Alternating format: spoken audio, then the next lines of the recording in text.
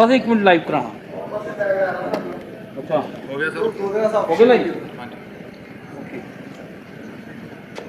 मैं 2 दिन we are on the official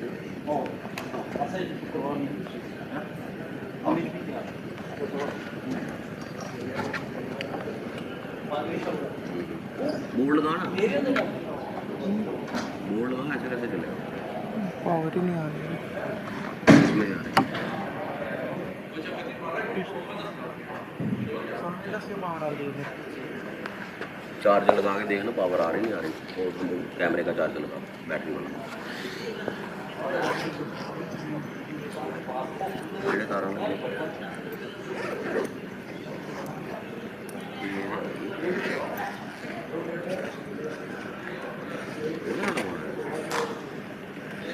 नहीं तो एक अद्धा किल पढ़ लिया जी, पता कोई नहीं है। मैं पे तो है जी, मैनू याद है 2 पैकेट लिया जी।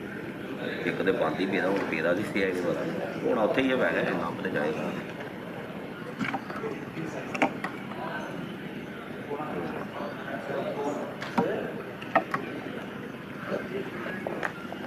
मेरी गल सुन नाल और टूटी चेंज करनी यार, भी करी रही मैडम टूटी का बड़ा पंगा पै जाए यार। अच्छा लिंक चले सर चेक करो। मैं लिखे रेंच रेंच कन्नै खुले मेरे चला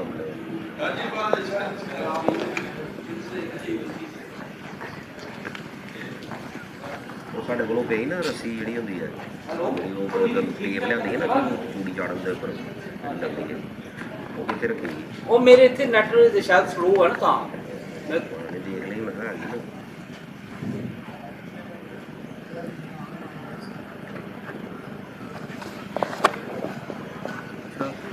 ठीक ठीक है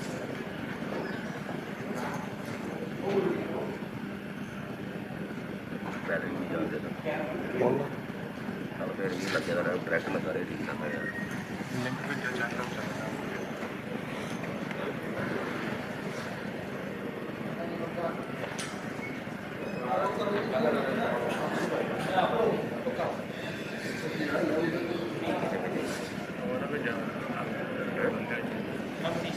लिंक चेक ये ला ये ला ये ला ये ला सर लिंक चेक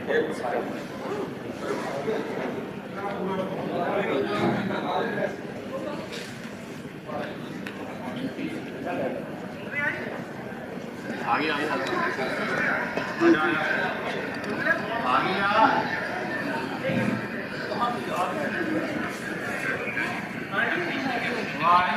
आ गई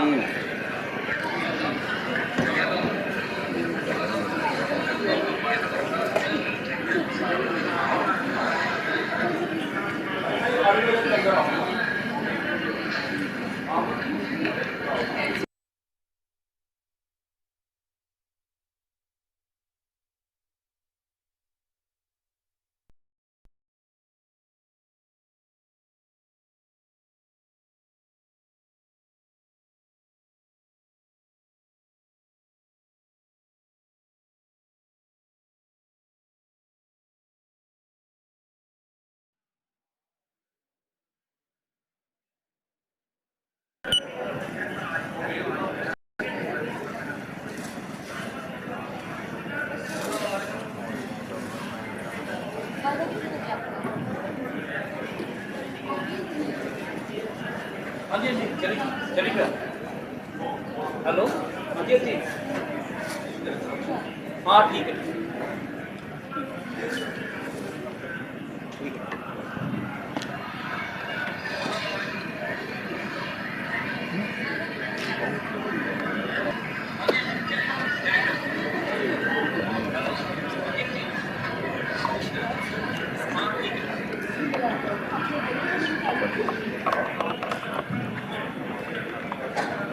और मैं बात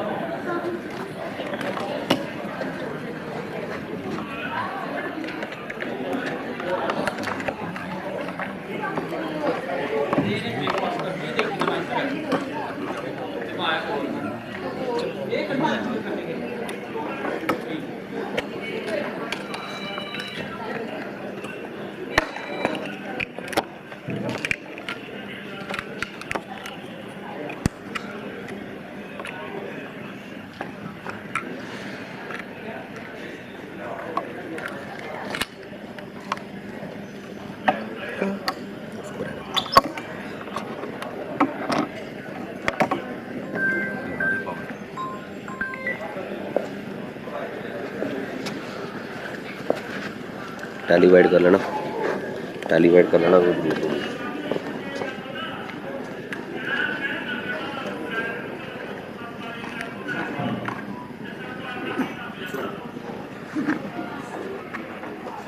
और आगे ना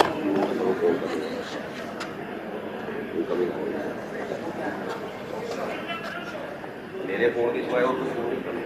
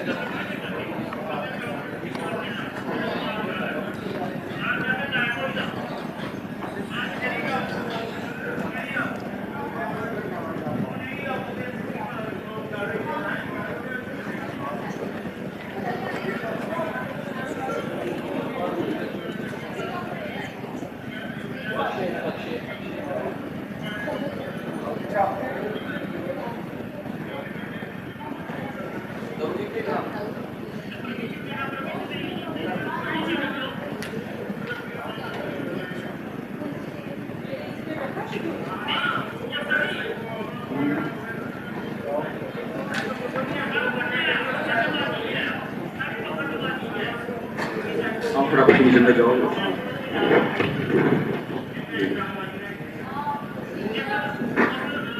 चाबी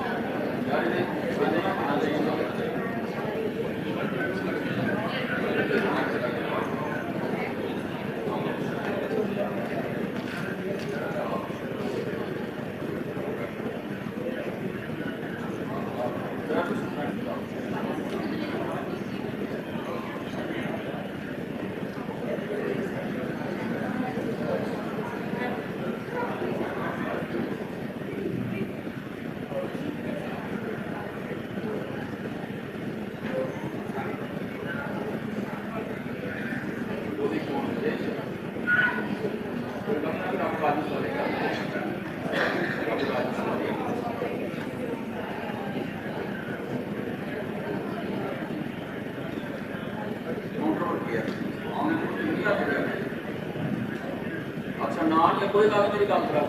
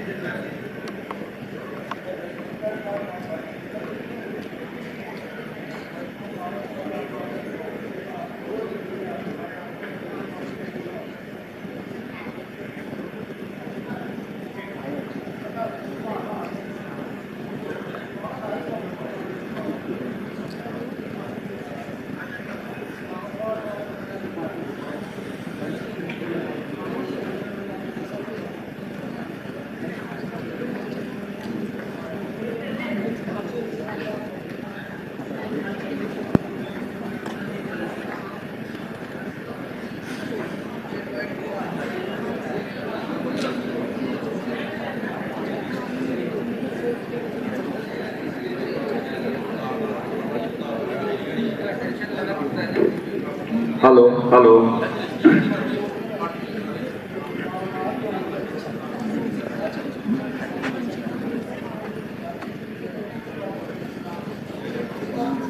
I welcome you all in the inaugural program of Regional Conference on Specialty Agriculture in the context of farm economy of Himalayan region, organized by Division of Agriculture Economics and Agribusiness Management, SWAS Jammu. in collaboration with Indian Society of Agriculture Economics, Mumbai. We will start inaugural program shortly. So I request all the participants who are outside this auditorium, please be seated.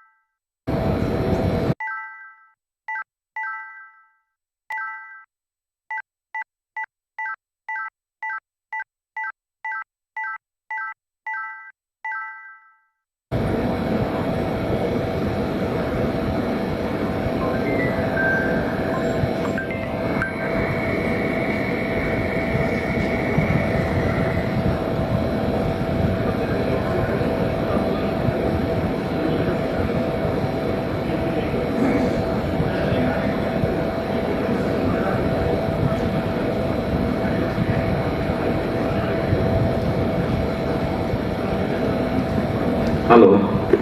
Hello. Hello.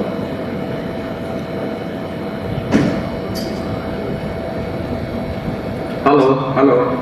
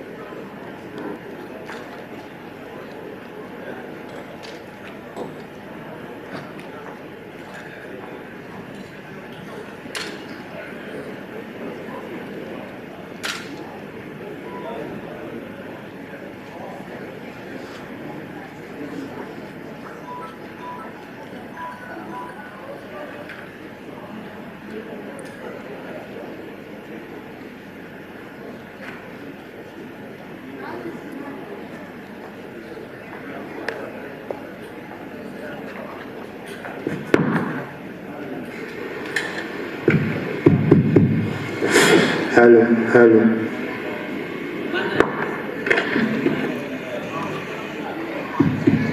Hello. Hello.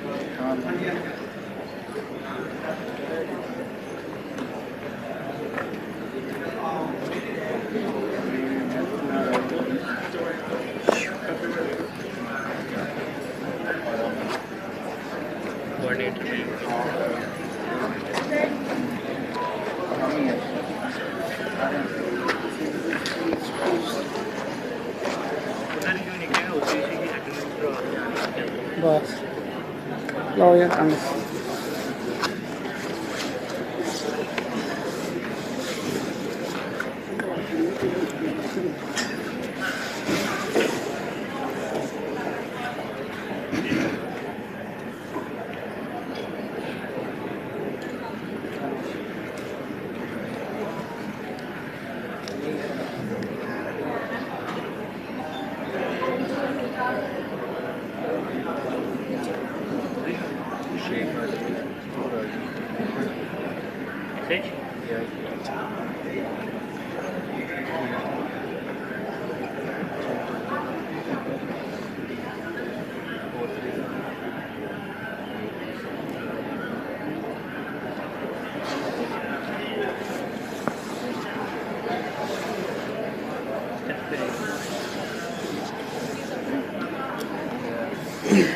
देखो ना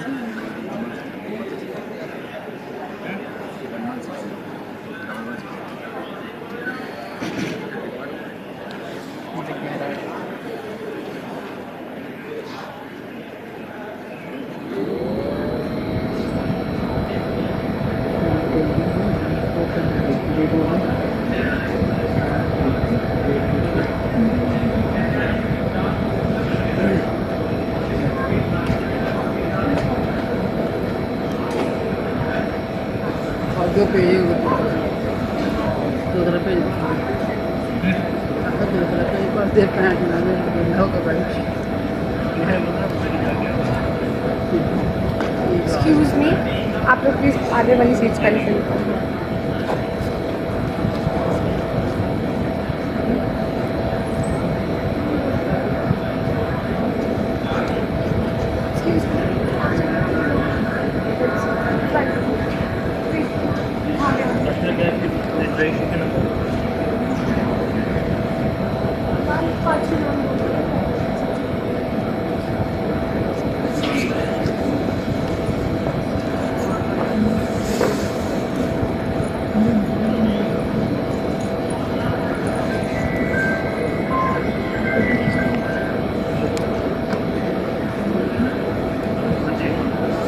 गया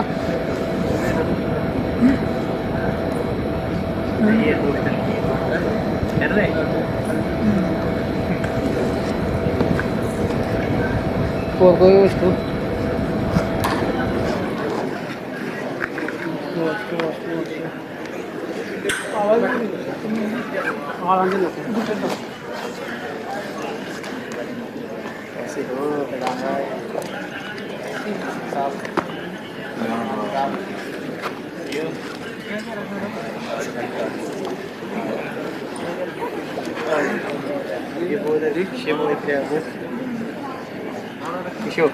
वो dance में आएंगे ना अभी क्या करना है उधर लाइव होम लगा और पीछे कर पाँच करना होम लगाएगा वैसे भी लगा देगा Once again, good morning to all of you. I welcome once again all of you in the inaugural function of 2 days regional conference on specialty agriculture in the context of farm economy of Himalayan region, which is organized by Region of Agriculture Economics and Agribusiness Management Swat Jammu in collaboration with Indian Society of Agriculture Economics, Mumbai. We will be starting our inaugural function very shortly. Thank you.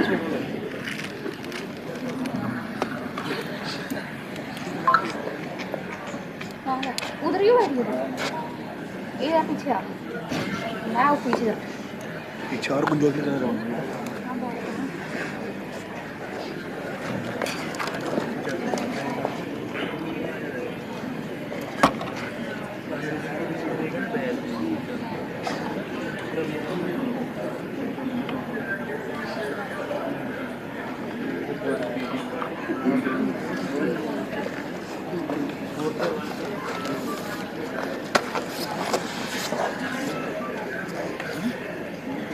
अशीरा dance का बजा dance का बजा 5:30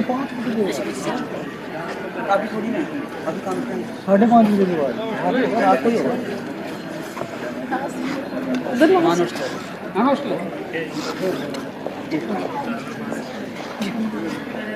तो function शुरू कब से होगा dance वाला 5:30 बजे के बाद तुम 3:30 निकल 5 बजे के बाद किसने बोला 5:30 तक क्या करेंगे कितनी परफॉर्मेंस है टोटल फिर ठीक है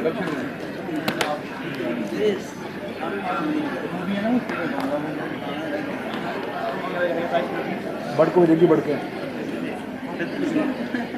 इसके बारे में बोल रही यही है मुस्कान काशी काशी काशी तभी डांस करोगे नारा लगेगा यही है मुस्कान काशी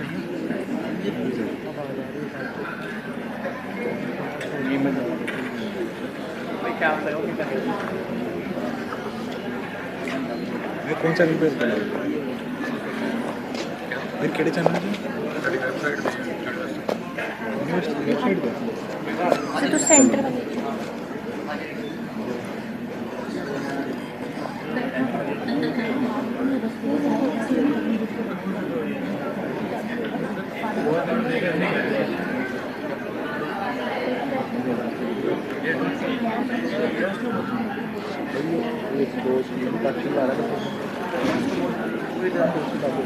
उन 2 से आगे चाहिए आगे कभी पूरा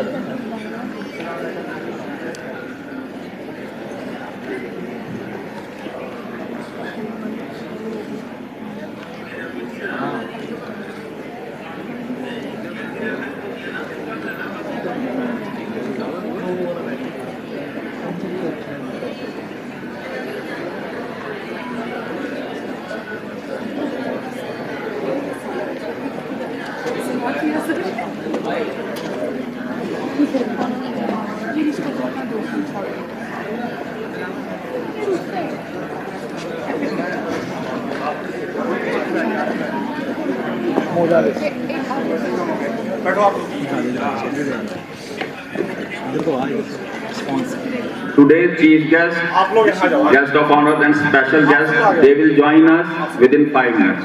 So all are requested to please sit. Come forward. Ilana Japuri.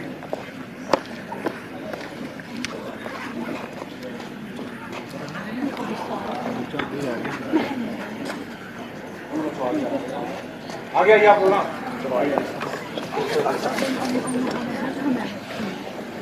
आइए आगे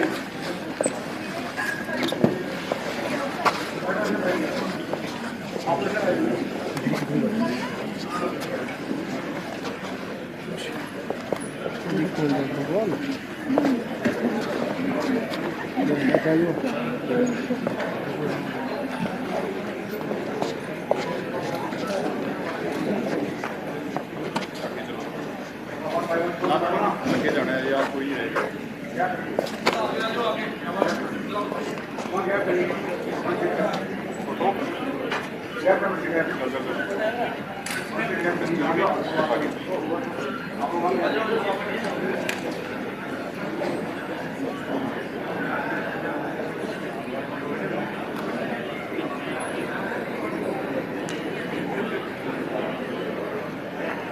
आप उसको उधर करो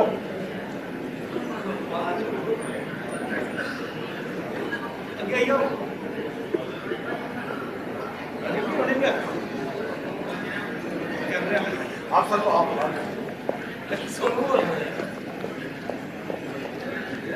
बैठा यूजी का यूजी का स्टूडेंट बैठा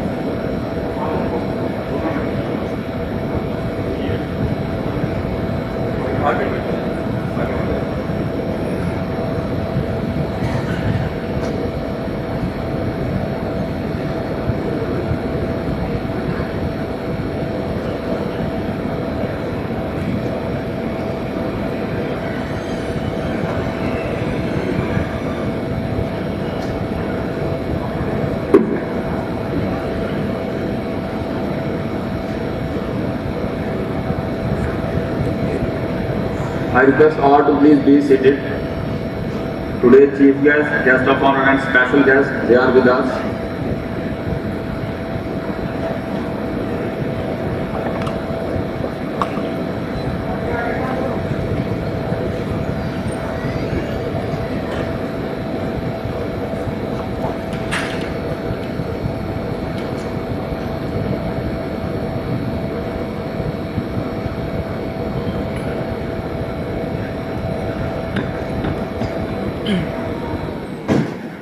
Please stand for national anthem.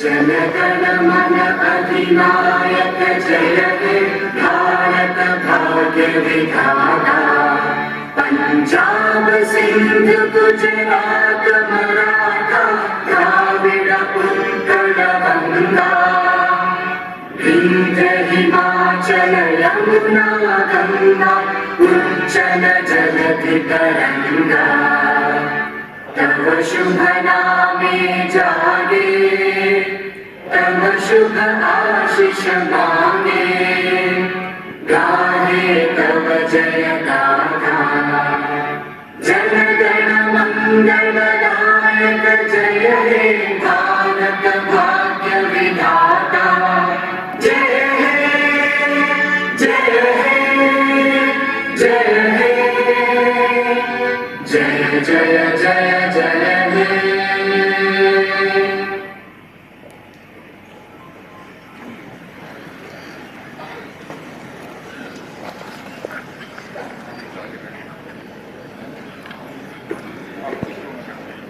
I welcome you all in the inaugural program of 2 days conference on specialty agriculture in the context of farm economy of Himalayan region, which is organized by Division of Economics and Agribusiness Management in collaboration with agriculture.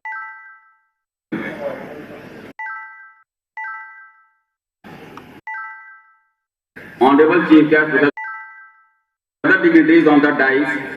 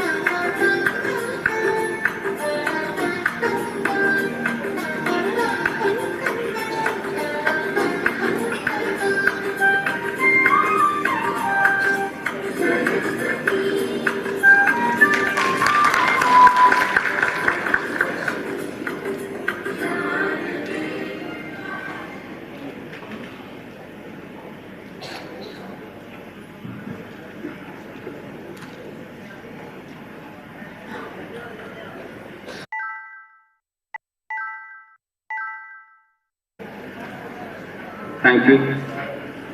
I think India is the only country which has culture and tradition to treat guests like God. In Sanskrit, Atithi Devo Bhava means guest is like God. Now this is time to felicitate our guests.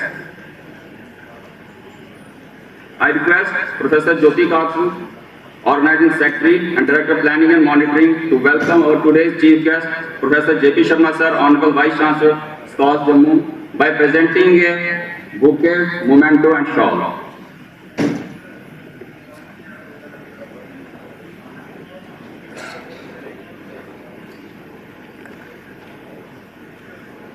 Thank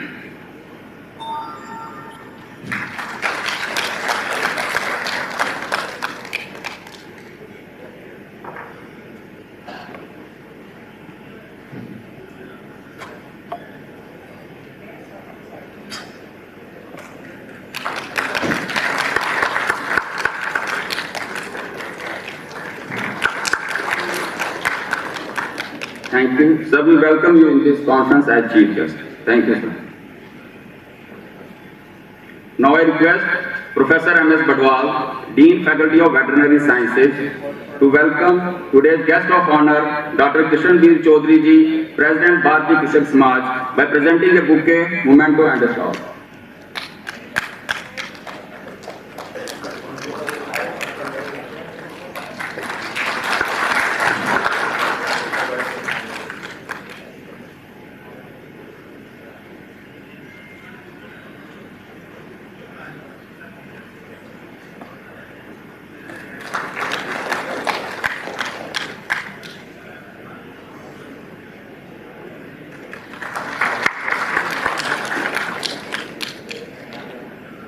Thank you, sir.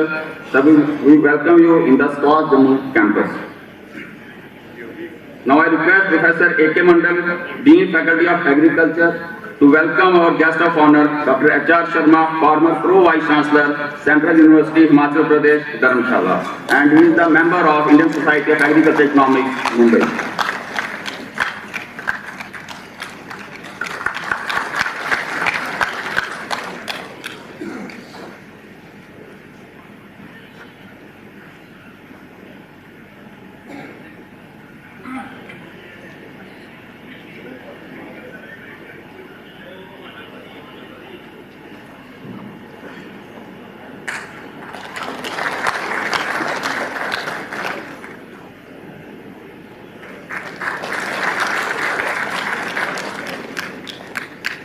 Thank you, sir. Sir, we welcome you in the Scott Jammu campus. Now I request Professor Jyoti Kachu, Organizing Secretary of the conference, to welcome our special guest, Dr. Madan Mohan Jha, Director, Central Sanskrit University, Jammu, by presenting a bouquet, memento and shawl.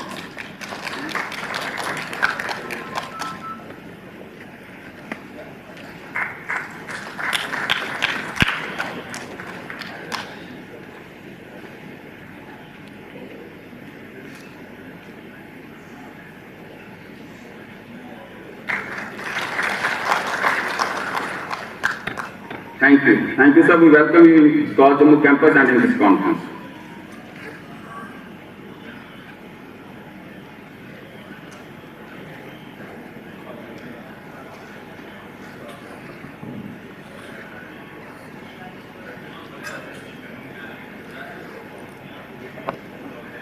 Publishing your work is important. It adds value and confidence to your working.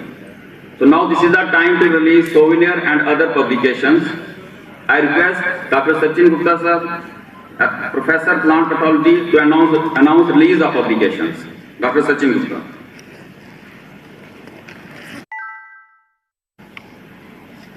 Thank you, Dr. Bhatt. There are 6 publications for release in today's function. I request the dignitaries to kindly release the publications.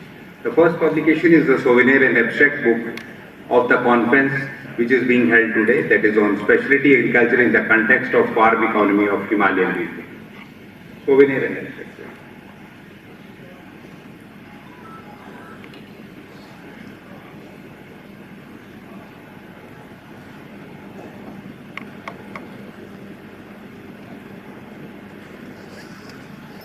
I request the dignitaries to please release the publication.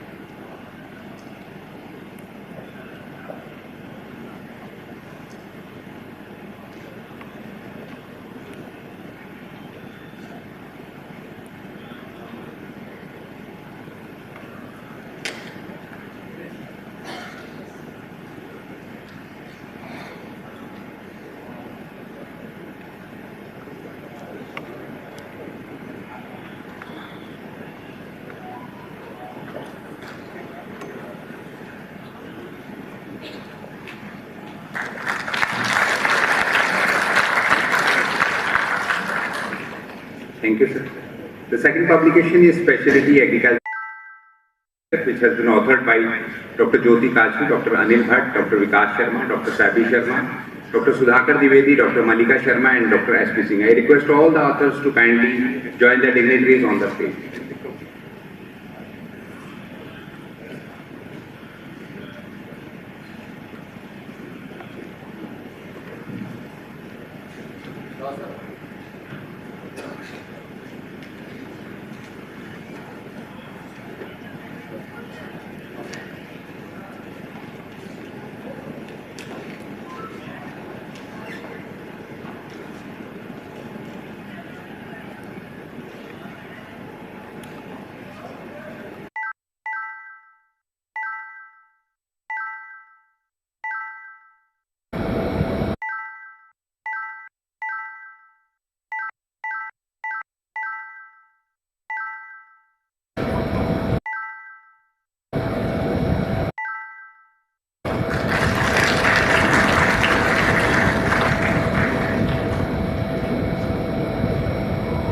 The second book is on entrepreneurship development in specialty agriculture, which has been authored by Dr. Jyoti Kajri, Dr. Anil Bhatt, Dr. Sudhakar Dwivedi, Dr. Sabi Sharma, Dr. Malika Sharma, Dr. S.P. Singh, and Dr. Rakesh Sharma. Dr. Rakesh, if he is in the auditorium, please come on the dais.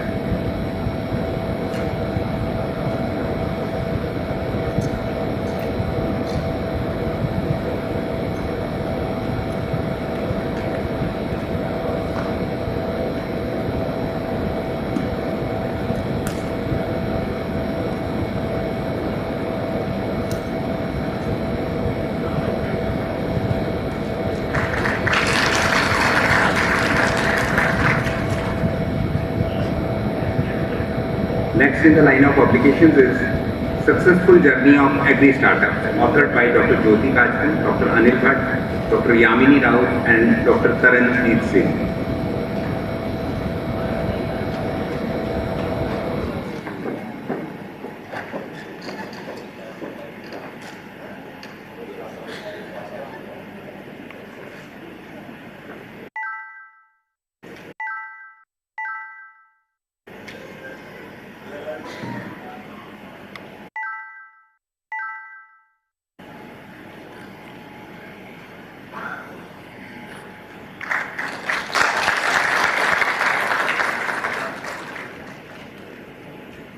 The next publication is Food Retail Outlets Management in India, authored by Dr. Sabi Sharma, Dr. Anil Bhatt, and Dr. Ashish Kumar Ishwar.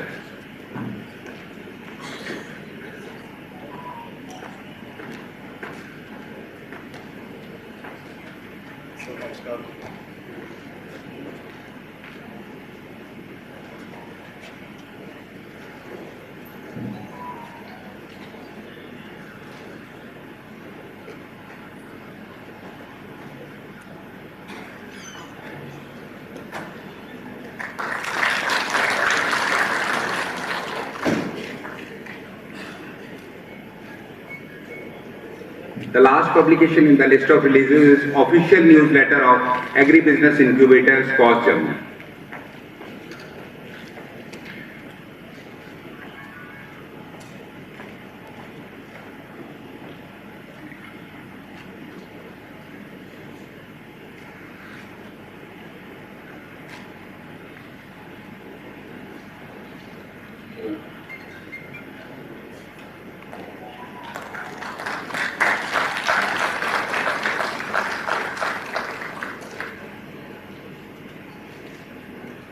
Thank you, sir. Now I hand over the mic to Dr. Anil Bhatt for further proceedings.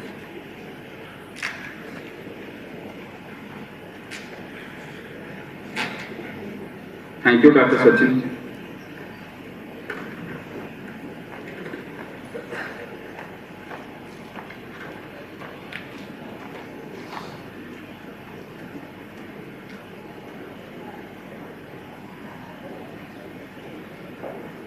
Thank you all for releasing the publications.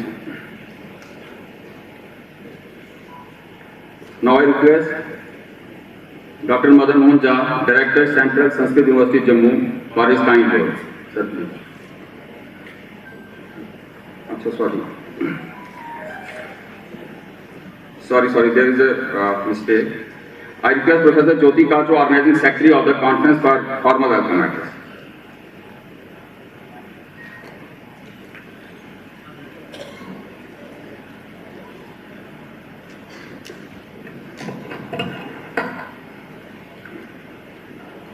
A very good morning and warm greetings to all. I, Professor Jyoti Kachru, Organizing Secretary, Regional Conference, welcome all to our inaugural session of 2 days Regional Conference on Specialty Agriculture in the context of farm economy of Himalayan region, being organized by Division of Agricultural Economics and Agribusiness Management, SCOT Jammu, in collaboration with Indian Society of Agricultural Economics, Mumbai. It gives me immense pleasure to be standing in front of August gathering and kick-starting this 2-day mega event devoted to knowledge sharing and idea churning in the field of specialty agriculture. On this occasion, I am reminded of the famous quote, "Problems can become opportunities when the right people come together."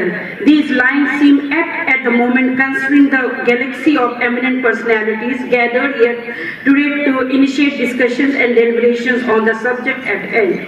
It is my honor to welcome the chief guest for today's inaugural session, Professor J.P. Sharma, Honorable Vice Chancellor, SCOT Jammu.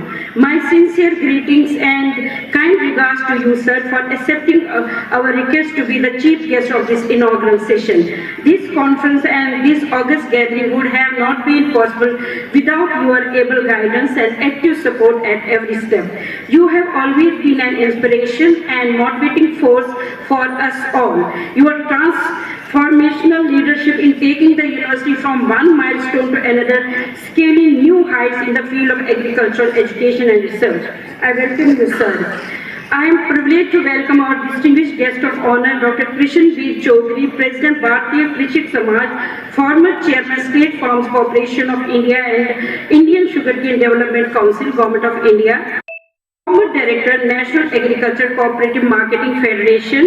He is the founder of Small Farmers Agribusiness Consortium and is also a prominent farmer activist, always ready to fight for protection and safeguarding the interests of small and marginal Indian farmers, especially against exploitative policies of large industrial and corporate houses. We are highly obliged to have you, sir, here today. I would also like to take the opportunity to welcome Dr. H.R. Sharma, former Pro Vice Chancellor, Central University of Himachal Pradesh. He is an agricultural economist of repute and has distinguished academic career, during which he has held various administrative positions like Dean School of Social Science, Head Department of Sociology, Director, Center of Entrepreneurship Development. And here I may tell you that, sir, we are having one incubation center. We have already incubated 56 incubators and 14 startups till now. And many more at center. He has also many more responsibilities held at Central University, Himachal Pradesh. I extend my heartfelt gratitude to him for sparing his valuable time to be a part of today's event. I also extend my warm welcome to Dr. Madan Mohan Jha, Director, Central Sanskrit University, Jammu. He is a special guest, today's special guest, and I am also really indebted to him for sparing his valuable time for this conference to be here today. My warm welcome to Dr. Badwa, Dean Faculty of Veterinary Science and Animal Husbandry and Dean Faculty of Agriculture to be here. My warm welcome to Dr. Sumati Sharma, First Lady of the University and former Additional Director DRDO. Ma'am, your presence here today lifts our spirits. I would also like to welcome all the statutory officers of the university along with scientific staff present here today. My cordial greetings to all eminent resource persons, even the guests, students who have joined, entrepreneurs, progressive farmers, scholars who have joined from all around the country to participate in this regional conference. Last but not least, I would also like to welcome all the members from media and press gathered here today for covering this event. Now, sir, Indian agriculture being the mainstay stay of our economy has come a long way from being food deficit during the time of independence to food surplus in recent years. The green, white, yellow and blue revolution has paved the way for achieving this status. Due attention given to agriculture and allied sectors by the successive governments has led to remarkable growth in these sectors and has made India self-sufficient in almost all the commodities, becoming the leading producer in the world in many crops. However, this sector is facing a lot of challenges as well, with major being limited natural resources like land, water, overuse of chemical inputs, high post-harvest losses and low income of producers. So specialty agriculture is one of the way out to tackle some of these problems, as it is intensive, sustainable agriculture that can be economically sustainable even in mountainous regions and small land holdings. This conference has been organized with the aim to churn out and discuss the challenges, opportunities, best practices and latest trends in the field of specialty agriculture, particularly with respect to Himalayan region. The main themes include biodiversity conservation, productivity augmentation, policy intervention, value addition and market linkages, integrated value chain development, specialized commodities with respect to one district, one product, entrepreneurship development in specialty agriculture. I feel proud to share with all that we have received close 315 registrations for the conference, which include around 150 members of the scientific community, 160 students along with industry, corporate professionals from all around the country, with the majority being from Punjab, Haryana and Himachal Pradesh. Around 56 delegates shall be joining through online mode. Around 50 entries have been received for the poster presentations. 8 technical sessions have been scheduled during the course of these 2 days to discuss and delve deep into the main themes and come out with the suitable way forward in these broad areas. I am sure this conference shall be a great learning and knowledge sharing experience for all the delegates, including key takeaways on matters of importance in the field. There is a well-known saying that none of us are as smart as all of us. There is a greater power for change than a learned community combined their efforts and knowledge to achieve a singular goal. Thanks a lot.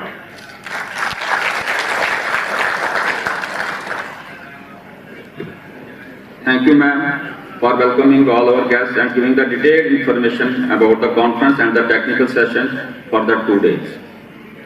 Now I request our special guest, Dr. Madan Mohan Jha, Director, Central Sanskrit University, for his address. Sir, please.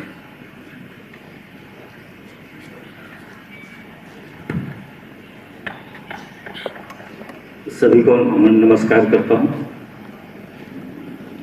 सबसे पहले मैं माननीय कुलपति जी का आभारी हूँ जो इस तरह के कार्यक्रम में आने का अवसर मिला। हमारा देश राष्ट्रीयता की ओर जा रहा है और हमारा यह जो संस्कृत यूनिवर्सिटी है पहले से राष्ट्रीयता में जा चुका है, क्योंकि यहाँ राष्ट्रीय वातावरण जो होना चाहिए, कृषि ही है तो राष्ट्रीय पद्धति से कृषि जो है उसको बढ़ावा दिया जा रहा है।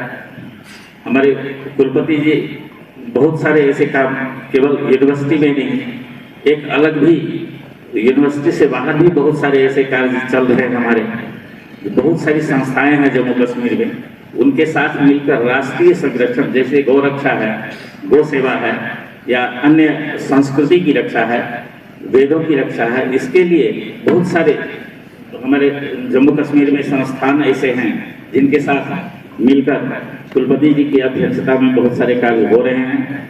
वस्तुतः राष्ट्रीयता से तात्पर्य यही है कि कृषि ही है, उसमें राष्ट्रीयता तभी आएगी जब हमारी वैदिक कृषि को ही स्थान मिलेगा।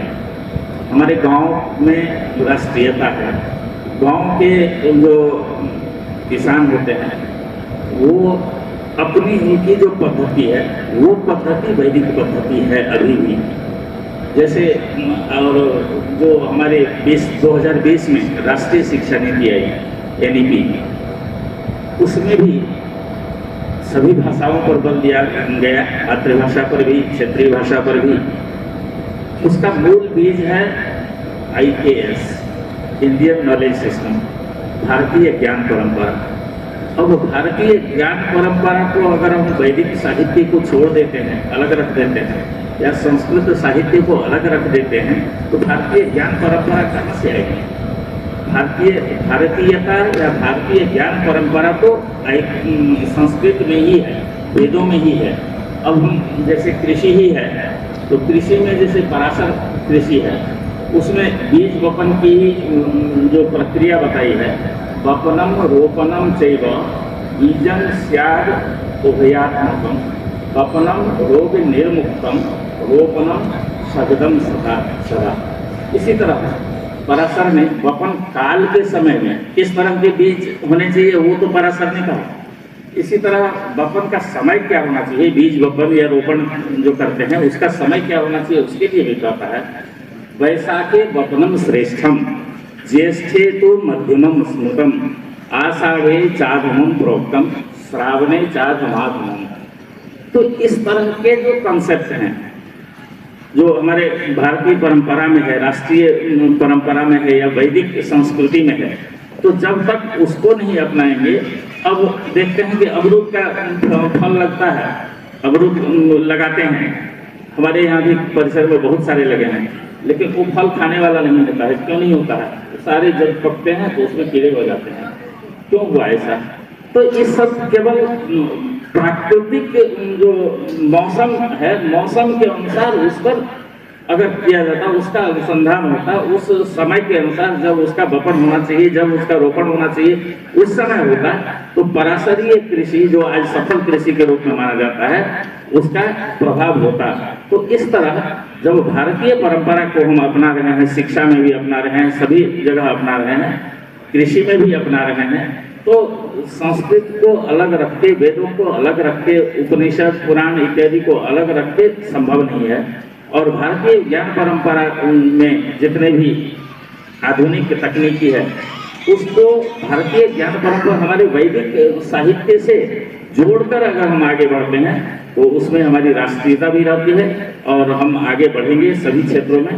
और वैसे काश्मीर यूनिवर्सिटी तो बहुत ही आगे है और प्राकृतिक वस्तुओं का उपयोग किस तरह कर सकते हैं, हम इस बार भी प्रदर्शनी देखे हैं, इससे पहले भी कृषि मेला लगा था, उसमें भी देखा, जो जितने भी प्राकृतिक संपदा है उसका उपयोग किस तरह हो सकता है, उसका मार्केटिंग किस तरह हो सकता है।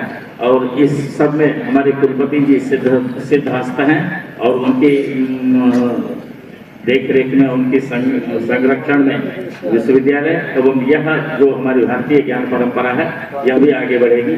यही कह के मैं कुलपति जी को भी और जितने भी लोग हैं यहाँ सबको धन्यवाद देता हूँ, सबका आभार व्यक्त करता हूँ। धन्यवाद। Thank you, sir, for giving the detailed information and the relationship between the Indian culture, education and farming. Thank you, sir. Now I request our today's guest of honor, Dr. Krishanveer Chaudhary ji, President Bharatiya Krishak Samaj, for his kind words.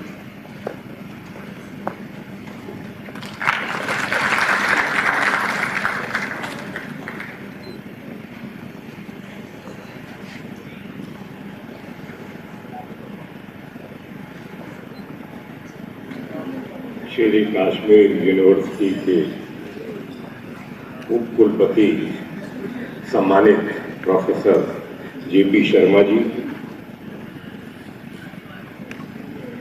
Doctor HR Sharma ji, doctor MM Jha ji, doctor MS Badwal जी,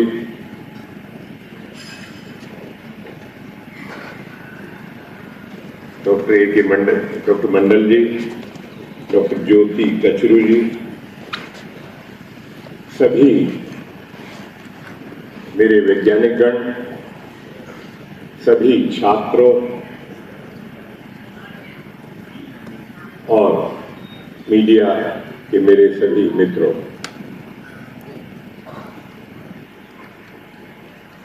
मैं सबसे पहले मंदिरों की पावन भूमि जम्मू को नमन करता हूं।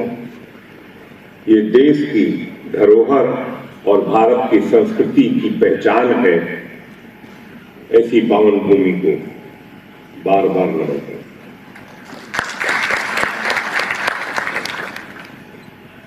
मित्रों, मैं आभार प्रकट करता हूं भारतीय कृषक समाज के तमाम किसान साथियों की तरफ से शेर कश्मीर यूनिवर्सिटी के उप कुलपति प्रोफेसर जेपी शर्मा जी का, कि उन्होंने किसानों के प्रतिनिधि के रूप में ज्ञान के मंदिर में मुझे मौका दिया अपनी बात कहने का देश के किसानों के मुद्दों पर। मैं धन्यवाद करता हूं यूनिवर्सिटी का। मित्रों, ये रीजनल कॉन्फ्रेंस है speciality agriculture in the context of farm economy and Himalayan reason.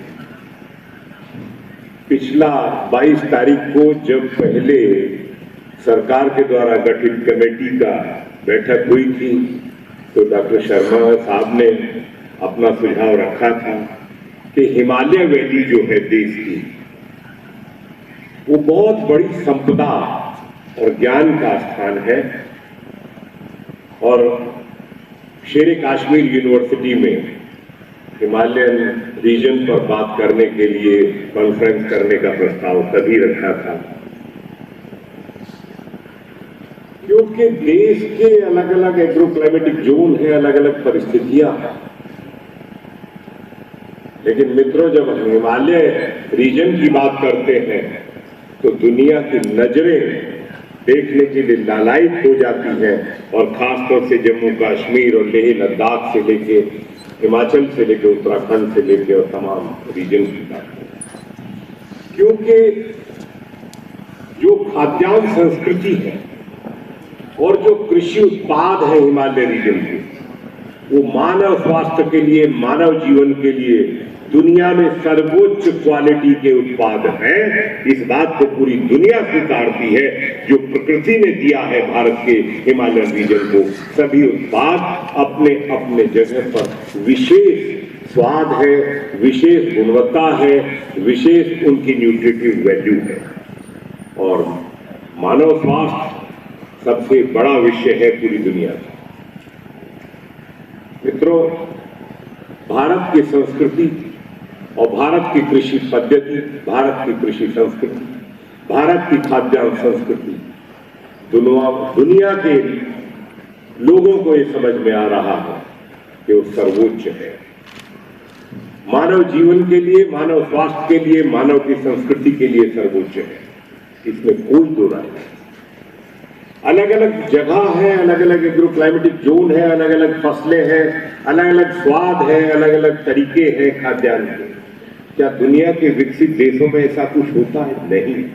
वहां तो वही डीप फ्रीजर में रखा हुआ सारे फूड प्रोडक्ट है, सारे कृषि के उत्पाद हैं और वो कितने कितने महीने रखे हुए हैं, फिर वो पकते भी हैं तो ऑटोमेशन, पूरा ऑटोमेटिक मशीन्स में पकते हैं, फिर वो आपूर्ति होती है। तो उनमें और भारत के उन ताजे उत्पादों में जो किसान पैदा करता है वो बाजार में लाता है और सीधे हमारे परिवारों तक पहुंचते हैं। और हमारा जो खाना बनाने की पद्धति है उसमें जो प्यार और जो तरीका है वो दुनिया में कहीं नहीं है, वो बेमिसाल है। और हिंदुस्तान की मैं तमाम महिलाओं का सम्मान करता हूं क्योंकि उन्होंने जो कुछ दिया है इस देश को, उसका जितना हम सम्मान करें उतना कम होगा। हमारे महिलाओं का दूध के उत्पादन के क्षेत्र में जब हम गौपालन की बात करते हैं तो कुछ प्रदेशों में तो आपके पास में थोड़ी दूरी पर हरियाणा है, उत्तर प्रदेश है, राजस्थान है, बिहार है, मध्य प्रदेश, यहाँ सारा पशुओं के पालने का जिम्मा पूरा महिलाएं जो है वो अपने निभाती है। और दूध का पूरा दूध निकालने से लेकर और उसको पकाने से लेकर और पिलाने तक का सारा काम हमारी महिलाएं करती हैं। उनका पूरा योगदान कृषि के क्षेत्र में बराबर की भागीदारी। तो ये बड़ी चीज है। और अभी जो प्रदर्शनी में मैंने कुछ उत्पाद देखे, मैंने आग्रह किया है, निवेदन किया है डॉक्टर साहब से कि जो 14 नवंबर को राष्ट्रीय मेला प्रगति मैदान में लगता है, क्योंकि उसमें अंतर्राष्ट्रीय बायर आते हैं और देश के तमाम प्रदेशों के बायर उसमें होते हैं, पैदा तो हो रहा है, लेकिन बाजार में भागीदारी, बाजार में उचित मूल्य की कमी है। उस मूल्य को मिलने की कमी को दूर करने के लिए सब प्रयास है। और मैं धन्यवाद करता हूं सारे बाई प्रोडक्ट जो बनाए जा रहे हैं यूनिवर्सिटी के मार्गदर्शन में, डॉक्टर जेपी शर्मा जी के मार्गदर्शन में। इनकी दुनिया के तमाम देशों में बड़ी मांग है, खासतौर से शहद की।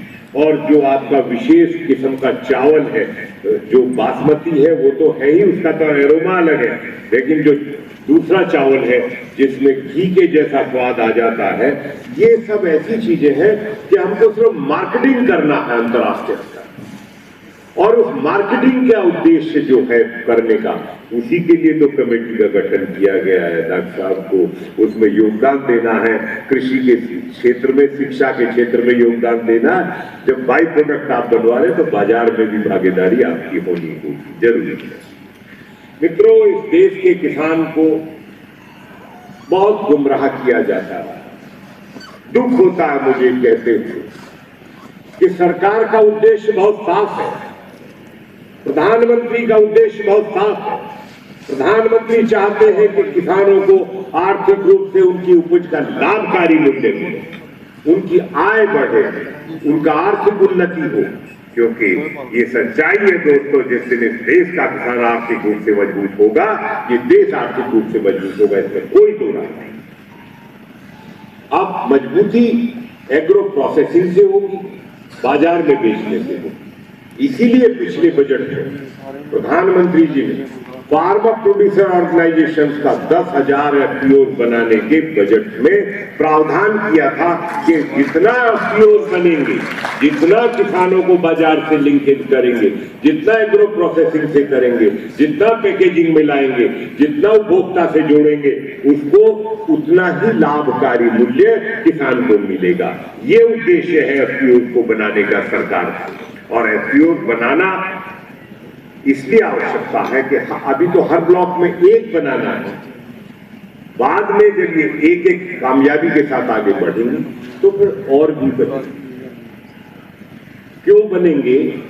कि हमको चेन खड़ी करनी है, वैल्यू चेन खड़ी करनी है, मार्केटिंग करनी है, फार्म टू फॉर्म, खेत से उपभोक्ता तक जोड़ना है, तभी किसान को लाभ होगा, तभी किसान आर्थिक रूप से मजबूत होगा। ये सच्चाई है, ये उद्देश्य है कमेटी को बनाने का, कि सिर्फ इस तरीके से गुमराह करना कि एमएसपी नहीं मिलती, ये कह के और किसानों को, भोले वाले किसानों को बरगलाया गया।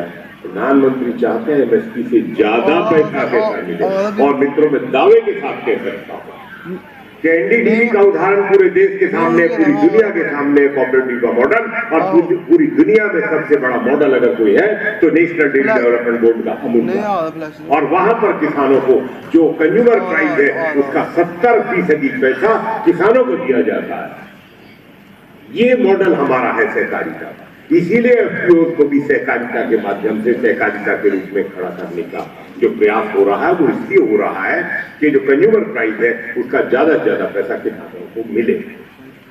क्योंकि दुनिया के विकसित देशों को जाने का, समझने का, बाजार को, किसानों को समझने का मौका मुझे मिलता है। क्योंकि मैं 1 जनवरी 95 में जब WTO हस्ताक्षरित किया गया था, तो मैं तो तमाम मिनिस्ट्रियल मीटिंग्स में मेरी भागीदारी किसान प्रतिनिधि के रूप में होती है। और मैंने देखा है कि वहाँ का किसान अपने प्राइमरी प्रोड्यूस को प्रोसेसिंग करता है, पैकिंग करता है, और अपनी AC मोबाइल वैन से बाजार में लाके खड़ा होता है और सीधे उपभोक्ता से अपना माल बेचता है। यही तो उसकी जीत है, इसीलिए वो आर्थिक रूप से मजबूत है।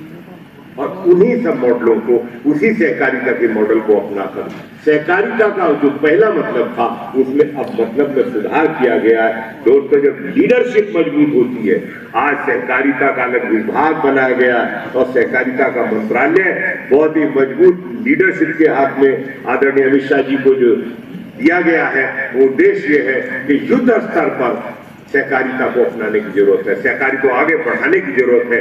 ये नहीं है कि चंद लोगों के कब्जे में हो गया और राष्ट्रीय संस्थाओं से लेकर क्षेत्रीय सहकारिता डूबती जा रही थी, तो उनको पूरा नए पैमाने पे खड़ा करना। और मुझे बहुत खुशी हुई कल मेरी कोऑपरेटिव सेक्रेटरी से जब उन्होंने मुझे बुलाया था बातचीत करने के लिए, मैंने अपने तमाम वो मुद्दे एग्रो प्रोसेसिंग से लेकर जो यहाँ जम्मू कश्मीर के रीजन से विशेष रूप से थे, चाहे वो सेब के मुरब्बे की बात थी, चाहे वो केसर के बाजार की बात थी, चाहे वो दूध के क्षेत्र की बात है, चाहे वो सब्जी और चावल की बात है, वो सारे उत्पादों पर हमने यही सुझाव है हम सब लोगों का कि हम इसमें एग्रो प्रोसेसिंग में बढ़ेंगे और उपभोक्ता से जुड़ेंगे। और डॉक्टर साहब से भी मेरी सुबह बात हुई है अभी कि हमको एफपीओज को करके और एक एक उत्पाद का फिर फेडरेशन बनवाना पड़ेगा और फेडरेशन मार्केटिंग करेगा और वो मार्केटिंग करेगा सीधे उपभोक्ता तक जो है आपूर्ति करने का काम होगा। जब तक बाजार में किसान खड़ा नहीं होगा, किसान को उसके उपज का लाभकारी मूल्य नहीं मिल सकता। आज तक यही तो हुआ है कि किसान सब्जी तोड़ता है, फल तोड़ता है, अपने बेचता है, और जो सब्जी वो बड़े बड़े, मैं आपको दिल्ली के आजादपुर मंडी की बात करूं, मैं आपको मुंबई के मंडी की बात करूं, मैं आपको पूना की करूं, जबलपुर करूं, जयपुर करूं, भोपाल करूं, मैंने तमाम मंडियों का सर्वे किया हुआ। 1000 इनम मंडी प्रधानमंत्री जी ने कह के इसलिए बनवाई कृषि मंत्रालय से कि पता होना चाहिए देश के कोने कोने में, मोबाइल में किसान को पता होना चाहिए। दूरदर्शन किसान की शुरुआत इसलिए की गई प्रधानमंत्री जी के द्वारा कि हर किसान को, हर गांव में, हर व्यक्ति को पता हो कि आज इस फसल का क्या भाव है, और वो इनाम मंडियों को एफपीओ के माध्यम से देश में कहीं भी ट्रांसपोर्टेशन अरेंज करके और कहीं भी बेचा जा सकता है। अभी 10 दिन पहले की घटना हमारे सामने आई कि 2 रुपए किलो लहसुन नहीं बिक रहा था। मुझे फोन आया था, मैंने उनसे कहा कि आप क्यों नहीं बाजार से जुड़ते, आप मंडियों का भाव देखिए, और कहीं 2 रुपए किलो लहसुन नहीं मिलता मंडी के अंदर, आप इसको ट्रांसपोर्ट करके भेजिए। लेकिन बात वही आती है कि एक किसान नहीं कर सकता, इसलिए समूह जो होता है, समूह की एक तो उत्पाद की क्वांटिटी बहुत बढ़ जाती है, बाइंग कैपेसिटी बढ़ जाती है, एडमिनिस्ट्रेटिव कैपेसिटी बढ़ती है, और बाजार में ताकत होती है। जब समूह होता है तो अपनी शर्तों पे माल बेचता है, और माल जब अपनी शर्तों पे बेचते हैं तो उसका लाभ सीधे किसानों को होता है। तो मेरा तमाम एफपीओ से और तमाम फेडरेशन जो बनेंगी उनसे यही आग्रह है कि आप सभी मिलकर इस देश के कोने कोने में, जम्मू कश्मीर के तमाम मित्रों का आग्रह है कि आप फेडरेशन बनाने में सब लोग, आप यूनिवर्सिटी खुद ही एफपीओ बना रही है। मैं बधाई देता हूँ डॉक्टर जेपी शर्मा जी को कि आपने जो एफपीओ को शुरू करवाया है, ये तमाम प्रदेशों से बहुत आगे आप निकलते जा रहे हैं, और अकेले यूनिवर्सिटी ने भी कार्य शुरू कराया है और दूसरे एफपीओ बनाए जा रहे हैं। मैंने कल कौशल एफपीओ को विजिट किया था, जो एक महिला जिसको चलाती है, और 300 दूध उत्पादन करने वाले किसान उसके सदस्य हैं। कल शाम में देखने के लिए गया था।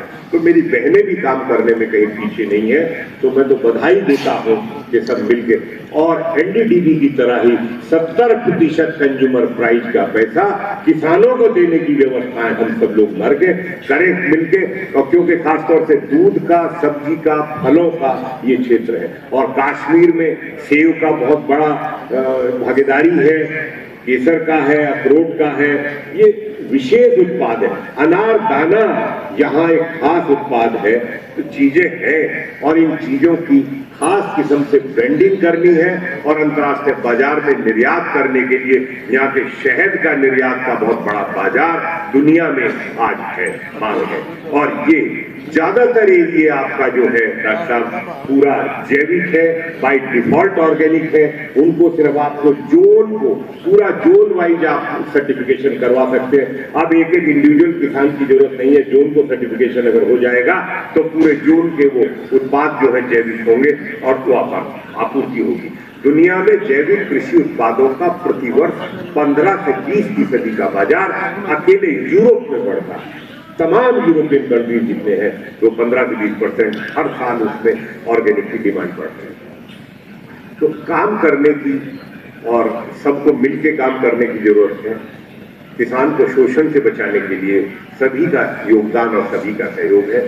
सरकार की योजनाएं हैं, सरकार की नीतियां हैं, और उन नीतियों को दुख होता है जब किसानों तक पहुंचती नहीं है। बहुत जगह मैंने देखा है किसानों को पता नहीं है कि कौन कौन सी सरकार की योजना है। अभी मैं भरतपुर में जो गया था, डॉक्टर शर्मा जी 90% सब्सिडी का पैसा सरकार के द्वारा दिया गया बी कीपर्स को, और 600 बी कीपर्स उन्होंने क्लस्टर बनाया। मॉडल तो कोई खड़ा करना होता है, और मॉडल जब होता है तो तमाम क्षेत्र के लोग होते हैं। उसी तरीके से हम भी जब यहाँ हर ब्लॉक में हमारे एफपीओ काम करेंगे तो मॉडल होगा, और वो मॉडल हर व्यक्ति को समझ में आ जाएगा। अब मैं आता हूं कृषि विज्ञान केंद्रों पे। प्रधानमंत्री जी ने जय जवान जय किसान और जय विज्ञान का नारा दिया और अब वो कृषि विज्ञान केंद्रों को ज्ञान केंद्रों के रूप में, जो उद्देश्य था कृषि विज्ञान केंद्रों को बनाने, उसको ज्ञान केंद्र के रूप में परिवर्तित करने की योजना प्रधानमंत्री जी की इच्छा है, तो वो की जाएगी। क्योंकि जो प्रैक्टिकल होगा सब वही सब दिखाया जाएगा और जब किसान के बीच में अडॉप्ट करेंगे, उनके फील्ड में काम करवाएंगे। और जब मेरा तो सुझाव ये है कि हमारे हर उस वैज्ञानिक को जो केवीकेज में हो, वो अपने 10-10, 15-15 गांव अडॉप्ट कर ले शुरू में, और गांव अडॉप्ट कर ले और उनकी जो समस्याएं हैं फसलों की, उत्पादकता क्यों नहीं बढ़ रही है, कौन सी कमी है, सॉइल हेल्थ की कमी है, पानी के सिंचाई के संसाधनों में कोई सुधार की आवश्यकता है। क्योंकि पानी की अलग अलग चीजें हैं, पानी की अलग अलग व्यवस्थाएं हैं। जो पानी कश्मीर की वैली से ऊपर से आता है उसमें मिनरल्स होते हैं, रिचेस्ट मिनरल्स उसमें होते हैं, और उसके बाद जो प्लेन में है वहाँ सॉइल में उसमें डिग्रेडेशन भी शिकायतें हैं, तमाम चीजें हैं। तो उसको बैलेंस करने की जरूरत है और पानी को बचाने की आज दोस्तों पूरी दुनिया में जरूरत है। पानी जीवन की रेखा है, मनुष्य की भी, पशु पक्षी की भी, फसलों की भी, क्योंकि बिना पानी के कुछ नहीं है। इस देश में बहुत सारी ऐसी जगह है जो ग्राउंड वाटर लेवल जहाँ कल 20-30 फीट होता था, आज वो 250 फीट से ज्यादा चला गया। तो वाटर रिचार्ज की व्यवस्थाएं भी करनी है और उसका इरिगेशन में पानी को बचाने के लिए भी काम करना है, क्योंकि पानी बचेगा तभी जीवन आगे बढ़ेगा, तभी उत्पादकता बढ़ेगी। और उत्पादकता बढ़ाने के लिए सारे योजनाओं पर जो काम हो रहा है, सॉइल हेल्थ के लिए देखिए किस युद्ध स्तर पे काम किया गया। किसान को क्या पता होता है, यूरिया खेत में डाल देता, जरूरत है या जरूरत नहीं है, उसे तो फेंक देना, उसकी उत्पादन लागत बढ़ रही है। उत्पादन लागत को कम करने के लिए और उत्पादकता बढ़ाने के लिए कमेटी का गठन किया।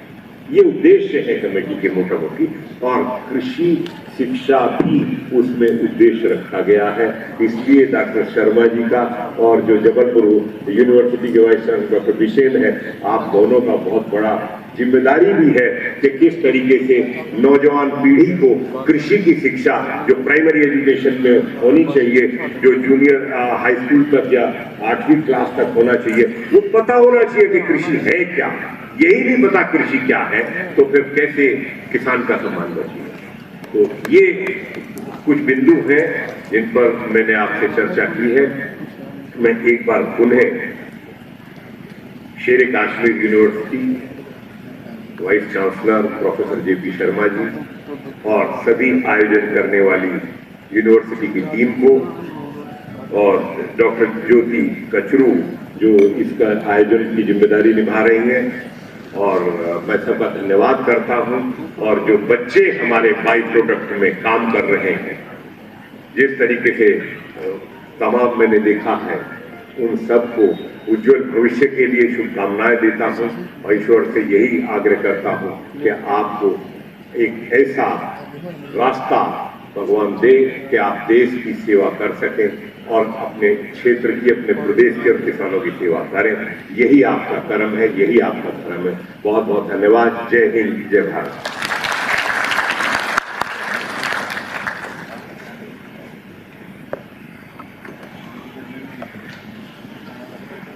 बहुत बहुत धन्यवाद sir.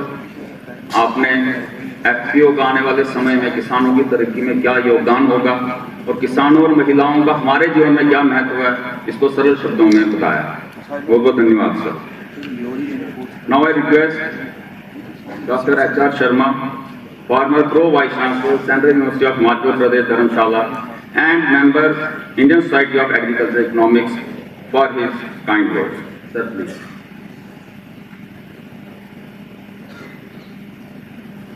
Professor J.P. Sharma ji, Chief Guest of today's function, Dr. Chaudhary, Dr. Kachru, Dr. Jha, Dr. Mandal, Dr. Vadwal, I feel greatly privileged to be present here this morning, and for this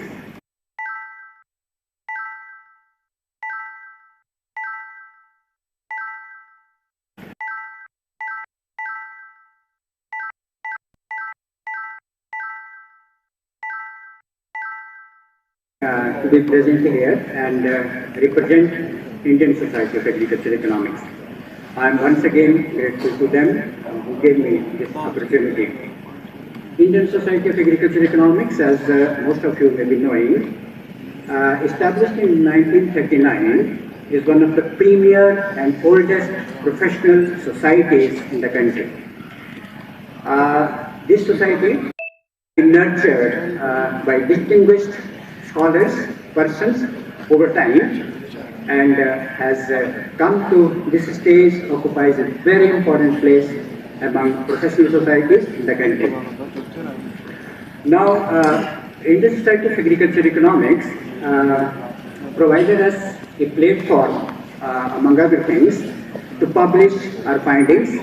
It achieved these functions. The main function of the society is to promote teaching and research in agricultural economics and say in the rural areas and the problems of rural areas. Among other things, it does so many activities, just like promoting, coordinating, undertaking research on the burning issues, on the important agricultural problems or problems pertaining to particular agricultural economics, organizing various conferences, documenting the research, maintaining library, publishing a journal, and maintaining liaison with other international societies and national societies like International Society of Agricultural Economics. As I said, when we joined our profession, see, Himalayan states, particularly Indian states, mountainous states, have recorded a very, very level of development. When we joined this profession in the beginning of the 80s, these states were popularly known as money order economies because of massive migration of male members, particularly to the plains. And another very important notable transformation which was taking place in the 80s was the rapidly spreading out, or say rapid spread out, high value cash crop agriculture, particularly in Himachal Pradesh. And at various forums, for example, it was being asked that if Himachal Pradesh could emerge as a model, it was considered as a model in many conferences, seminars. It was used to be said that Himachal is an example in the transformation of agriculture from cereal-based economy to a high-value cash crop-dominated economy, particularly in few districts, 6-7 districts. So there was a very common question which used to be asked from us, those who used to participate at international, national seminars, that what would be the possible reasons why that Himachal could do it, but Uttarakhand could not do it. I find that to analyze the problems of mountain agriculture, there was a theoretical framework available to us, and that theoretical framework was given by Professor N.S. Jodha, and that theoretical framework is that we can understand, diagnose the backwardness, progressiveness, and development of mountain agriculture in terms of these mountain specificities. For example, these mountain specificities include, say, inaccessibility, vulnerability, marginality, niches, and human adaptation mechanisms. So the transformation of Himachal agriculture, spread of high-value cash crops in Himachal agriculture, whereas this didn't happen in Uttarakhand, can also be very well explained by using this critical framework.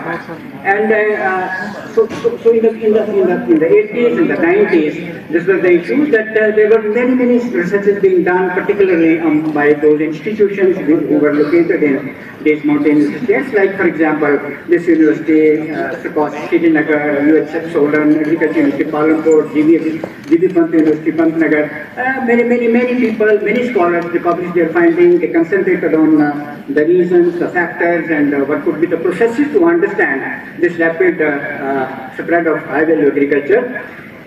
At the international level also, there were certain 2-3 developments which happened, which further focused or led to focus on the problems of mountain agriculture. The most important was the establishment of International Center for Integrated Mountain Development, ICMOD, in 1983. which again give a big boost to the documentation, undertaking the research, documenting the research, and say documenting success stories along Himalayan, Hindu-Kush-Himalayan region, spread over 8 countries. That also was a very good development insofar as the focus of research on these Himalayan states and other Hindu-Kush Himalayan states was concerned. Similarly, at the international level also, in 1981, International Mountain Society, they also started publishing a journal that is Mountain Research Development. That's a quarterly journal and focuses on the problems of agriculture, all types of problems of agriculture and other related issues in the mountains across the globe. The other day I was looking for this, searching for this journal, scanning this journal, and I find, for example, now the emphasis, according to, they have identified, they have set up a research agenda for this mountain agriculture, for mountainous region, and that the focus of the agenda is the effect of climate change on livelihoods. Okay, there are many other issues which they said that, well, this should be the research of the future, or these are the future topics, for example, say environmental degradation, resource conservation, mountain tourism, and so on and so on. But the main focus is now, the main challenge for all of us, including the agricultural universities, including the scholars who are working in the agriculture economics area or other branches of agriculture, is, for example, how to avoid or how to minimize, how to adapt to the climate changes which are happening very rapidly, very rapidly, and because of, as I was referring to the critical framework which is available, one of the most distinguishing feature of these mountains is that they have a very microclimate niches. Okay, and unlike plains, have a huge potential to grow different crops, which, as Dr. Chaudhary was saying, they are by default organic, and they are to a large extent resilient to climate change. So the main purpose, the main focus now should be, number one, to study the second generation problems of high value catch of agriculture. Let me share with you one of my research students. What did we do? We estimated the true cost of apples in Himachal Pradesh, taking into account soil degradation, taking into account the effect of insecticide, pesticide, taking into account.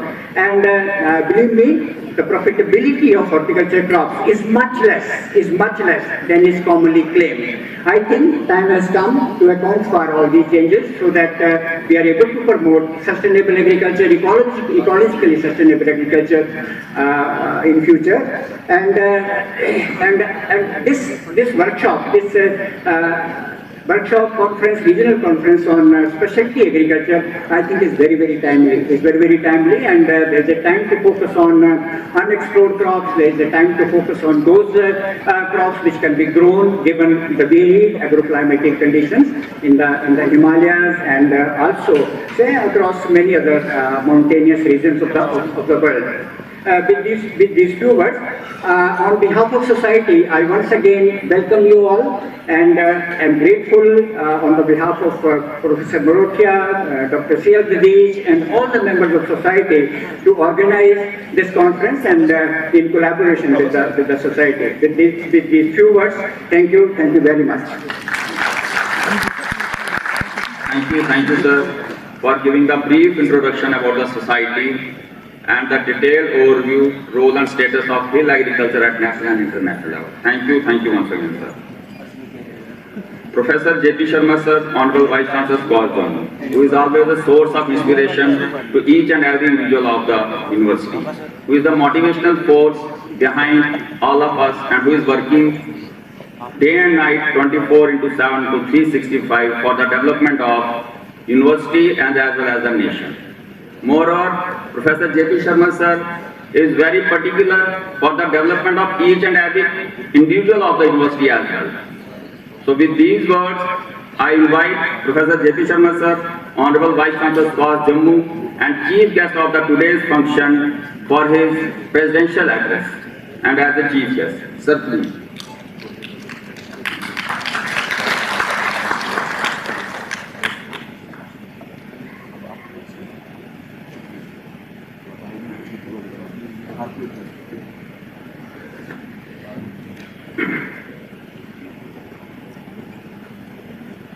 परम आदरणीय आज के हमारे guest of honour Chaudhary Krishnaveer ji, HR Sharma साहब, madam Kachru जी, झा साहब, मंडल साहब, बड़वाल साहब और यहाँ पर बहुत हमारे सभी टीम डायरेक्टर हैं, सुशील शर्मा जी, रिजवी साहब, कंट्रोलर साहब AK शर्मा साहब, अभी शायद 3 डायरेक्टर भी थे स्टेट डिपार्टमेंट के, डायरेक्टर जनरल कमांड एरिया थे, डायरेक्टर हॉर्टिकल्चर थे, डायरेक्टर एनिमल हस्बेंड्री भी थे। प्रामाणिक जी हमारे साथी शिमला से आए हैं, head of the department IRI के, मैडम सुमति शर्मा जी, रितिका जी, अनिल सूरी जी जो उद्यमी हैं, काचुम साहब, वाली साहब, डायरेक्टर रिसर्च। मैं आप सभी लोगों का, जो हमारे फैकल्टी है, स्टूडेंट हैं और हमारे सभी पार्टिसिपेंट, उनका मैं इस प्रांगण में अपनी तरफ से और यूनिवर्सिटी की तरफ से हार्दिक स्वागत करता हूँ, अभिनंदन। कृष्णवीर चौधरी जी के बारे में कुछ शब्दों में मैडम काचरू जी ने बताया और जो कागज मुझे मिला था वही कागज शायद इनको दे दिया गया, तो फिर मैंने अपना कागज खोला नहीं कि मैडम सब बोल चुकी हैं। आगे से ध्यान रखा करिए कि अलग अलग कागज हैं जिसमें अलग अलग चीजें हैं, लेकिन मुझे कागज की भी ज्यादा जरूरत नहीं, क्योंकि मेरा व्यक्तिगत संबंध चौधरी साहब से है और बहुत बड़े बड़े प्लेटफॉर्म पर मैंने इनको सुना है, चाहे वो नीति आयोग हो, प्लानिंग कमीशन के भी आप मेंबर थे, SFAC की जो हम बात करते हैं उसके फाउंडर चेयरमैन थे, जो हम WTO की बात करते हैं उसको पूरे विश्व में जाके भारत की वकालत करने वाले आप थे। जेनेटिकली मॉडिफाइड सीड की बात हुई तो उसका अपोजिशन, साइंटिफिक अपोजिशन करने वाले आप थे, और आपको कितनी सहज भाषा में किसानों का और किस सब्जेक्ट पे हिमालयन रीजन की संपदा क्या है और प्रोडक्शन से कंजम्पशन तक की आपने बात की, और बड़ी मैं तो भारत सरकार की सराहना करना चाहता हूँ। चौधरी साहब जो एक कमेटी बनी है, भारत सरकार ने प्राइम मिनिस्टर साहब के इनिशिएटिव से बनाई है, उसके एक बहुत ही सक्रिय मेंबर आप हैं और आपकी देख रेख में और आपका जो ग्रुप बहुत एक्टिव है। मुझे लगता है कि जिस उद्देश्य से ये समिति बनाई गई थी, ये इसमें टाइम तो लगेगा, साल भर 6 महीना लग सकता है, लेकिन वो उद्देश्य पूरा करने वाला आप होंगे सर, ऐसी हमारी आशा है। आपने हमारा निमंत्रण स्वीकार किया। एक मीटिंग हमें अलग से रखनी थी, लेकिन हमने सोचा इसमें एक आपका सानिध्य मिल जाए, तो ये जो diversification of agriculture and Himalayan region, जिसमें लेह, लद्दाख, जम्मू कश्मीर, हिमाचल, उत्तराखंड और अरुणाचल प्रदेश का, वो एक कमेटी, और इसमें सुझाव उसमें चौधरी साहब का ही था कि हमें उसका अध्यक्ष बनाया जाए, और उस कमेटी ने अभी अपना काम करना शुरू कर दिया है। काम बहुत कठिन है, लेकिन आप सभी लोगों के सहयोग से जो आज चर्चा हो रही है स्पेशलिटी एग्रीकल्चर, किस तरह की एग्रीकल्चर सिर्फ जम्मू कश्मीर में नहीं पूरे हिमालय रीजन में कैसी हो, ये उस कमेटी का दायित्व है। आगे भी आपका, और मैं तो बाद में पता लगा कि आपके चाहने वाले यहाँ तो बहुत हैं। जब पता लगा कि आप आ रहे हैं तो कोई आपको कहीं खेत में ले गया, तो कहीं होटल में मिलने चले गए, तो कोई कहीं चले गए, लेकिन और हमारे जो स्टाफ है RS पुरा, जो KVK है, नंदा साहब हैं, इन सब से आपका पुराना संबंध है, ये यूनिवर्सिटी आपकी जानी मानी है। तो सर मैं एक बार आपको फिर से अपनी यूनिवर्सिटी की तरफ से कृतज्ञता व्यक्त करना चाहता हूँ कि आपने हमें आके आशीर्वाद दिया। ये जो विषय है स्पेशलिटी एग्रीकल्चर, ये मैडम एक सुझाव लेके आई थी, और मुझे बिल्कुल संकोच नहीं है कि जितनी सीरियसली मैडम ने इस कार्यक्रम को अंजाम दिया है। शायद कोई और होता तो उसका शायद टूट जाता मनोबल, क्योंकि दिक्कतें इसमें बहुत आई थी, तरह तरह की दिक्कतें आई थी, रोज ये आती थी, परेशान होती थी, लेकिन हमेशा लगी रही। और मुझे बड़ी खुशी है कि जो 5 किताबें आपने छोटे से समय में यहाँ रिलीज कराई हैं, ये भी हमारे जो स्टूडेंट्स हैं, टीचर्स हैं, फार्मर्स हैं, उनके लिए बहुत ही उपयोगी सिद्ध होगी। तो इस मंच से मैडम मैं आपकी बहुत बहुत सराहना करना चाहता हूँ। और आपको जो पूरी टीम इसमें लगी हुई है, एक तो विषय आपने ऐसा चुना, और दूसरा इसमें कोरोना काल के खत्म होने के बाद इतनी ज़्यादा सेमिनार, इतनी ज़्यादा सब हो रही हैं चीज़ें, तो पार्टिसिपेंट को पकड़ पाना भी बड़ा मुश्किल है। आपने किस तरह से, कुछ लोग तो इरिटेट भी हो गए थे, मैं भी इरिटेट हो जाता था। मैं देख लेता, मेरे कमरे में ये व्यवस्था है कि बाहर कौन बैठा है, तो मैं देख लेता था कि मैडम बैठी हुई है, और ये इनका धीरज इतना है कि इनका 5 बजे तक बिजली है, 6 बजे सब मैं बैठी रहूँगी, मैं बाहर। अब आदमी थोड़ा ये हो जाता है कि भाई देखिए इतनी लगन है, इतना सब कमिटमेंट है, डेडिकेशन है। तो ये जो आज हम देख रहे हैं ये कार्यक्रम, ये आपकी लगन है और मेहनत है, इसका फल है।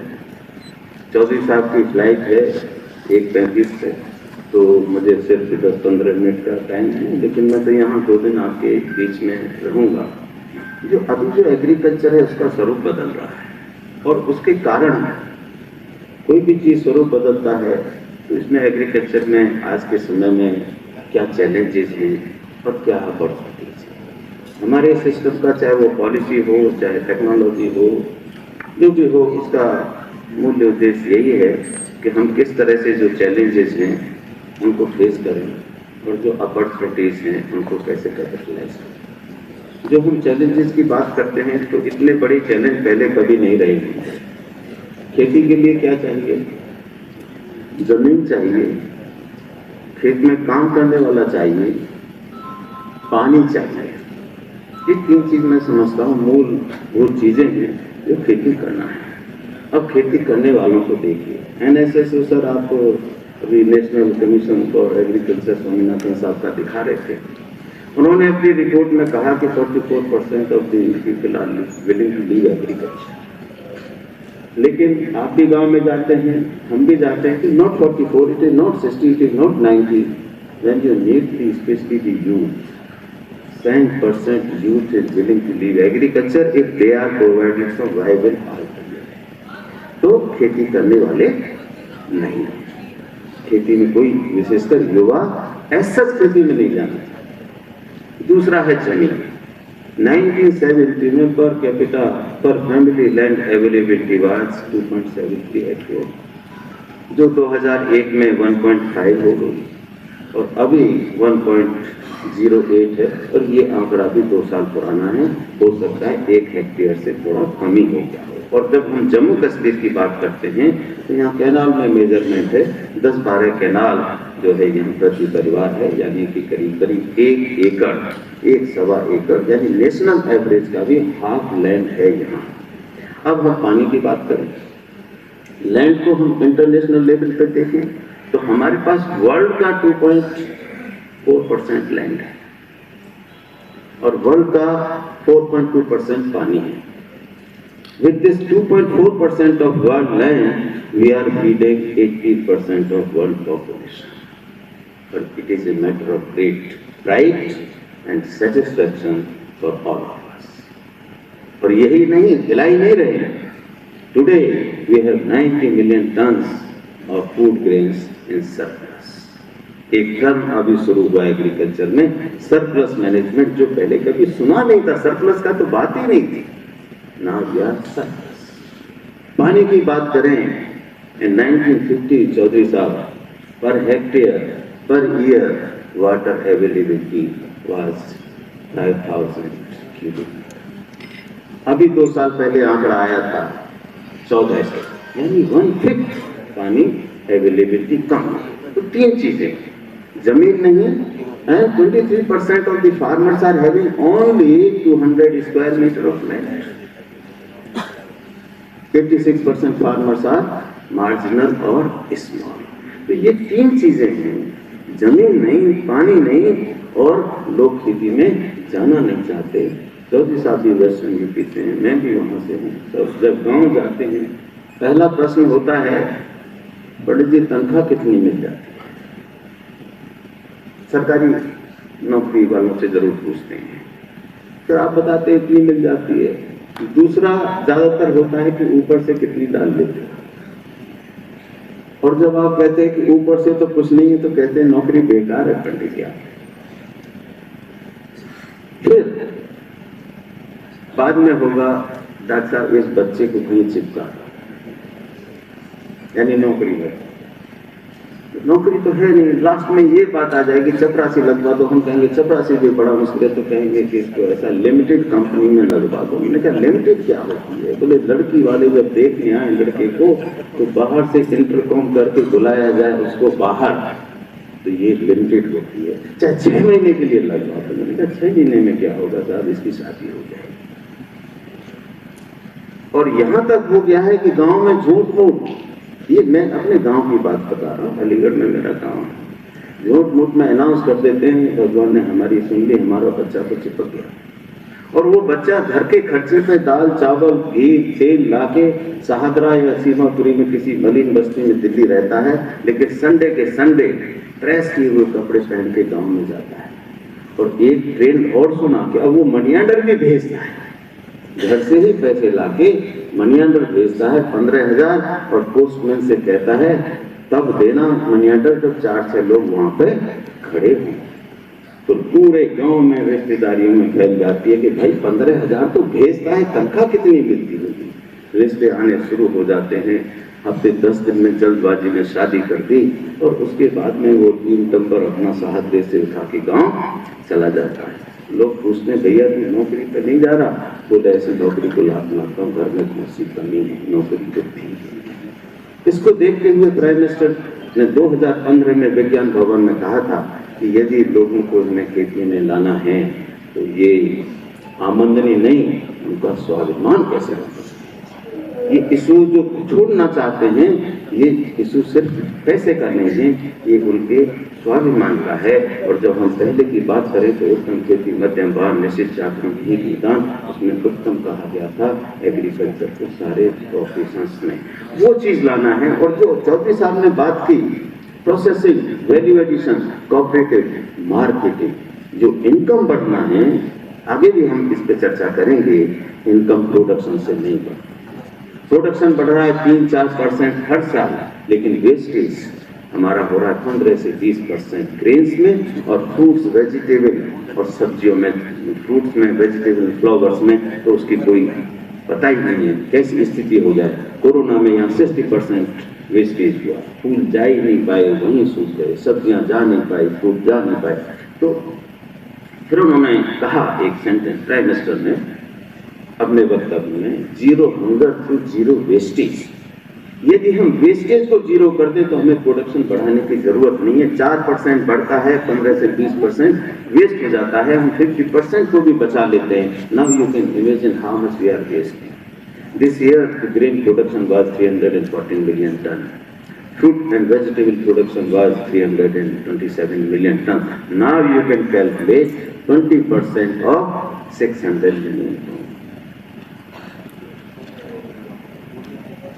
120 मिलियन टन। ये बहुत से कंट्रीज, क्या मैं कहता हूँ ज्यादातर कंट्रीज का इतना प्रोडक्शन नहीं है जितना हम वेस्ट कर रहे हैं। और इसी को सोचते हुए 2 मिनिस्ट्री जो बड़ी ताकतवर बनाई गई, ministry of food processing industries and ministry of cooperative, जिसकी अभी चौधरी साहब चर्चा कर रहे हैं कि पोस्ट हार्वेस्ट मैनेजमेंट कैसे किया जाए, वैल्यू एडिशन कैसे किया जाए, प्रोसेसिंग कैसे किया जाए, डब्बाबंदी कैसे किया जाए, उसको मार्केटिंग कैसे किया जाए, एक्सपोर्ट कैसे किया जाए। अभी चौधरी साहब के साथ में कुछ अभी बैठे थे, सुनील दीदी थी, अभी बता रहे थे कि दूध का रेट 30-35 और 15-25 रुपए की, मार्केटिंग दुरुस्त नहीं। चौधरी साहब ने जिक्र किया कि कंज्यूमर प्राइसेस का 70% हम ये दे दें तो वो समस्या सॉल्व हो जाती है। इस चीज को हम संज्ञान में लाएं। आपने कहा जो FPO या 300 FPO बन रहे हैं, 113 बन चुके हैं पूरे प्रदेश में। यूपी में 300 बने हैं, यानी कि हर जिले में करीब करीब 15 फैक्ट्री हैं। तो आपने जो कन्फेडरेशन की बात की, कन्फेडरेशन ऑफ फैक्ट्रीज कैसे बने, जिससे उनका जो मार्केट है, जो प्रोडक्ट है, मक्के का आपने देखा 60 रुपये 70 रुपये किलो की वो बेच रहे हैं, पैकेजिंग करके वो बनवाया। तो उसका जो मार्केटिंग वाला एस्पेक्ट है वो बहुत जरूरी है। मैं हर प्लेटफॉर्म पर और यहाँ भी 10वीं 20वीं बार कह चुका हूँ, और जब मैंने इंटरव्यू लिए थे तब भी बहुत से क्वेश्चन वही पूछे थे जो मैं यहाँ बोला। लेकिन आज हमारा जो पार्टिसिपेंट है वो थोड़ा डिफरेंट है। प्रोसेसर से कितना अंतर पड़ता है? वैल्यू एडिशन से हमारे देश में वैल्यू एडिशन सिर्फ 7%, वेजिटेबल सिर्फ 2% है। हम दूसरे कंट्रीज की बात करें, वियतनाम की बात करें, ब्राजील की बात करें, फिलीपींस की बात करें, 74%, 72%, 70% वैल्यू एडिशन होता है। एज ए रिजल्ट यहाँ वैल्यू एडिशन नहीं है तो इतना वेस्टेज होता है। प्राइस भी किसान को तभी मिलेगा जब उसका प्रोसेस प्रोडक्ट बेचेगा, रॉ मटेरियल वो नहीं बेचेगा। कुछ उदाहरण दूं, दूध के रेट का मैंने बात की, पानी के रेट से सस्ता है दूध। एक छोटी सी बोतल, ये तो अच्छा है ये लोग रखने लगे इस बोतल में, एक छोटी बोतल आती है 200 ml की, 7 रुपये उस पर लिखा है, यानी 35 रुपये लीटर। और सुनील जी यहाँ बैठे बता रहे थे 25-30 रुपये लीटर यहाँ जम्मू में दूध, और पानी 35 रुपये। एक और पानी आता है चौधरी साहब 64 रुपये, और एक और थर्ड कैटेगरी ऑफ पानी है, वाटर है 164 रुपीज लीटर, और उस पर लिखा रहता है डायरेक्टली फ्रॉम गौमुख, सीधा गौमुख से। अब ये कौन देखने जा रहा है कि गौमुख से आ रहा है या यहीं से तय किया गया है? शहद की बात करें, आपने शहद की बात की थी, क्योंकि यहाँ की क्रेडिबिलिटी है प्रोडक्ट की। शहद यहाँ का जैसे आपने बाई डिफॉल्ट ऑर्गेनिक है, बहुत सारी चीजें अदरवाइज भी ऑर्गेनिक है, लेकिन यहाँ ताज्जुब होगा कि कुछ जगह पर अभी भी जो ये रेट है शहद का 100 रुपये भी, 150 रुपये भी है, 200 रुपये भी है, लेकिन वही शहद जब किसी मल्टीनेशनल कंपनी के पैकेट में चला जाता है तो वो जो है 500 रुपये हो जाता है। उस पर ऑर्गेनिक लिखते हैं तो 800 हो जाता है, और उस पर organic honey from Jammu and Kashmir लिख देते हैं तो दिल्ली में 1100 रुपये भी बिक रहा है। तो ये मैं कहना चाहता हूँ कि ये जो एग्रीकल्चर है अभी तक प्रोडक्शन ओरिएंटेड थी, अब ये प्रोडक्शन तो ठीक है, लेकिन प्रोडक्शन को प्रॉफिटेबल तक कैसे ले जाया जाए ये बहुत ज़रूरी है, और हम आने वाले 2 दिनों में इसी बात पर चर्चा करेंगे। हमारे बीच में डायरेक्टर एग्रीकल्चर के शर्मा साहब भी आ गए हैं, सर मैं आपका भी स्वागत करता हूं, क्योंकि समय कम है, चौधरी साहब की फ्लाइट है, उनको जाना है, तो मैं अपनी बातें जो भी शेयर करनी है बाद में करूंगा। और आप सभी लोगों का जो हमारे प्रतिभागी हैं उनका बहुत बहुत स्वागत है। किसी तरह की असुविधा हो, मैडम हैं, इनकी टीम है, उनके संज्ञान में ला सकते हैं, और हम कोशिश करेंगे कि आपकी सारी जो जरूरतें हैं, सुविधाएं, उसका ख्याल रखा जाए। इन्हीं शब्दों के साथ आप सभी का बहुत बहुत धन्यवाद। Thank you, sir, for your motivational, technical, and statistical speech. Because you always, your speech is always motivational. You always mention the data which really encourages us to work more and more and to remember all the data. Thank you once again, sir. Now we are at the end of the program, so I invite Professor Sudhakar Dwivedi, who is the coordinating secretary of this particular conference, to present formal vote of thanks. Sir.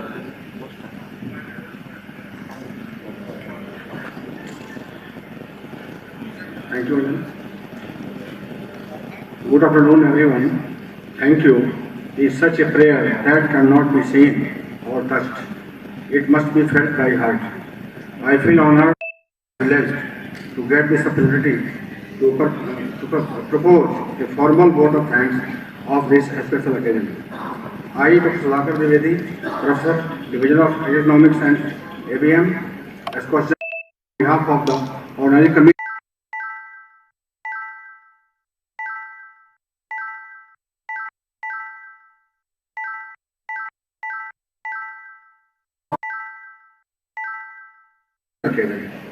I am highly appreciative of the leadership, encouragement, and extensive support provided by him from time to time. Thank you, sir, for being the catalyst that stimulates us to do our best and standing as pillar of strength. I extend my sincere thanks to our today's guest of honor, Dr. Krishnabir Chaudhary ji, President Bharatiya Krisak Sangh, who spared time from his busiest schedule to grace this occasion. Today, we had an opportunity to hear your thoughts, and this will surely be going to encourage us in our future events. Thank you so much, sir, for attending this event. I offer my special thanks to the guest of honor, Dr. H.R. Sharma, Pro Vice Chancellor, Himachal Pradesh, Dr. Madan Mohan Jha ji, Director Sanskrit Vishwavidyalaya, Jammu, for your gracious presence. Without your support, we will not be able to achieve excellence. We will never remain grateful to you, and we thank you for being with us today. I am also thankful to the executive officers of the university, Professor Pradeep Bali ji, Director Research, Professor Rakesh Nanda ji, Director Education, Dr. Mr. Madan Lal ji, Controller, Professor S.K. Gupta ji, Director Extension, Professor Jyoti Kajur ji, DPM, Professor S.K. Gupta ji, Registrar, Professor A.K. Mandal, Dean Agriculture, Professor S.C. Rizvi, Dean Basic Sciences, Professor Barwal sir, Dean BSc, Professor Rajesh Katur sir, Dean Spiritual Affairs, Professor Sushil Sharma ji, Dean Faculty of Agricultural Engineering, Professor J. Sulan ji, Dean Dairy Technology, Professor Alka Gupta sir, Coordinator Biotechnology. They supported in all possible manner to organize this conference.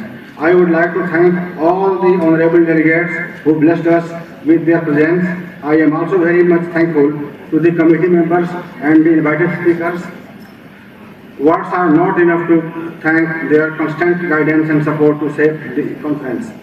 At this juncture, I would like to thank our head of division, Professor Jyoti Kachru ma'am, for her constant help and guidance that radiated a source of energy within us. My heartfelt thanks goes to co-organizing secretaries, Dr. S.P. Singh, Dr. Pawan Kumar Sharma, Dr. Anil Bhatt, for their continuous active support. I am very much thankful to all faculty, colleagues, non-senior staff, members who always stand by us and motivated us. I feel proud and thank you for making this event a successful one. I am very much thankful to the sponsors of the conference like ICR, NABARD, JKDST, NIPA Publishing House, and many more. And our startups who help us in monetary form to conduct this event. I would like to thank the press and media professionals present here for their giving a wide coverage about this event. I would like to thank all the respected representatives who have blessed us with their presence. I would like to thank the right team, teachers, staff, and students. I would also like to thank you, our transport and other committee members, for their constant support. And at the end, one slope I want to say in front of gathering, that Vidvatvam cha nripatvam cha naivattulyam kadachana स्वदेशे पूज्यते राजा विद्वान सर्वत्र पूज्यते। इसका शब्दार्थ ये है कि कभी भी ये गलती नहीं करना चाहिए कि एक राजा में और एक विद्वान में कंपेयर करने का, क्योंकि राजा की पूजा उसके देश में होती है और विद्वान की पूजा पूरे विश्व में होती है। Thank you all.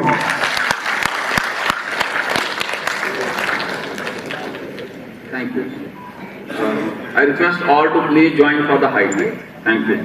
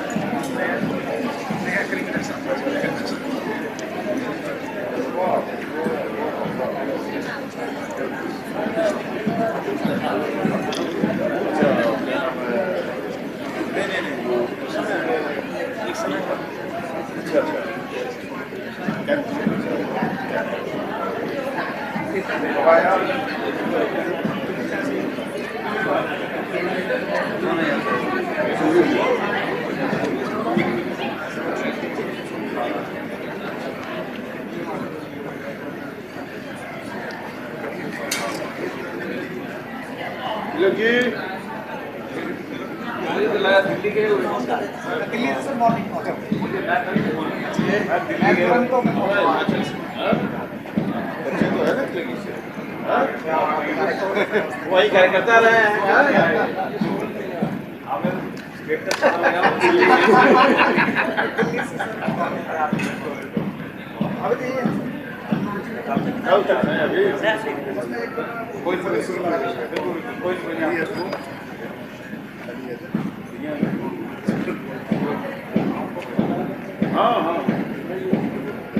डॉक्टर साहब ये अच्छे अभी वर्तमान में doctor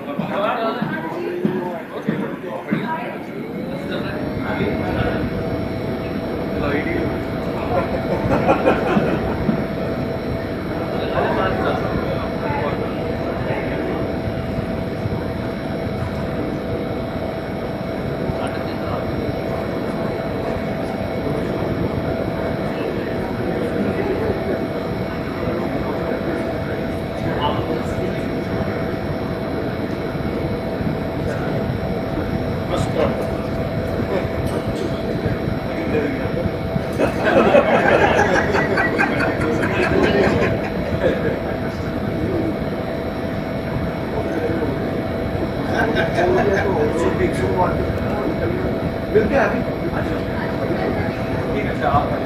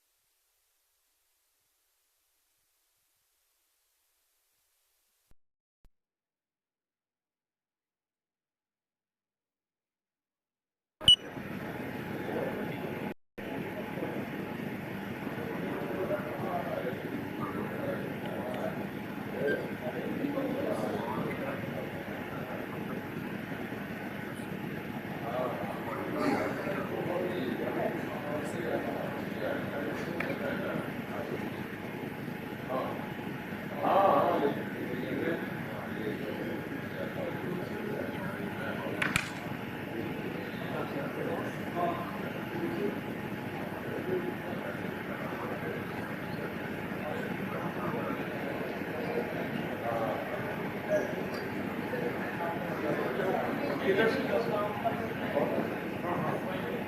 left side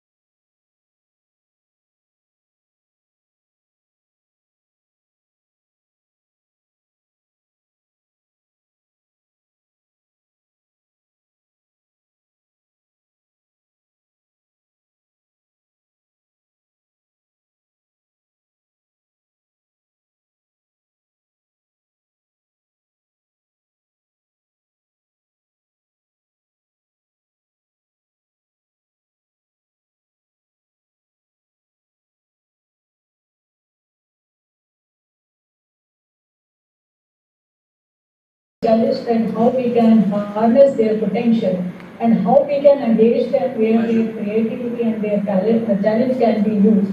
So entrepreneurship development is one option, and where the small businesses are always there and the big corporates are always there, the social entrepreneurship is always there. But I'll be talking about something about the scale-up startup ventures. So how we are going to take care of that.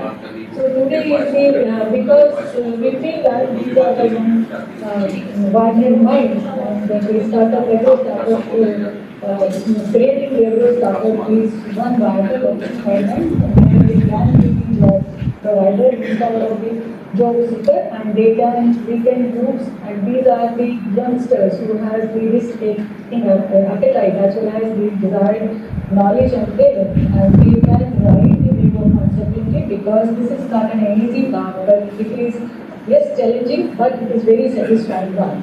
So we know that India is the third largest, having the third largest startup ecosystem in the world after the US and China. So, we see in the last 5 years, the government had too much of initiative like Startup India, Make in India, Digital India, which has to provide the proper policy framework for the startup or an atmosphere has been created where we can see the growth. 2-3 startups are born every day, and they are creating a lot of job opportunity. Like one startup gives the job opportunity to 11 other people.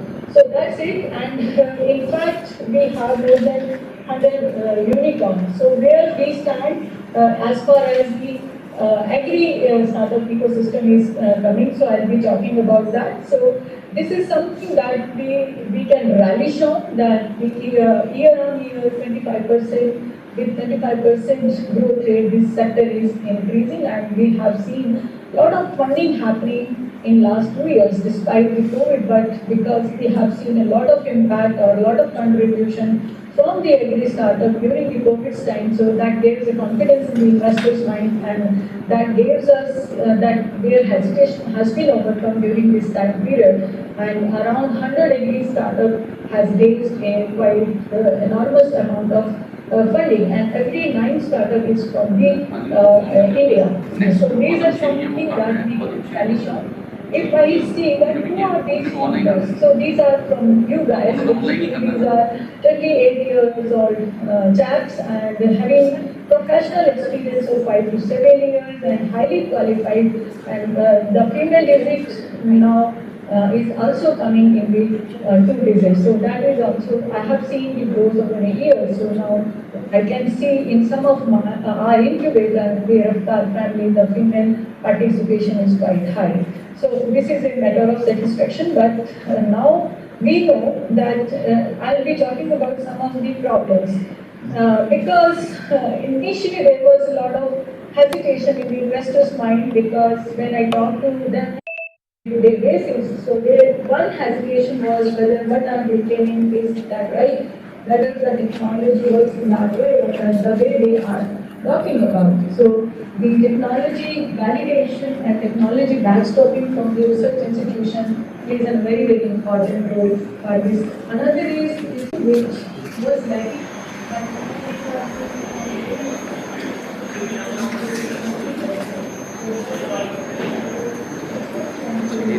Auditorium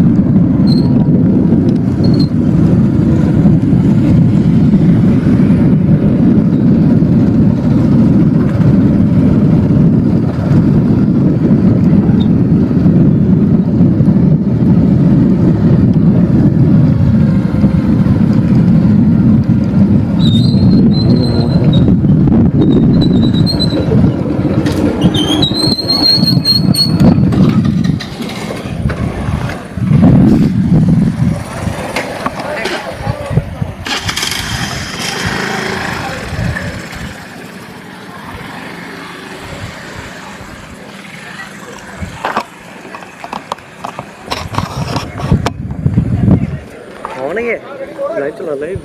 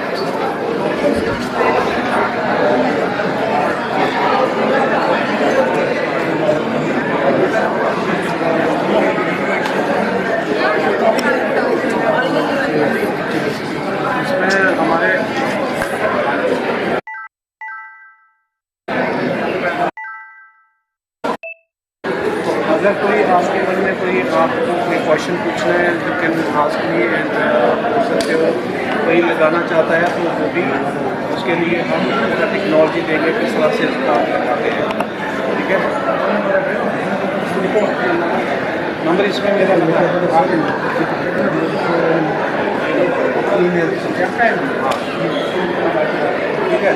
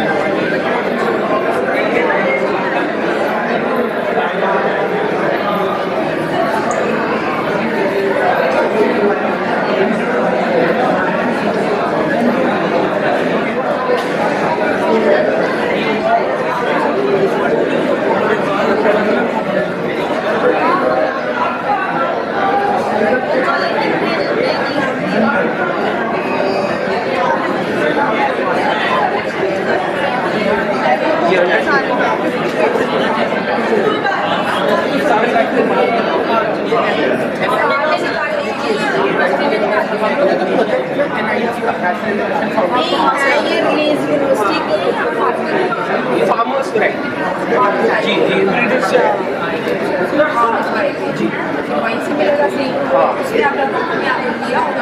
या तो फिर NIE से मिल सकता है या direct से मिल सकता है कॉन्टैक्ट नंबर ले लेना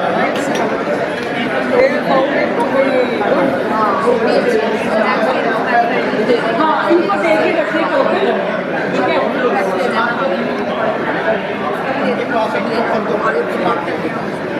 अगर आप मुझे ट्यूशन आ जाएंगे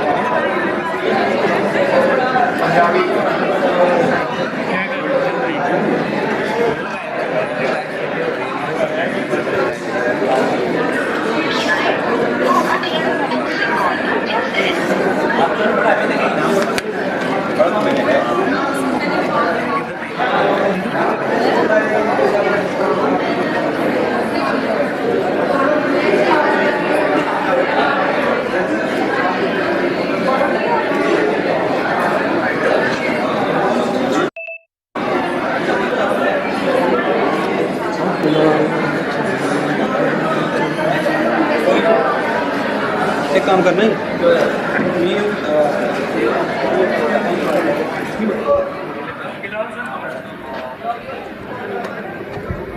क्या क्या चीज़ मैं समझा नहीं क्या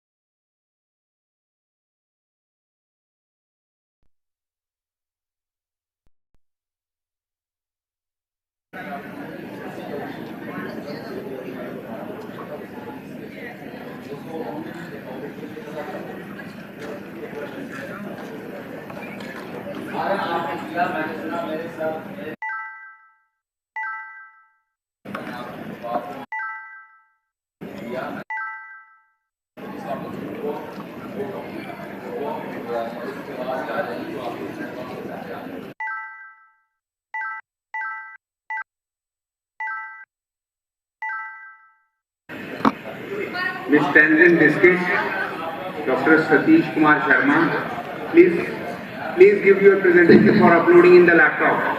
Tangent, please give your presentation for uploading in the laptop. Dr. Satish Kumar Sharma, Dr. Satish Kumar Sharma, if he is there,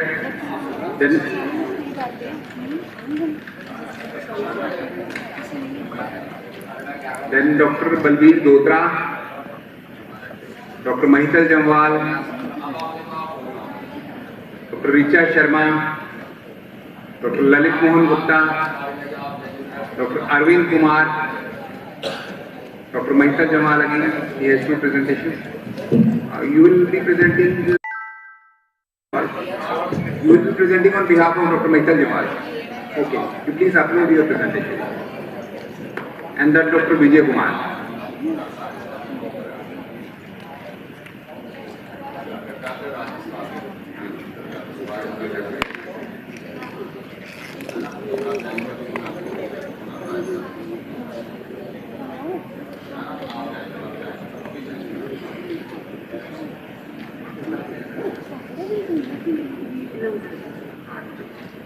In this session, we have a keynote presentation by Ms.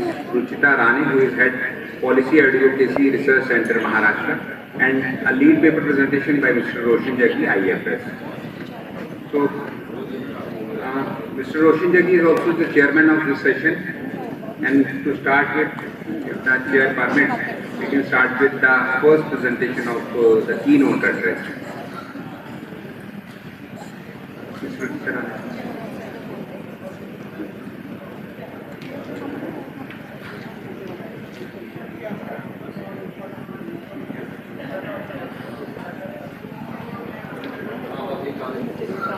All the delegates who are sitting on the back chairs, please come in front.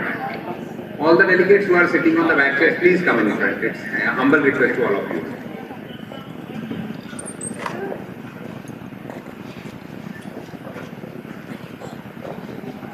Now I request Ms. Ruchita Rane to present the keynote.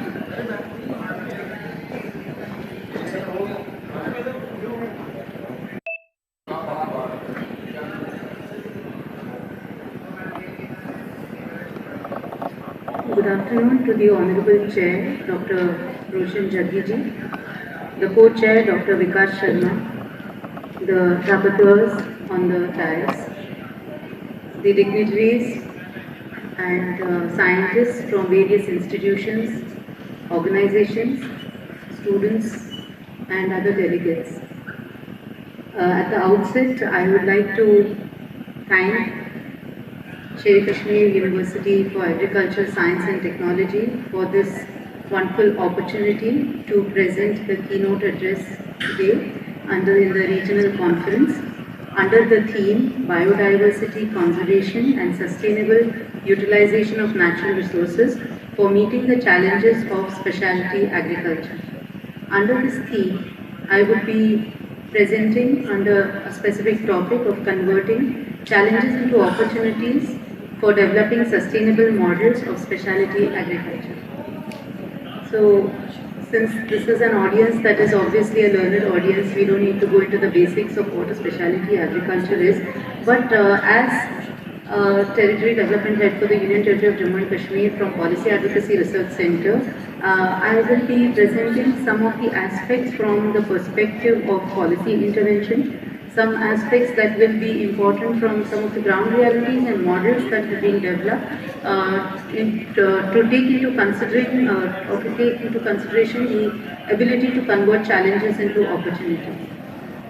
So to start with, when we are talking of the Himalayan region and in this case maybe in particular to the different hilly regions with specific reference to the Union Territory of Jammu and Kashmir, because like it was spoken in the introductory session, the inaugural session, that while there is a commonality of the hilly regions, we cannot negate the specific differences that come into picture when we talk of special regions, specific regions. So while the Himalayan region, the Indian Himalayan region with Jammu and Kashmir, the Uttarakhand, Arunachal, Himachal Pradesh, etc., yet there will be commonalities and differences which will be there on account of region, on account of climate and on account of several other practices that are being integral to these regions. So with the Union Territory in particular, that is Jammu and Kashmir, we see on a traditional end there has been a sense of an integrated mechanism of farming, and this particular integrated mechanism of farming is something which is an opportunity to convert it into an intensive mechanism, or what we say an intensive farming scheme or proposition, wherein the farmer can take care of a lot of variations simply by integrating many things. Because the farmer, to start with, when he is reducing his crop, it can be it is his main crop, generally a cereal. Second, it is something to do with horticultural produce which comes under specialty agriculture. Apart from that, he has dairy, poultry and others.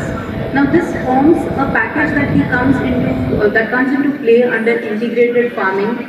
But taking into account we are talking of specialty agriculture, what comes there? In specialty agriculture, we are talking of different types of fruit produce, the horticulture produce, we are talking of nuts, we are talking of trees, medicinal herbs, plants, and here we are not talking of cereals like rice, wheat, etc., or those which are institutionalized. But yes, this gives us an opportunity to take up the challenge situation presently.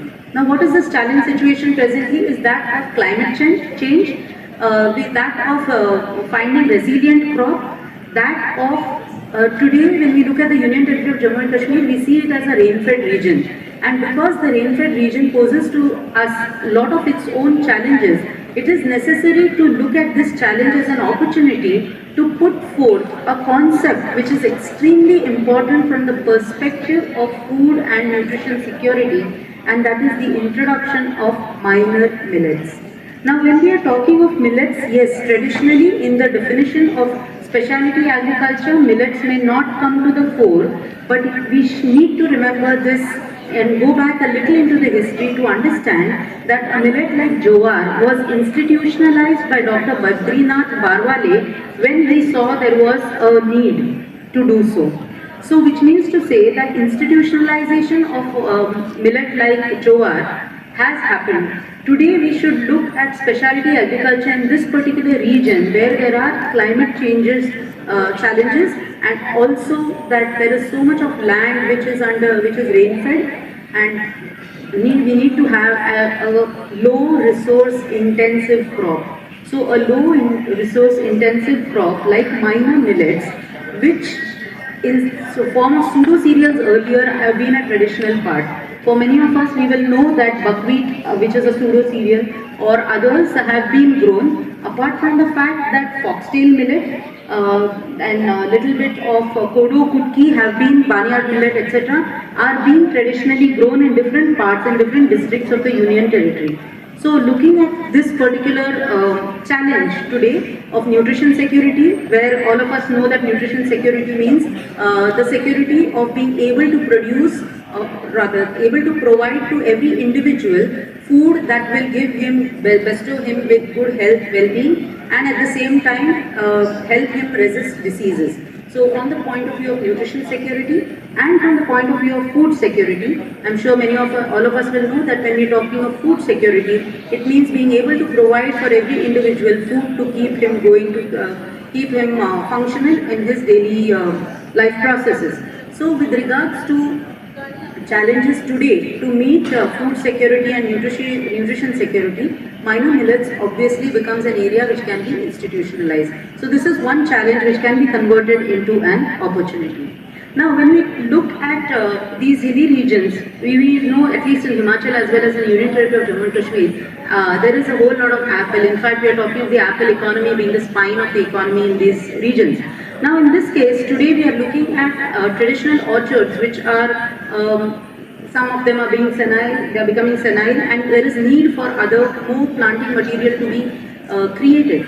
Now this is a challenge where there is not planting material available, but it can be converted into an opportunity by bringing in, which has been done on pilot basis and which is being done, but needs to again be taken up in a big way so that we can provide good planting material not just for apple but for the other stone fruits which are a part of specialty agriculture in the Union Territory and the other regions as well. Another challenge area that we see today is that of health and the need for having medicinal and other produce which can take care of the health challenges that are quite rampant because of incorrect eating habits. Today we know that in the most of the regions, the abundance use of maida, the abundance use of sugar has led to a whole lot of lifestyle diseases. Now to counter the impact of lifestyle diseases, there would need to be a shift in the eating patterns. There would, apart from a shift in the eating patterns, there is need to also be able to take in certain herbs which will mitigate these issues. And this is where the abundance of the medicinal plants that are available naturally in these hilly regions which need to be explored, and they become another opportunity area to meet the challenge of health and other such things for the farmer, where the farmer gets an opportunity to diversify into something which is native to the region. Why I am saying native to the region is because today we see diversification of crop going into all different types which are not natives. Now these lack of natives will change which will affect, obviously impact the biodiversity of the region and therefore impact the biodiversity conservation. So if we are looking at biodiversity conservation, then when we are looking at crops or when we are looking at diversification of crops, we must choose these diversification of crops in such a manner that are not only effective for the farmer or the farm economy, but at the same time will not pose a challenge to the biodiversity conservation. Now, in this light, I would like to just say this specifically. We say in our tradition, amantram aksharam nasti, nasti moolam anaushadam, ayogya purusha nasti, yojakas tatra durlabha. What does this mean? It means that there is not a single letter without a meaning, not a single plant or a root without medicinal property, and not a single person who is useless. But what is important here is the need for, or the yojaka, the person who can put this to effective use, which is difficult to come by. So here we need to get our people to understand and to take these points of awareness to the farmers and to all the stakeholders involved in this chain. Now it can be the supply chain or the value chain both, where we educate them on these aspects, which is converting that challenge into an opportunity for all the stakeholders in this region, in this area. For this, I would like to give a specific example. When we are talking of low resource intensive produce, we are talking on one end of millets, but I would like to highlight on one particular produce in the Union Territory of Jammu and Kashmir and also the other regions, is that of Soloi honey. I deliberately take this example because we know that Soloi honey is that white honey. Since we come from this region, most of us might know. But there is less of research done in this area and less of understanding of how it can be a strengthening or a boost to the economy of in the region of apiculture. We know that Soloi is collected by the Apis mellifera bees, and it is taken or it is collected from the that is the Plectranthus rugosus plant, which is a medicinal plant. Now many of us would look at, oh honey, what's the big deal? But it's not the big deal about honey, but the other aspect of this plant. The other aspect of this plant is that it has a high amount of medicinal properties. Today with a whole lot of NASH, NASH means non-alcoholic liver disease, which is on the rise, there needs to be good medicine and natural medicine which is free from chemicals to take care of the liver disease. And this is very rampant. You don't have to be an alcoholic to get this disease, but today because of lifestyle changes and lifestyle habits, a large number of population and especially the youth is suffering from hepatomegaly and or liver disease. So in this case, this particular honey, which is native to the region, can not only fetch the farmer or the grower or the producer of honey a better market, but at the same time will also be beneficial for the people consuming it, so that they are free from liver disease and thereby enhance the health of the Union Territory and the nation at large. So this particular Soloi can be worked upon. Now in this case, I am given to understand some important challenges in this Soloi. We know that the production of Soloi, the nectar that is required for honey production, is dependent on climate. There is no temperature decrease. Then we can see that the bee cannot gather the nectar, and therefore there is no guarantee that the honey will be produced or there will be a good crop. Now in this particular case, what can be done is that most of the time the pollinator is maize.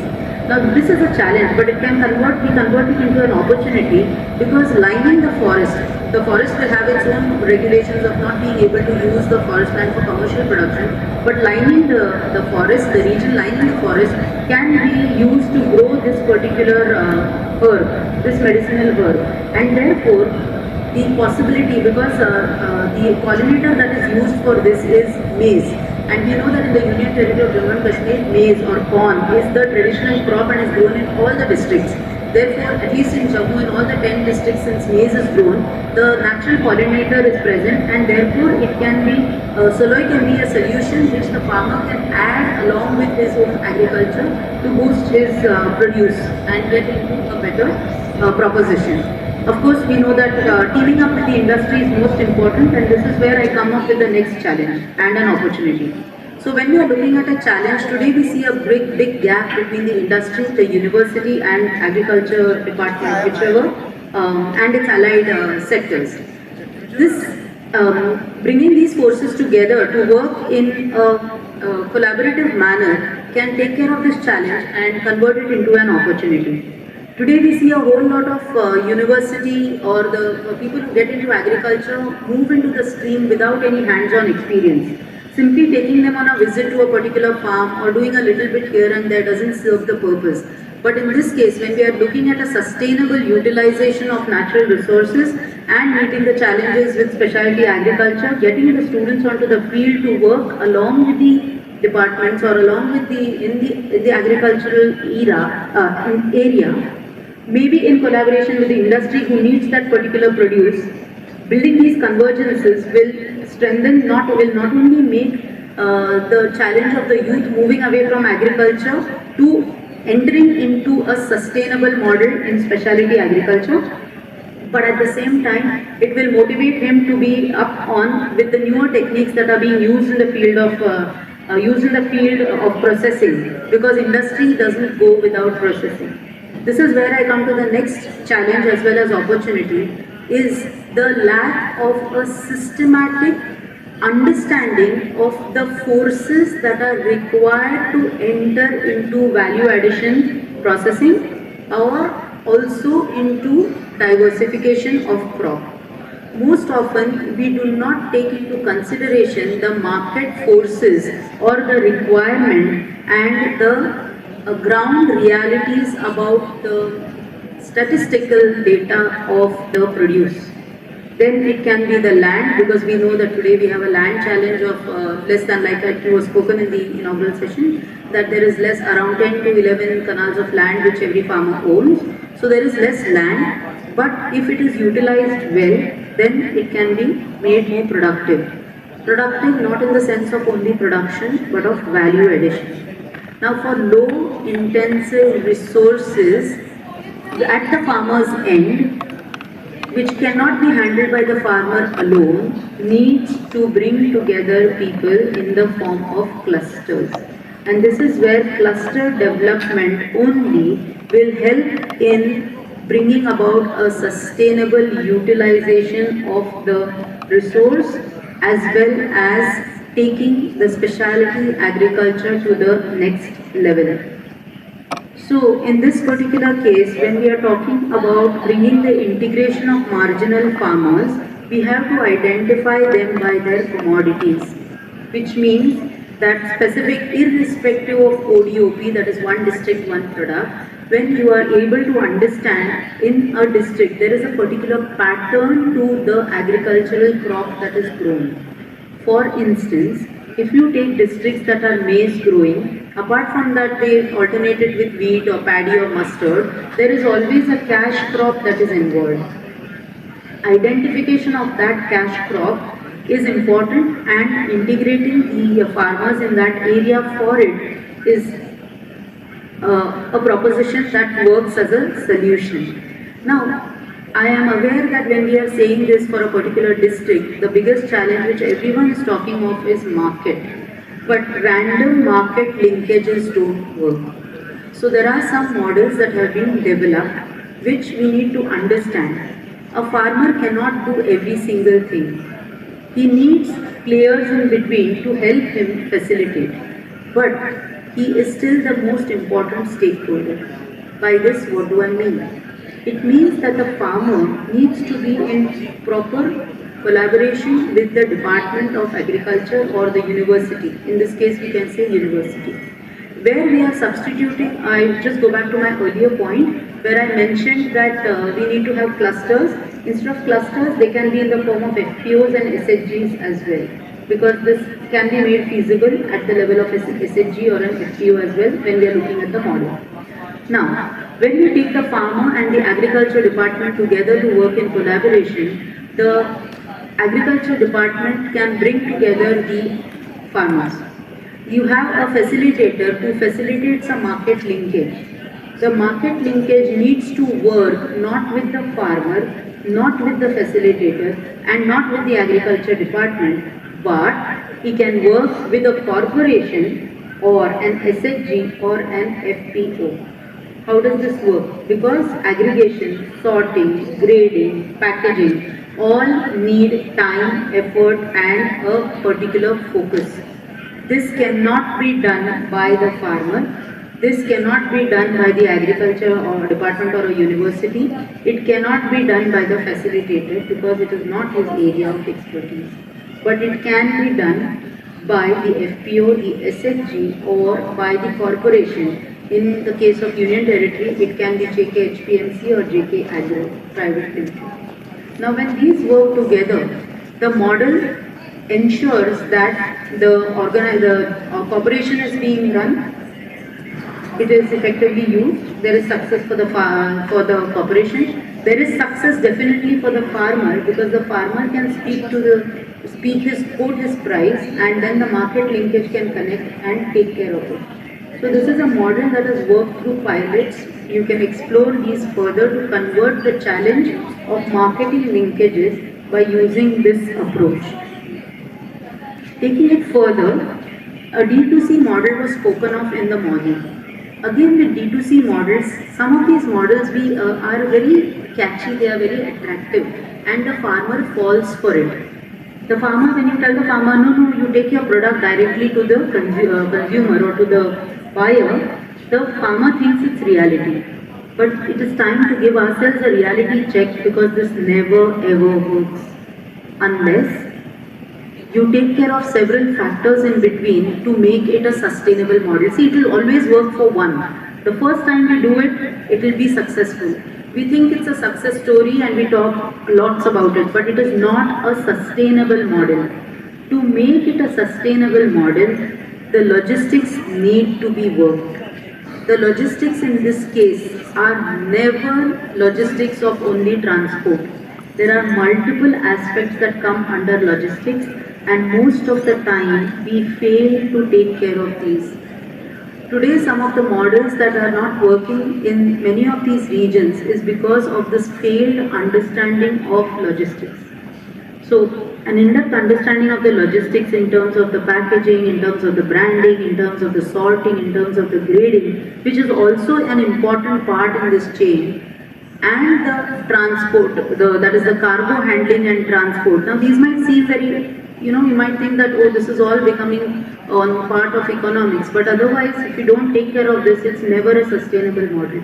We are used to looking only at one aspect of something that we see, and when we don't consider the other aspects, that's where the model fails. And today it is most important, with this new generation moving away from agriculture, it's most important to give ourselves these reality checks about all the dimensions if we want to be able to build sustainable models of sustainable natural resources.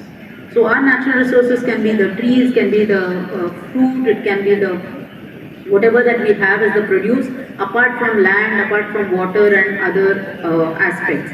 But making them practically happen on ground needs taking care of all these aspects. So when we put all these points together, at the end, it means that when we develop our models, there has to be a successful policy coordination and strategic support. Only then can such models work. Now we come to a very important aspect and much talk of carbon credit. If we are looking at biodiversity conservation and ecological footprint cannot go, or rather will go hand in hand only when there is something which will cause the people to follow them. And that is being able to incentivize maybe carbon credit. This is a model which needs to really be implemented as a pilot to be able to convert the challenge into an opportunity. Today the challenge is by diversification of crop, we are disturbing the ecosystem and we are also changing the biodiversity. The biodiversity changed over a large period of time will leave only imbalances at all levels, whether it is the use of the natural resource or whether it is at the ecological or the ecosystemic level. If these imbalances are not to be formed or not to strengthen or grow or rather increase, then we need to see how we can change the ecological footprint and also take care of the biodiversity conservation. Biodiversity conservation in rural areas or rural communities can easily be taken care of because they are following systems traditionally that actually conserve biodiversity. Moving them from these traditional systems can disturb it. Then, to make it feasible at the farmer level, we only need to take care of sustainable models. So biodiversity conservation can happen effectively and easily if we can just focus on sustainable utilization of the natural resources and mitigating the challenges that we have seen which are rather external and not internal to their practices. Of course, to start with, I spoke about strengthening the IFS, that is the integrated farming systems or intensive farming systems, which is the backbone of this entire process. So, if I am to close on a note, then while today we are talking of a whole lot of demand pull inflation, we are talking of a cost push inflation, a wage push inflation, and hyperinflation. In all our processes where there is a whole lot of voice, noise and no invoice, then to change is we only need to develop strong models and convert every challenge into an opportunity, because problems can come from anywhere, but solutions have to come from us. I thank the chair and the dignitaries and the audience for the patient listening. Thank you very much.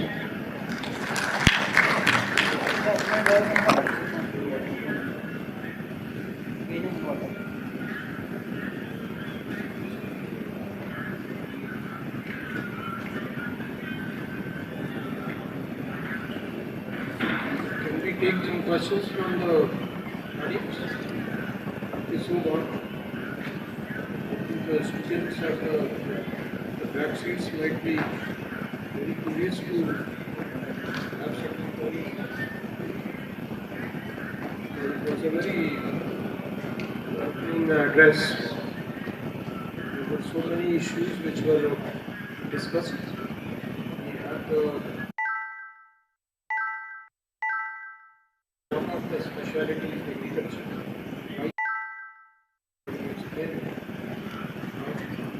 Is the need of specialty agriculture. Currently, we were following a conventional agricultural production system. Why today we of agriculture as specialty agriculture? We can all use very relevant issues.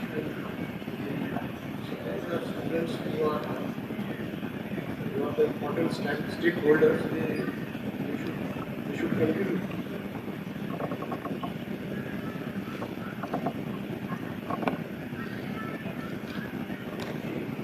Somebody wants to add something, otherwise we can go ahead.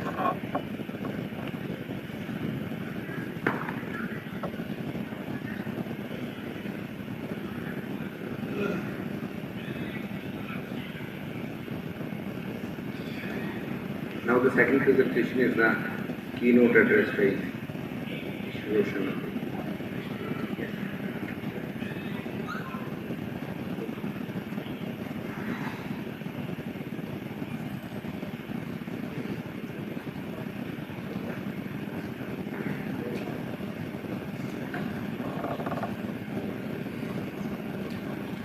My colleagues on the dais and the participants who are sitting here, our sectors we have a student community here and experts. I am not an expert on agriculture, let me at the very outset clarify it. I come from a sector which deals with the environment and the forest. You people are the experts on the agriculture. But I feel that these are the two sectors which are very important players for the sustainability of our agriculture production system is concerned. And as Madam pointed out that we started our journey after independence from a point when we were in a very precarious situation. There was no food for feeding our population in early 50s or early 60s. it was a situation that we were importing everything from outside.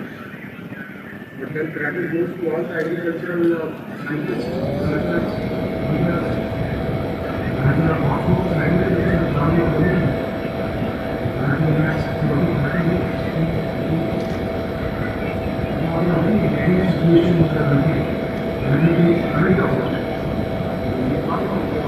Green revolution.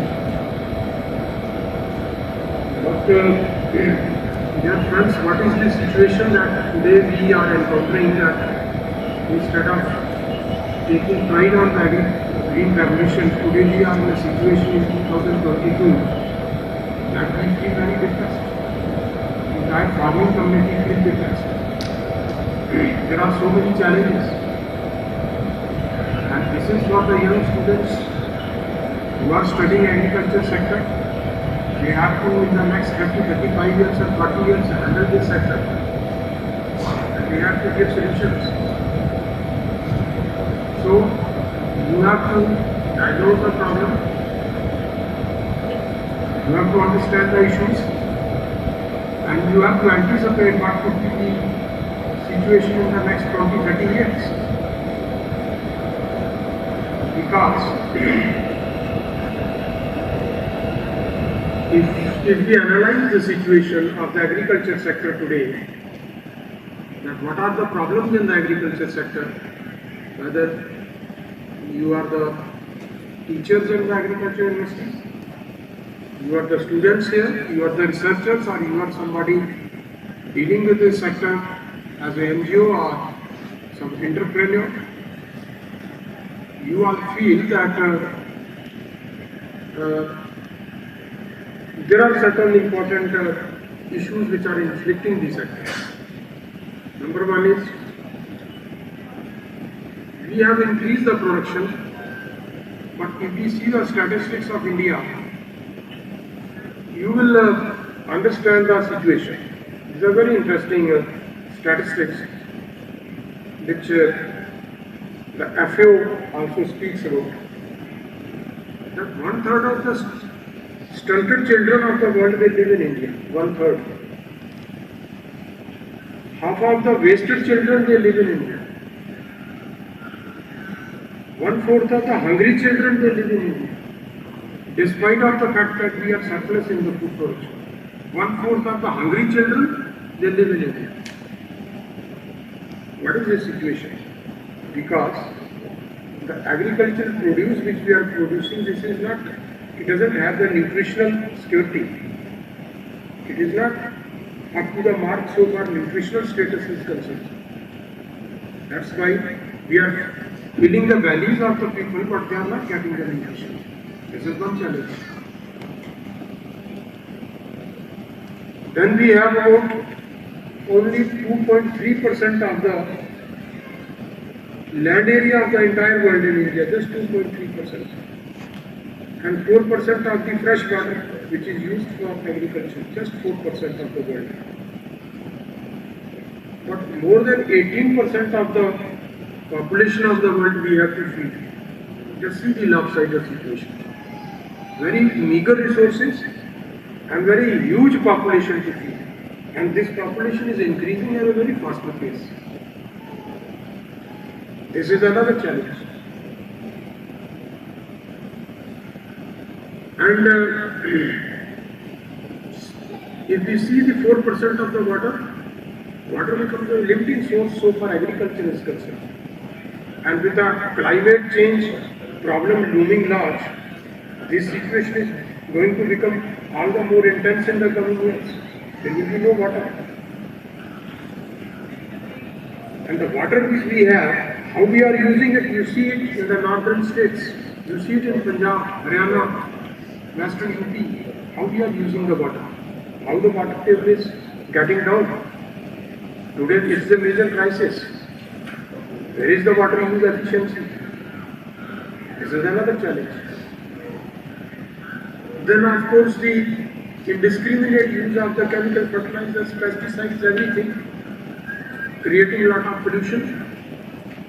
You would be surprised to know that a lot of consignments of the India which are exported to the other countries, they are rejected by those countries. a very curious situation, very precarious situation. Why? We are not meeting their standards. There are a lot of pesticides in the eatables, in the vegetables, in the food grains.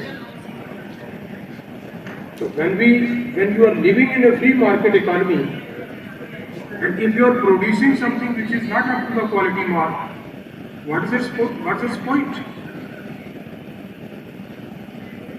This is another big challenge.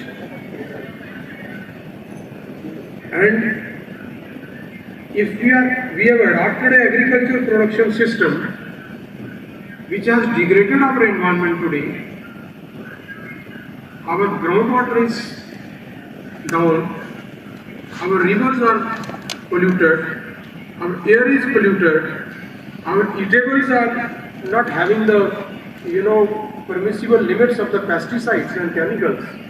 What is this production system? This needs to be changed, because now you are signatory to so many international commitments, agreements, SDG, Sustainable Developmental Goals. India is a signatory to this. This is a UN program. By 2030, you have to have a system where you need to have a sustainable development in all important sectors, including agriculture. So these are the international commitments. Another commitment is, you see the UNFCCC, the COP26, our Prime Minister made a commitment that we will reduce the greenhouse gas emissions, because that is an important factor for changing the climate, and it is affecting the climate of the globe.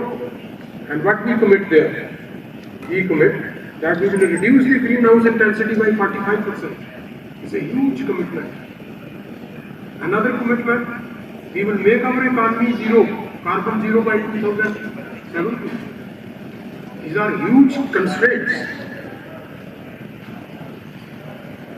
This is not the time of 60s where we increased our agricultural production without the constraints. Our only goal was to increase the agricultural production. But today, you have to increase the production, you have to enhance the quality, you have to enhance the nutritional status, but within those constraints that you can't damage the environment. Those are the constraints. And another constraint is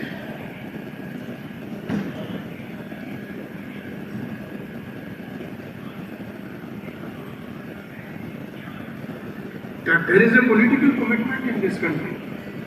The Honorable Prime Minister made a commitment that 2047, when India becomes 100 years old, independent India, we strive to become a developed country. This is a political commitment. This is a political goal. Everybody in this country, especially our young people, they want to become, they want to lead a very decent life. They want to have economic prosperity. They don't want to live like our forefathers. This is a big aspiration of the youth of this country. And right so the leader of the country has set a goal that by 2047 we become an economic developed country. How can we become? We can only become if we fast track our economic development. If we develop the infrastructure like roads, bridges, railway lines at a very faster pace. We have to make the economic process at a very faster pace. And we all know that when we make the economic development, it has a huge environmental cost. These are two different. We want to prosper, we want to have economic development, but then we are making the international commitments that we will reduce the greenhouse gas emissions. We will not pollute the environment. We will have a sustainable development. So there is a system.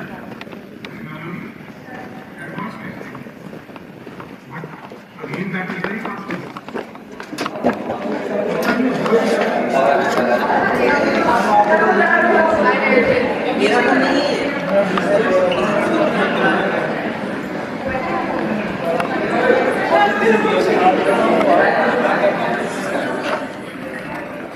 ढंग कर लो भाई। उधर ना वो चल रहा है, interview start हो गया तो हम लेट हो गए। हेलो कुत्ते मेरे सामने लगा से लगे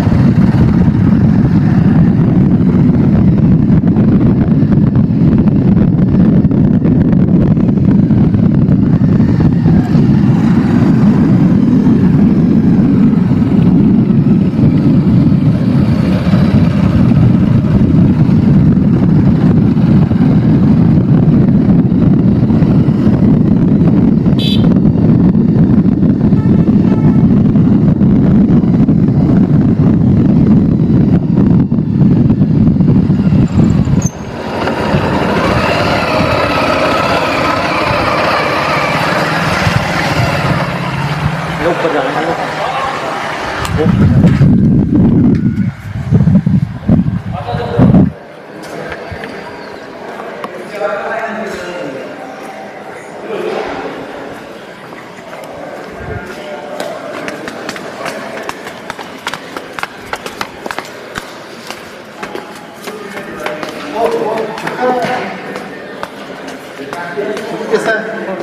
किसी का कौन है?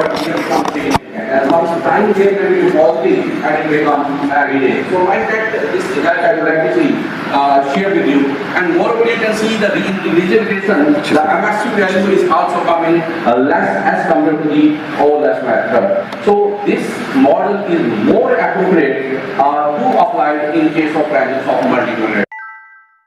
I would like to discuss quickly on the problem of inferential observation. These are nowadays they are 0.91 to 0.97. When I included the right top, when it is not included, the model are shown here. And equally you can see the one red bone is toward the x-axis. That is independent variable. When outlier is existing in the x value, independent variable, it directly affects the result. You can see how much the change in the R square. It is 0.5 to 0.97. That means this trending towards the x-axis is the most serious.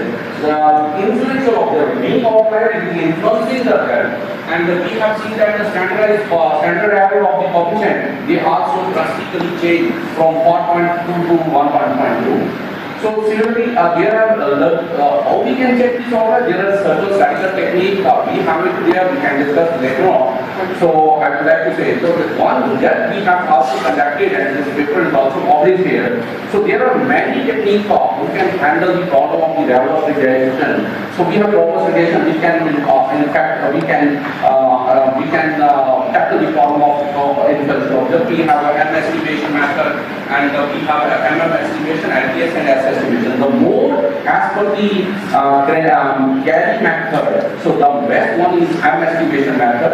So under such condition, again the problem of outlier and inferential observation can be tackled very well.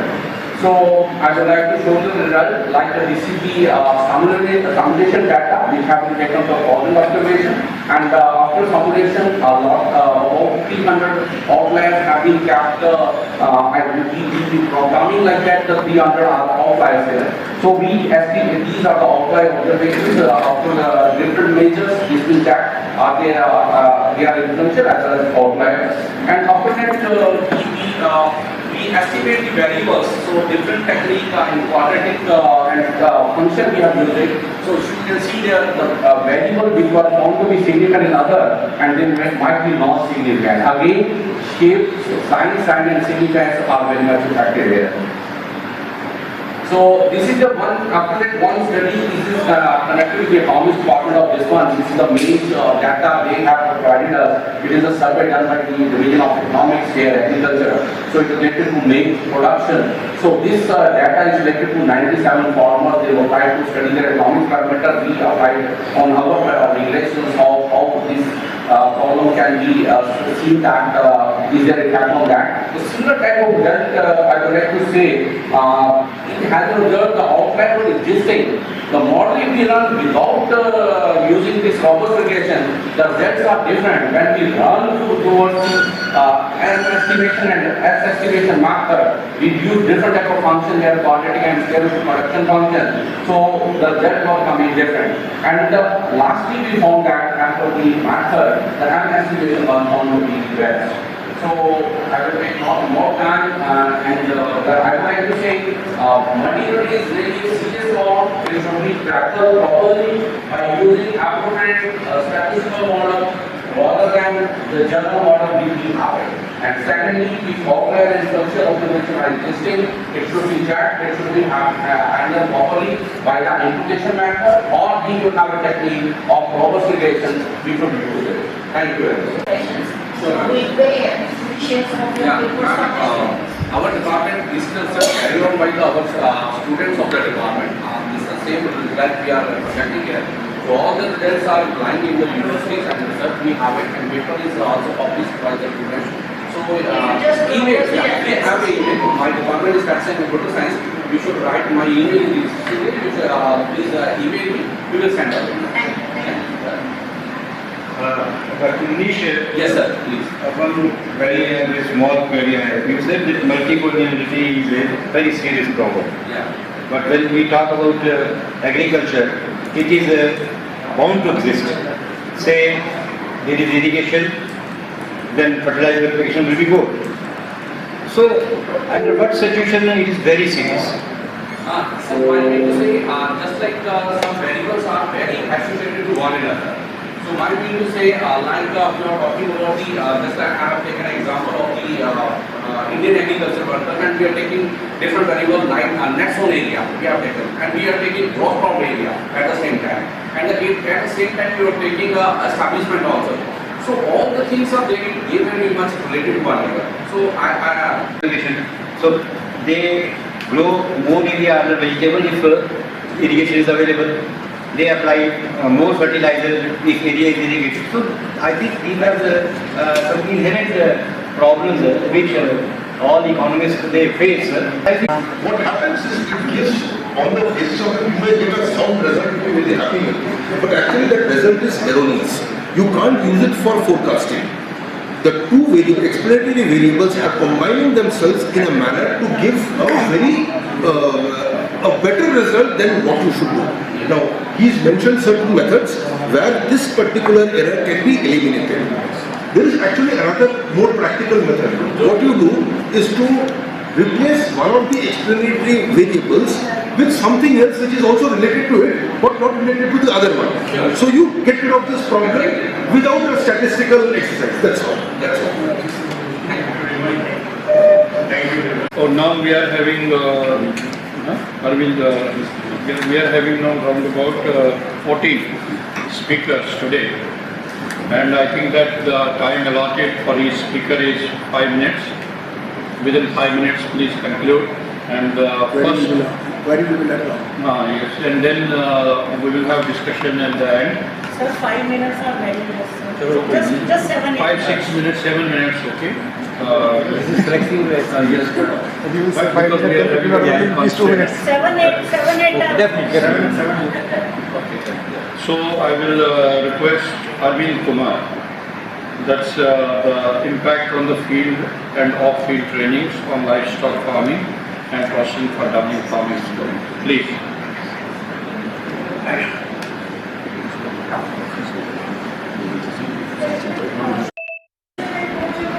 Since Dr. Arvind is presenting another paper in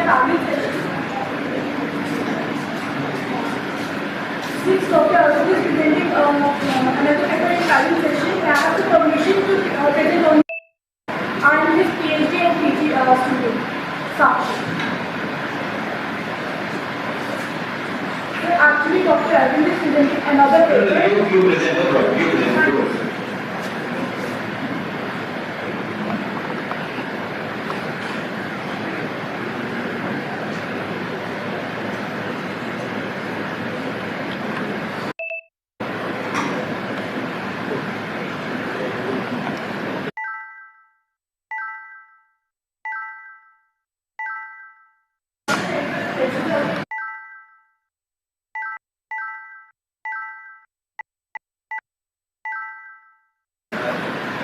mic को अपने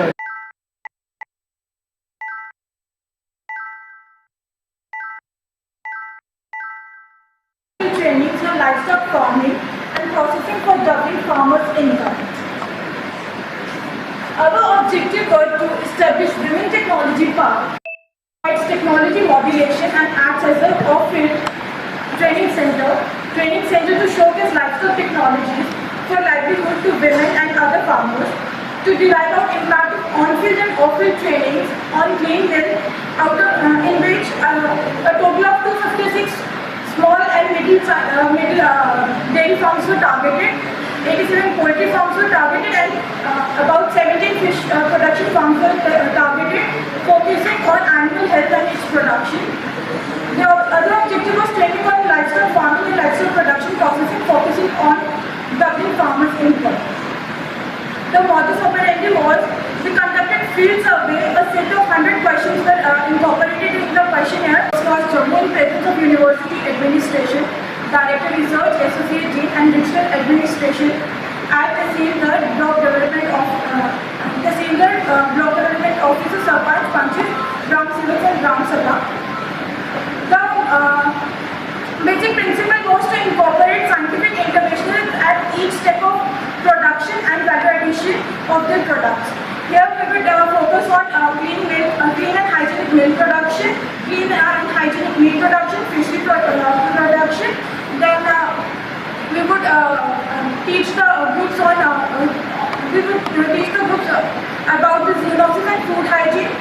We would tell them about the value addition of the products of milk origin, meat origin, and then on fish origin.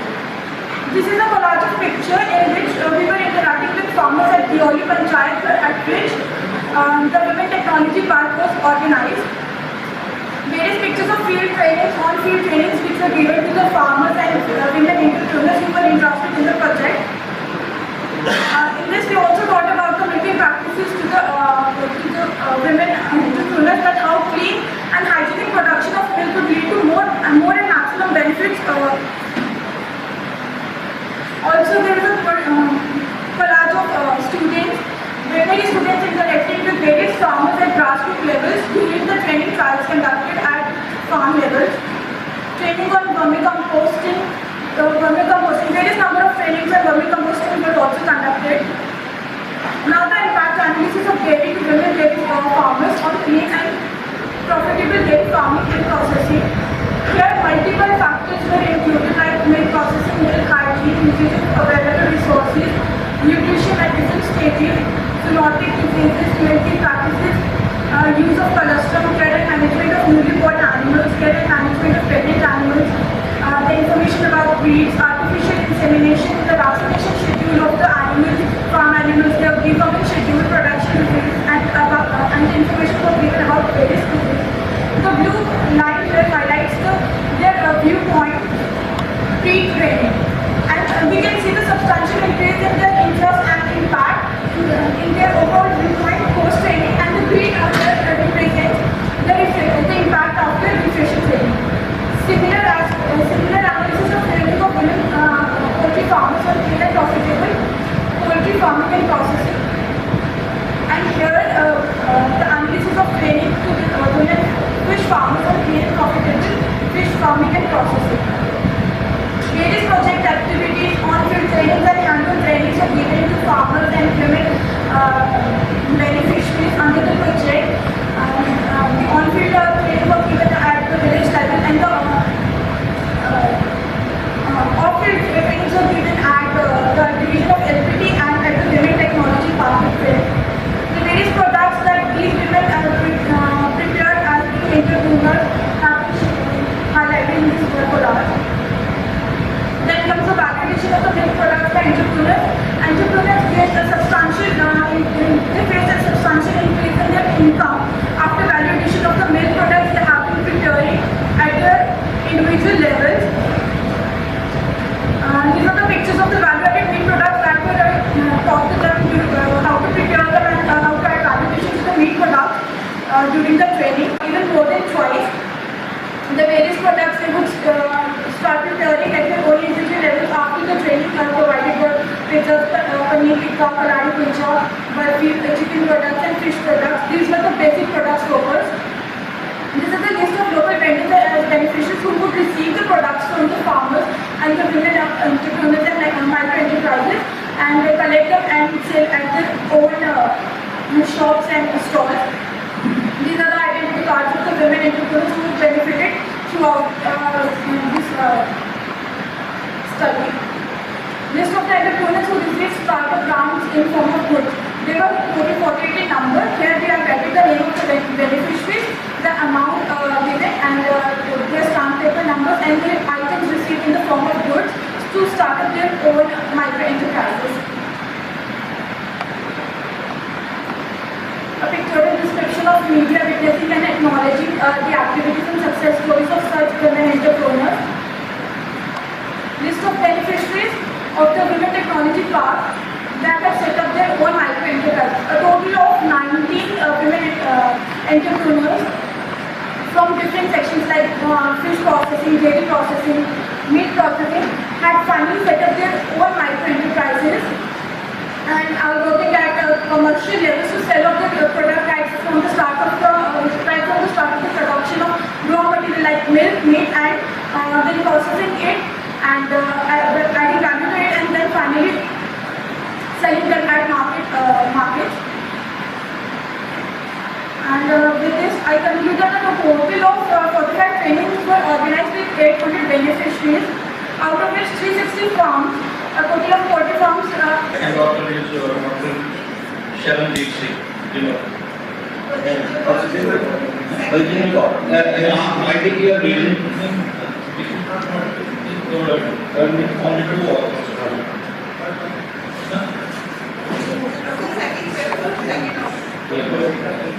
And Sukhjinder Singh and Sharon Dixie. Sukhjinder Singh. I think there is some mistake in reference. Typing mistake.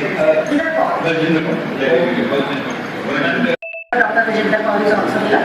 So we have presented in this, we are doing presentation for crop celery. Celery crop is grown in Punjab, no doubt the area is less in Punjab, but even our Bharti Vice Chancellor, the previous Bharti Vice Chancellor, Dr. D.S. Vino, he was also very keen so that area should increase in this crop so that we can have some more area in this crop. But there are some problems, okay. So I am doing crop rotations in Punjab, in the country, and no doubt the districts which are very famous for celery production are Amritsar, Taran, Patiala. They produce a lot of celery, and the celery is consumed. And whereas the quality seeds, celery seeds produced by Punjab is of number 1, and our with Y as the dependent variable and X1, X2, X3 to X7 as the independent variables. For resource use efficiency, we will do the same as the NFC. Okay. Now I'm coming to the results and just a glance of the celery crop. This is the crop rotation. You have taken 3 crops in a year, so the cropping intensity changed to 263%. In my sample, the most of the farmers grow paddy and wheat, no doubt 35% and 23%. But Because it was the vegetable pocket, so peas covered 16% of the area, potato 5%, bean, celery, paddy, cabbage and paddy potato. And paddy pea celery is the most famous grown rotation in this vegetable pocket, and it covers 98% of the farmers. And these are the multiple responses. Those who grow celery, they put a part to wheat also, not all part to celery. Next, the cost and return structure of different crops. The average yield of this crop, celery, is 14 quintals per hectare. Now, no doubt, it is just 5 or 4.5 quintals an acre, or it maximum goes to 20 quintals per hectare if it is grown very well and under very.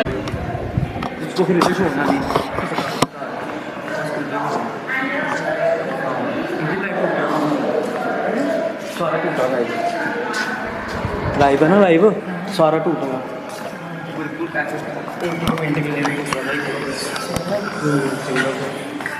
हाँ जी sir, ले गया जी। पता नहीं जा रहा है।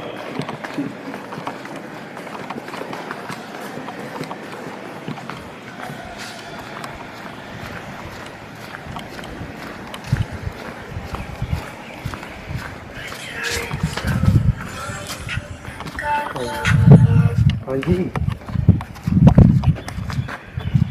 ठीक है।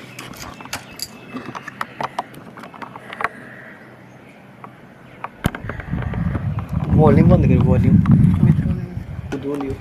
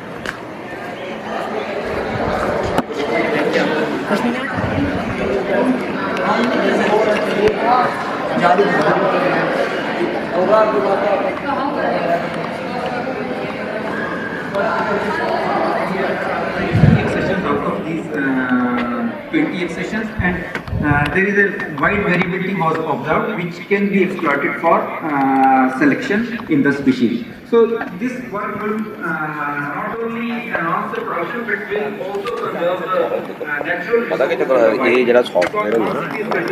So commercial exploitation of any species needs higher production. So these are one of the methods that we should exploit their genetic potential. So we have done this work. So thank you so much.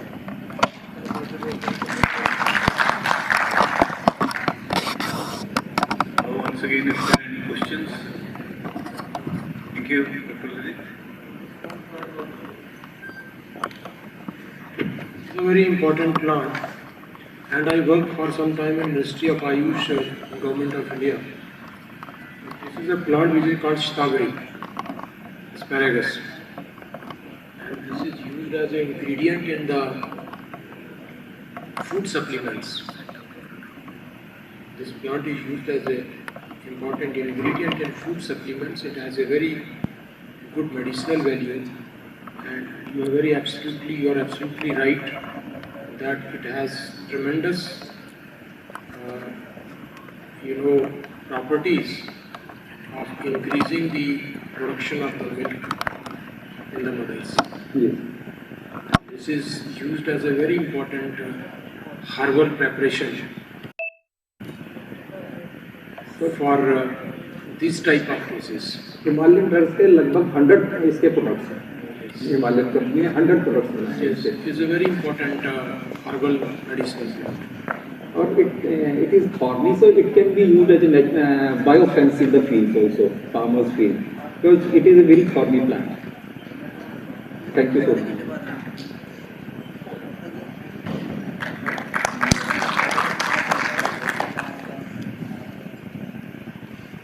Next, I would like to call Tenzin Biscuit.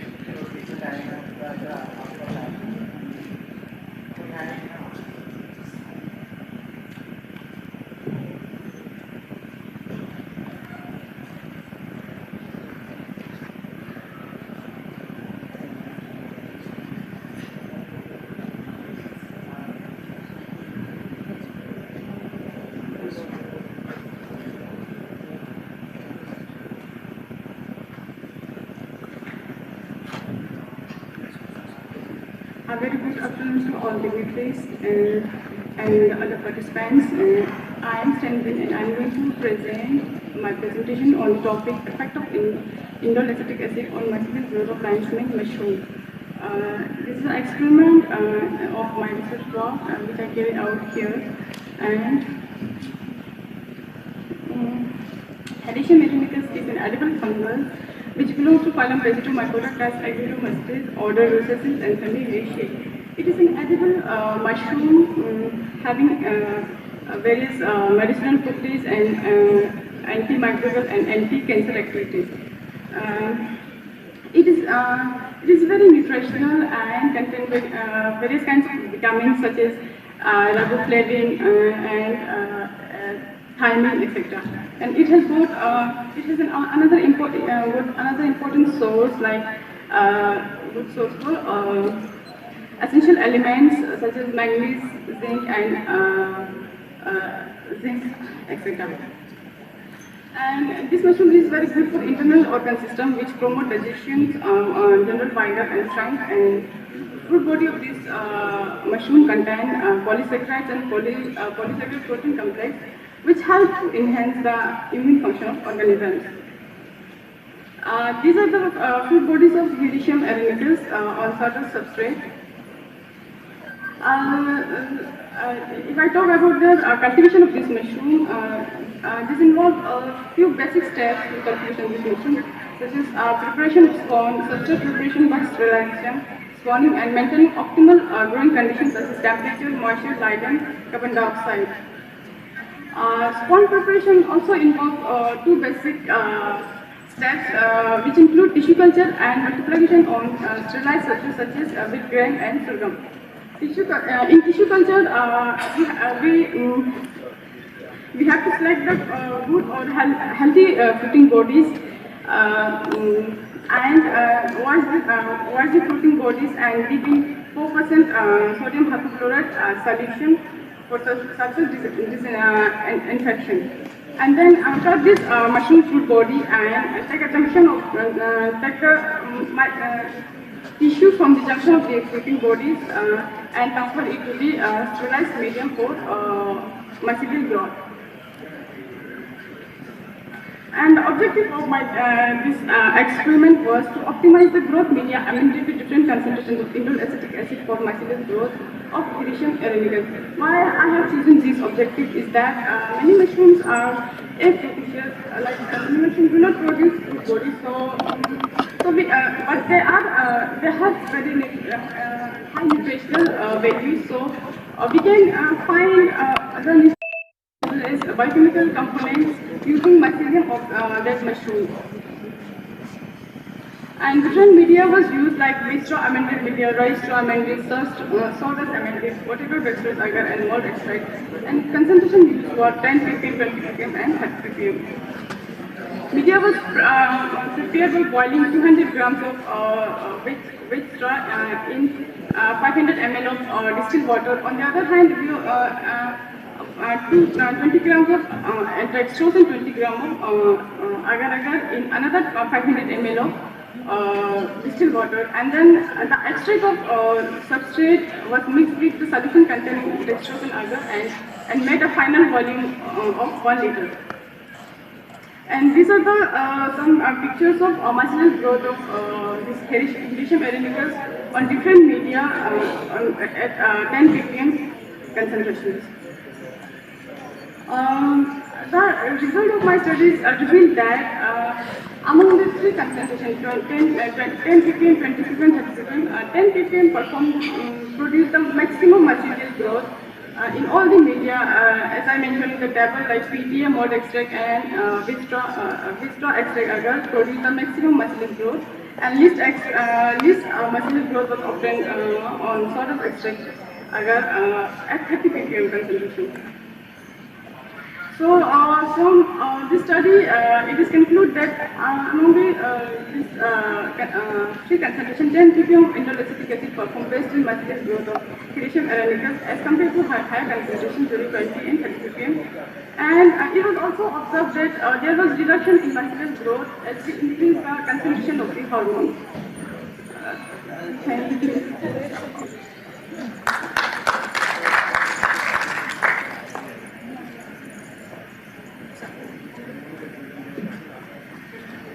Thank you, Sue. I'm sure there are no questions, so we'll move on to the next one.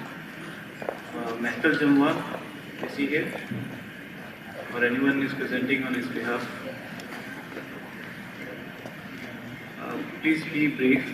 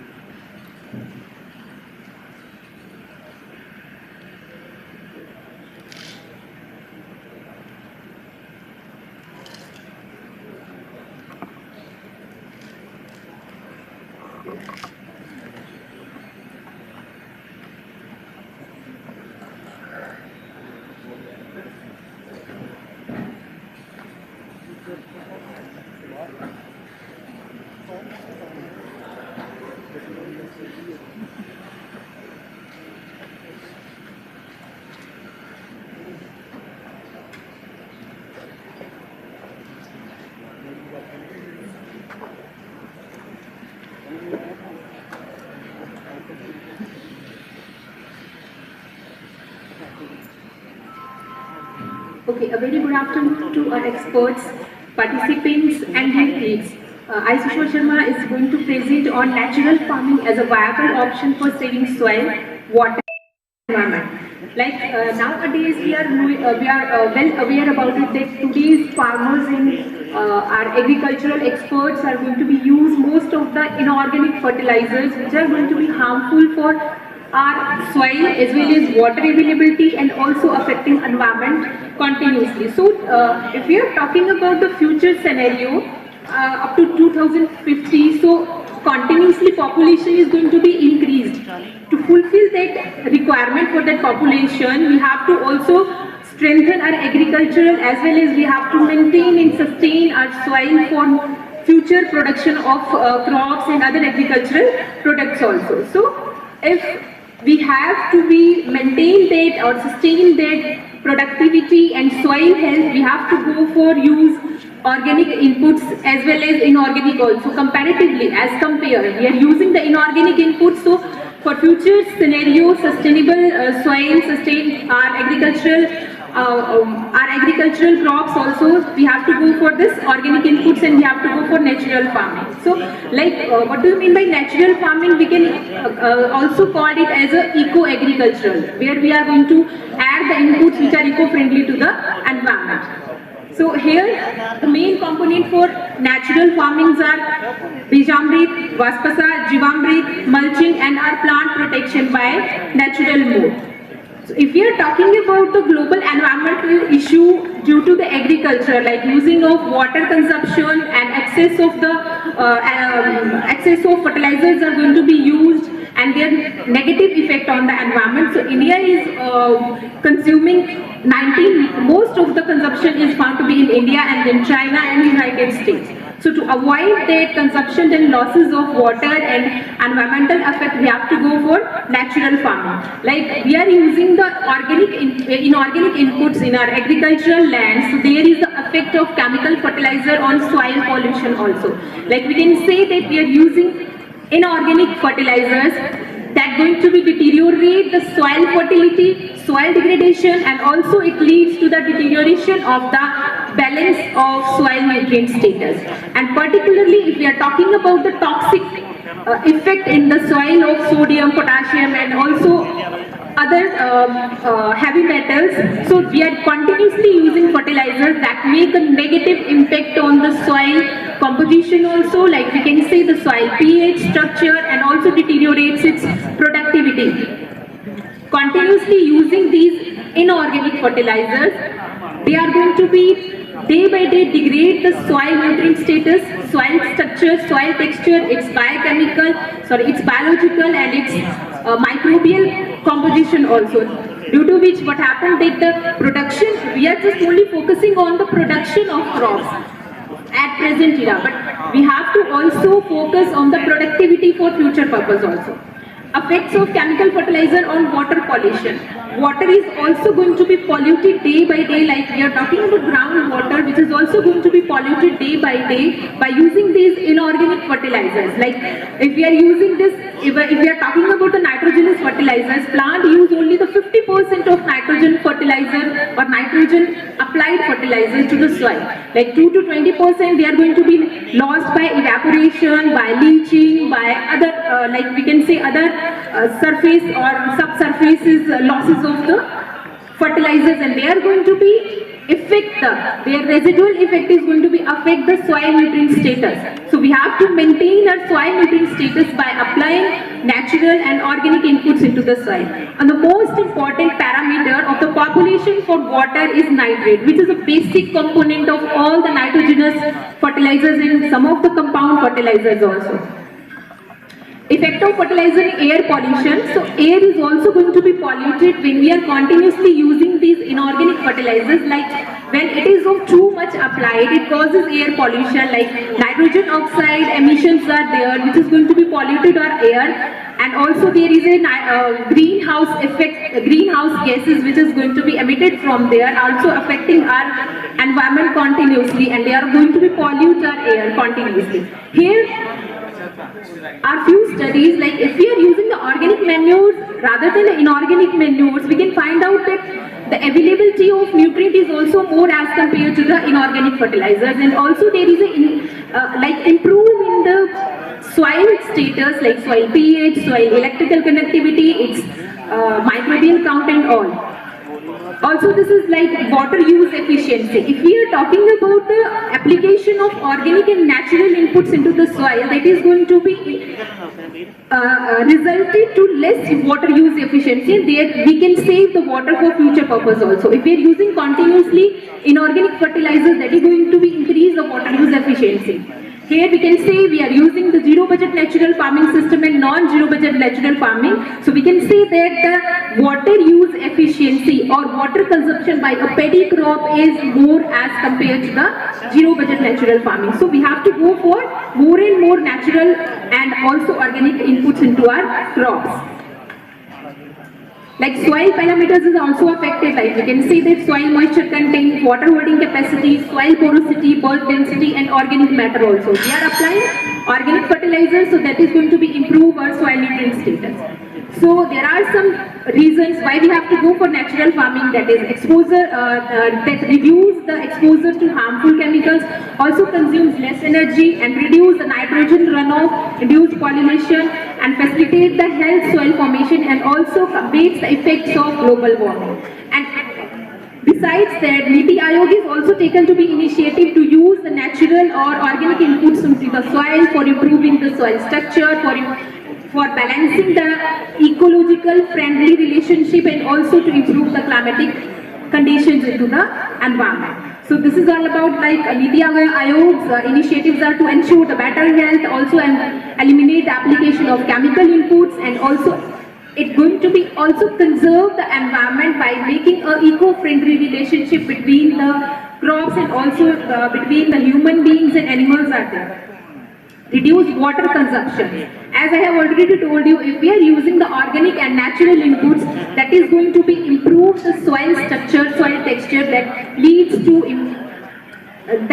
to absorb the less water or also require less water for the crop cultivation. Rejuvenate soil health also and resilience also. Thanks.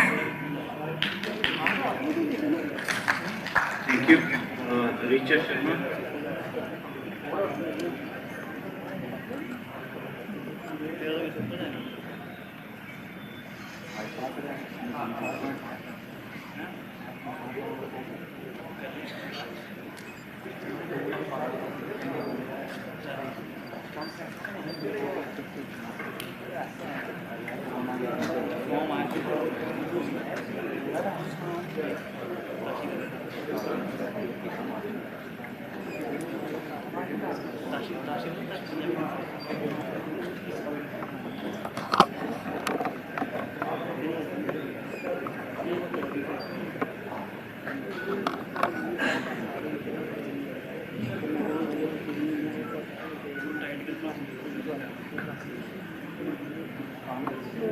Respected Chairman Sir, Co-Chairman Sir, and the participants. Myself Richard Sharma, PhD Biotechnology, Scott Sharma.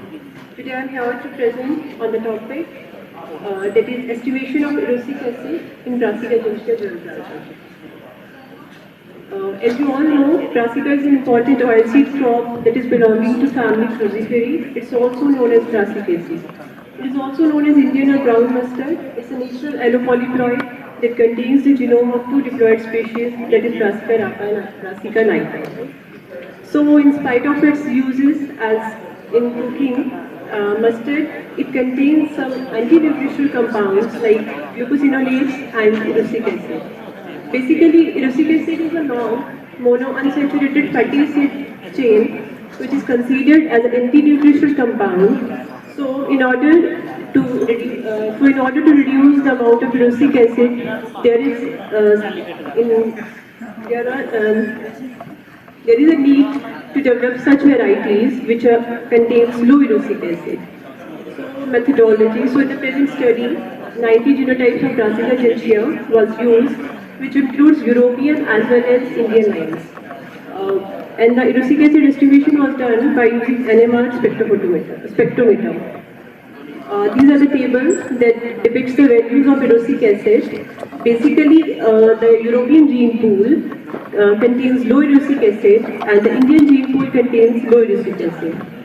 So at the end, we conclude that the erucic acid value ranges from 12% to 45%.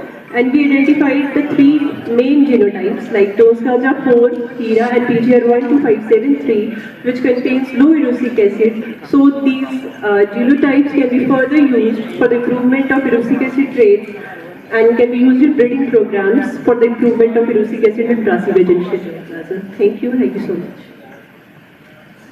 Thank you, Richard. Thank you. Now I'd like to call upon Dr. Arvind Kumar.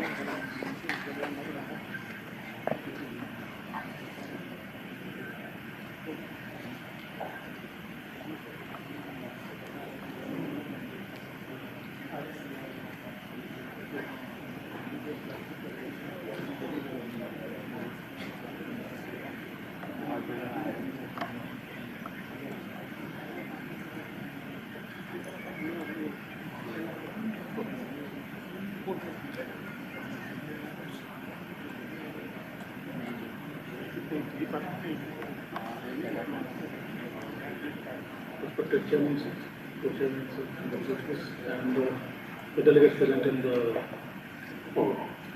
And Dr. Arvind presenting my research paper along on behalf of the other team members also, which is on utilization of locally available herbs in enhancing the shelf life of dairy products and its entrepreneurial promotion amongst food processors of UT of Jammu and Kashmir. This is a project funded by DST in collaboration with III Chemical Engineering Division of CGMP. Now, the basic rationale of the project is that we are overburdened with the lifestyle diseases, with cardiovascular, respiratory, cancer, diabetes, stroke. And we have made it overburdened because of our own thing, our own lifestyle. But we do have an answer of this in the nature itself. And that is in the form of herbs. They are very much chemicals, they are very much biomolecules, which is having an antioxidant property that can be extracted from various herbs, nuts, and fruits available in the nature that can be incorporated into our food system to have them ready effect on overall. So the first herbal extract has been prepared with the two-step process of acetophenolic extraction for the economic extraction, which has been screened with DPP, JVP, scrap and TPC. The product quality has been screened out with DPP, JVP, scrap and total trade count. The product storage has been screened out with free fatty acid, TBRS, metabolic sensory evaluation. And we have been validated our product on animal model system that has been created artificially on Vista rat. We have put oxidative stress in Vista rat and we have created that animal disease model. And all the experiments have been done with CPCACA with Institutional Animal Ethics Committee approval. The various extract, the various herbs which is present in our locally available herbs have been extracted with the various components, various active molecules, which is known for its antioxidant property that has been extracted and have been incorporated into the food, which has been very much well cherished in our ethnic food as kaladi and mozzarella cheese and cheddar cheese, which is very much used in pizza. So we have been chosen certain herbs, that is actin, lapa, artemisia nova, asparagus rasmosus, bacopa manori, virginia ciliata, prophytum borrelium, celebricasium, pogone, glycyrrhiza, brevia, tremulus, genospora, stevia, vitania. They extracted that active component with two-step process, and then it has been characterized for what active component present in this, and then that has been evaluated in terms of its antioxidant property on this following parameters and found out to be quite active. When that is incorporated into the various food, that is acid coagulated milk model system, it has been reduced slightly with the food matrix system, but it has got substantially improved this antioxidant property, showing its antioxidant property. The sensory evaluation on the basis of which we have qualified ourselves with what percentage actually we can incorporate these active molecules so that we can make our product functional. This is a radar diagram of the following, and the product that which we have been, that has been traced on terms of pH, we can very much see that even on 30th day, it is almost on to the control side. The moisture content is also on 30th, that is quite optimum. The TBRS is one of the parameters on which we decide the lipid oxidation parameter, lipid oxidative quality of our food, that can also be checked on, and we can see that is well within the one value which is the basic quality parameters for feedable, that is within up to the range. Free fatty acid is another parameter on which the food has been evaluated. That is also within the range of 1. Is showing till 30 days there is no problem of eating this particular all these food items. Now this food has been given, the food which we have prepared has been offered to that Vista rat model that has been under oxidative stress with liver damage that has been given, and we have been screened that particular model system with lipid peroxidase, and it has been seen that on 30th day it has got quite ameliorative effect and it has been showing that it has got its effect on the model which is already under stress. In terms of SOD and catalyst, the same has been contributed. The glucose level which has been elevated with the damage of liver, and that has been also been ameliorated on the day of the 30th day. And the body overall parameters also been studied. After the end of the day, we have also sacrificed the particular animals to go into the histopathological, and we have checked onto the lung, liver and kidney, the 3 tissues, and we have found out that has been depicted similarly, that ameliorative effect was there on all these active molecules on this particular food.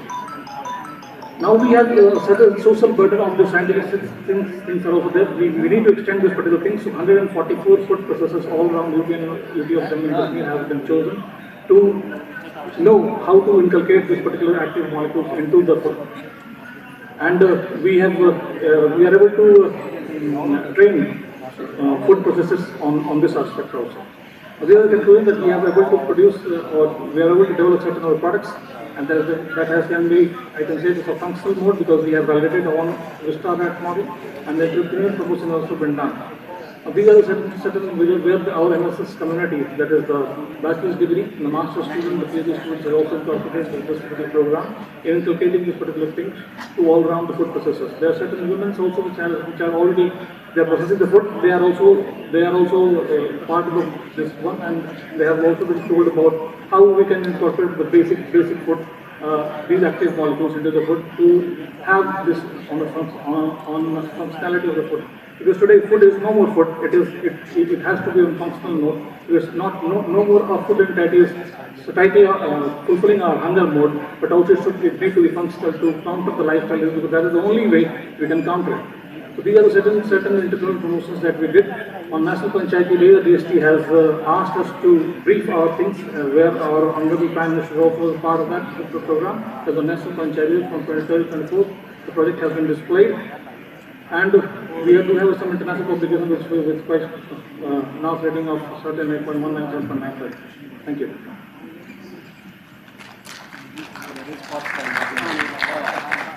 Thank you, Dr. Arvind. Thank you. Now we'd like to call Mr. Ashish Santosh.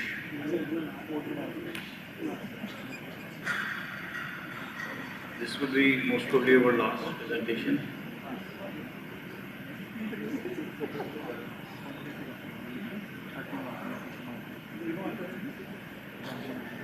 Respected Chairman, Co-Chairman, Rapporteurs, my dear colleagues, very good afternoon to all of you. I am Ashish and I will be talking about heat management in wheat with herbicidal technology. You might know that residue burning, crop residue burning is a major issue in states like Punjab, Haryana, and many more states are being affected with it.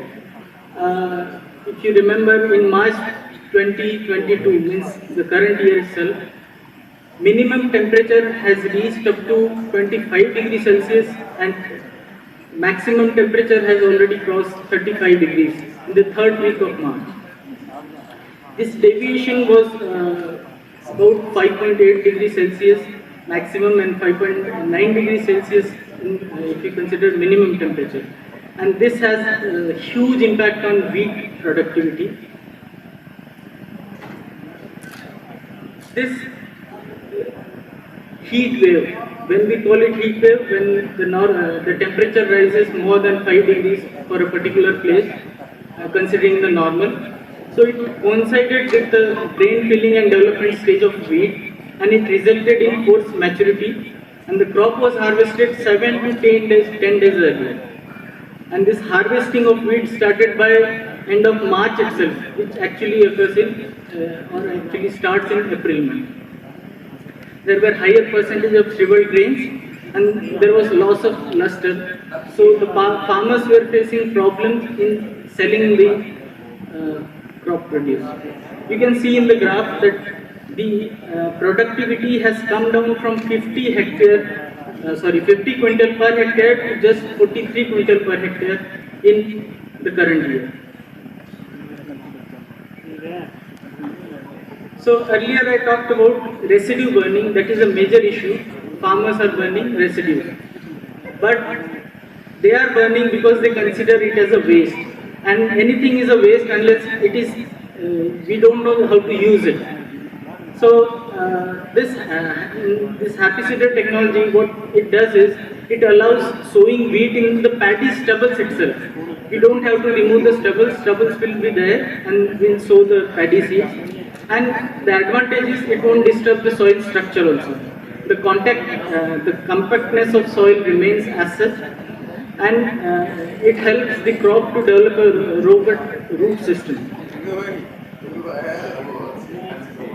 This technology is highly economical. It saves around rupees 5,000 per hectare. Moreover, it improves soil health. It also saves fuel, energy and time, and also saves irrigation water. Moreover, you might already know the presence of mulch increases minimum temperature and decreases the maximum soil temperature. So, the range soil has to face, the temperature range soil has to face decreases. What happened this year is, the yield went down to 43 or 42 quintal per hectare from 50, means there was a loss of around 8 quintal per hectare. You can see this is the data for 2022. In almost all the districts, the yield of happy seeder was high. This is a normal year, but now in this graph you can see that the yield is much higher, like it's about around 5 quintals higher than the conventionally sown wheat. So we conducted a survey of 400 farmers across 16 districts in Punjab, and we found that the yield has shown the impact of heat wave was much less on the wheat sown with happy seeder.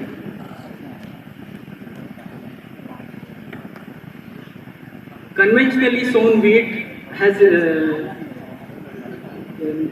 resulted in 10% lesser yield, whereas happy seeder has proven to be a climate smart intervention. And if you look at all the economics, the loss farmers of Punjab have to face was about 500 crores just because of an heat wave impact, whereas wheat is sown with happy seeder in about 3.5 lakh hectare in Punjab itself, where they could save 350 crore on heat wave. Moreover, the technology helps 500 rupees per hectare, that accounts to about 175 crore. So with this technology, farmers could save about 525 crores. What I would like to conclude here is, as I have already said, that anything is a waste unless we know its use, how to use it. Here, crop residue is considered a waste and farmers burn it. But this technologies like happy seeder has proven that a waste can also be used, and it can rather help in events like heat wave that we are expecting to increase day by day. Thank you so much. Thank you, Ashish. I just have a question for you. Was the increase in yield in the very first year of using happy seeder? The increase in yield because of happy seeder, was it in the very first year? Sir, actually the yield in normal year is at par or slightly higher in happy seeder. Means we have found this in our frontline demonstrations also. But the major advantage was during this year, because this year was a heat wave year. Earlier that climatic variability has proven that this technology is much more climate resilient. Any specific reason that you could think of? Sir, one thing is mulch. The maximum temperature and minimum temperature, they don't vary that much. Another thing is, sir, soil disturbance is very less. I have already mentioned, because we are simply sowing seed. We are not doing any other agriculture, any preparatory tillage or anything. So what happens is the roots develop very nicely. Means we have studied the root system also. They are lengthier, healthier, and they spread much more. So their grip is much more than the conventionally sown wheat. Okay, and one more question: how is the adaptability when it comes to the farmers? Okay. Because you are working in the field. Sir, what happens is one thing, happy seeder, it's a costly machine. Although government is providing, but there are issues. Another thing, what happens with happy seeder is when you sow a crop in the standing paddy stubbles for 1 month, you won't be able to see anything. Although the crop would have germinated and growing, but you won't see from general look. As a layman's language you can say, or layman's view you can say, you won't find anything in the field. So you can, maybe you can have some empathy, you can empathize as a farmer and see that if as a farmer I don't see a crop for a month, I will be disturbed. So that's what happens. This is just a mentality, I would say, or perception of farmers that is preventing this technology from this crop. Yes, sir.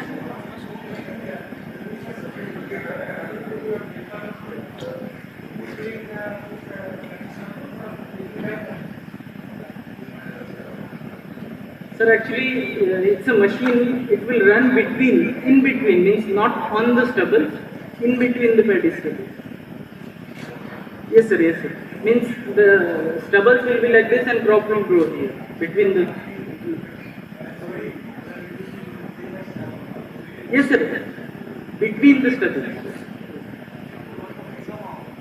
Sir, actually, multiple agencies are involved. Punjab Agriculture University, BISA, and many other organizations are involved. So maybe one organization might have started the work, but it is a collaborative effort.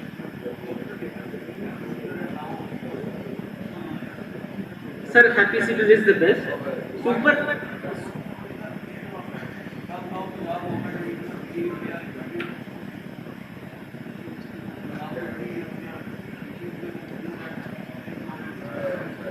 Okay.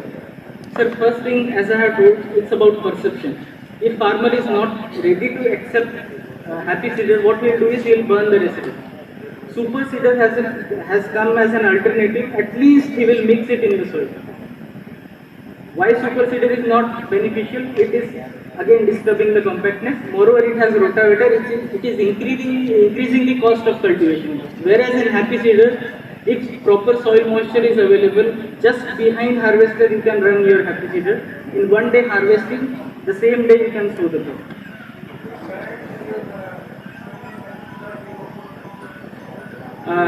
Yes, sir. The trials are still going on. Means I should not be commenting anything right now. Thank you, Mr. Ashish. Thank you so much. Excellent work, and we hope that this technology succeeds and we may find a solution to reduce the cost burden on the farmers. Thank you so much. Now I'll pass it on to the chairman for his final comments.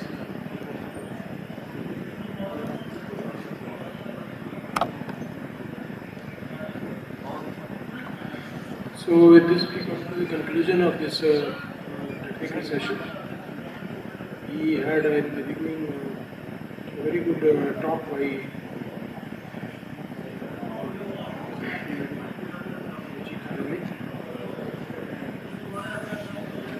some important issues on the specialty agriculture with the specific challenges and opportunities. She gave some specific stances in Jammu Kashmir, especially Salai honey. I also happen to work in some interior areas of the Chenab Valley, like Goda Kishtwar, where this is one of the speciality there. She told that nutritionally it has an edge over the other such products. Therefore, these are the important flagship species, and we talk of the biodiversity conservation, these hold the promise for future. These are the important species which have the genetic, which they have the germplasm. That's why we talk of, preserving the germplasm at the species and at the genus level. Because ultimately when we talk of resilience of the agriculture, especially in the face of climate challenges which we foresee, these are the casualties, these are the species, extinction of the species which is happening and now happening at a much rapid pace. Ultimately this leads to a situation where we are losing the germplasm. And when we lose the germplasm, I feel who are the more appropriate persons to comment on it, but it's very difficult to retrieve a species once it is extinct. Whether it is a plant or it's an animal. Therefore, biodiversity is at the center of everything. Whatever biological processes, whether it is the agricultural processes, these are developmental activities, any other anthropogenic activity. We have to be very, very careful that whatever we do, it has a minimum impact on the sustainability of the ecosystem. And for that, we need to raise awareness amongst the stakeholders, provide them the technology, provide them the ways and means. We need to augment their capacities by training. This is an ongoing process, and that's why the workshops like this, it would have been a better exercise had the stakeholders been also invited to these workshops, because they are ultimately the people who work in the field. I would suggest organizers that whenever you organize these type of things, some progressive farmers from the field should also be invited. Because we often talk in these type of auditoriums, we know each other, we know many things, but they are the people who work at the interface of the field. To listen to them and to understand their problems, I think becomes more important. We heard the speakers, PhD students and students, they also shared their views. We made a combination of speakers, different fields. That's how we conclude of this session. Thank you.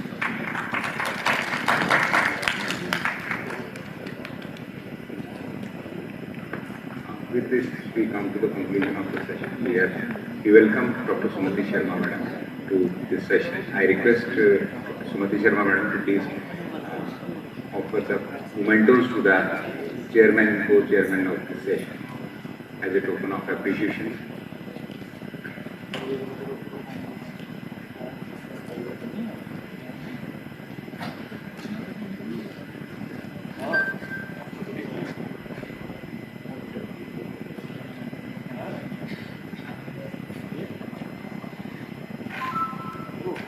Roshan Jaggi, IFS, who is the chairman of this session. Professor Vikas Sharma, who is the co-chairman of this session.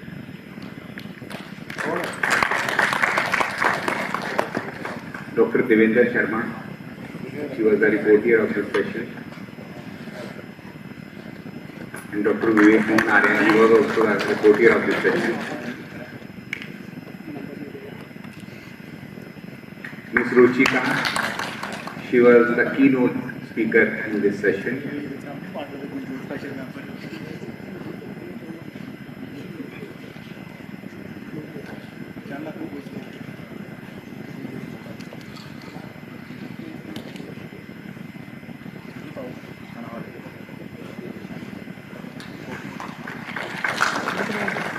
the lead lecture was also presented by Mr. Roshan Jaggi.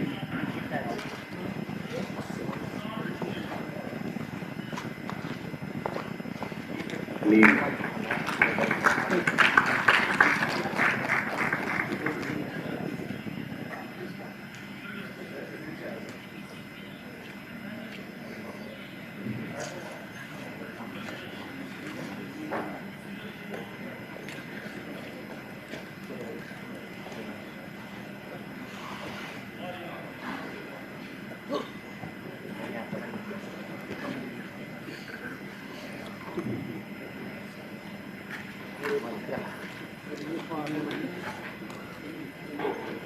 We thank Sumati Sharma for doing the honor. Now we will break for lunch and at 4 we will reassemble here for the next session. Thank you.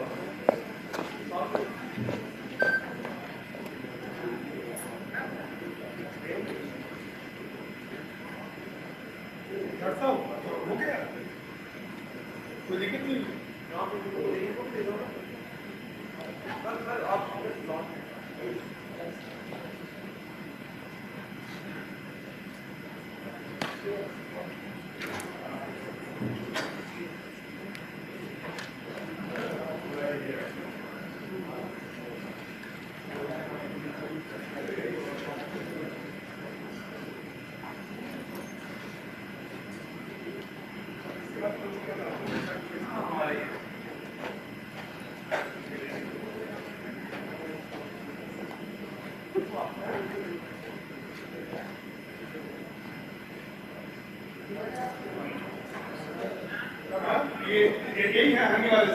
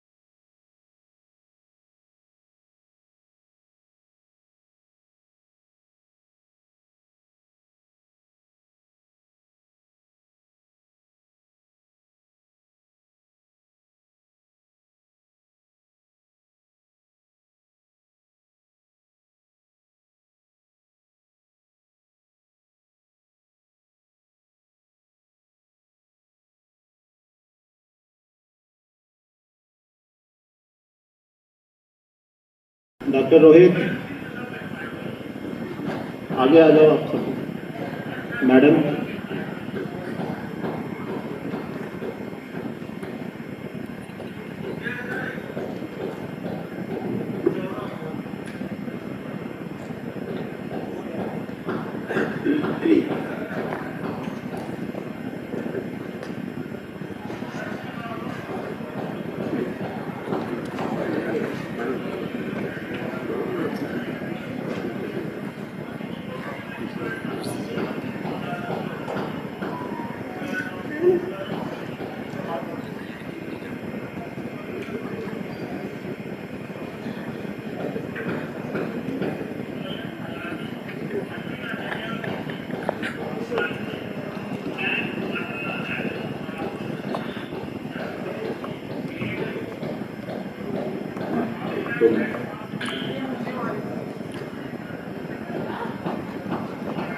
Doctor के प्रमाणिक आ चुके हैं। अच्छा, doctor साहब मिलते हैं। और doctor सुपन Sharma, miss Kausar Fatima. तो आप लोग अपनी प्रेजेंटेशन अगर नोट करवा दें।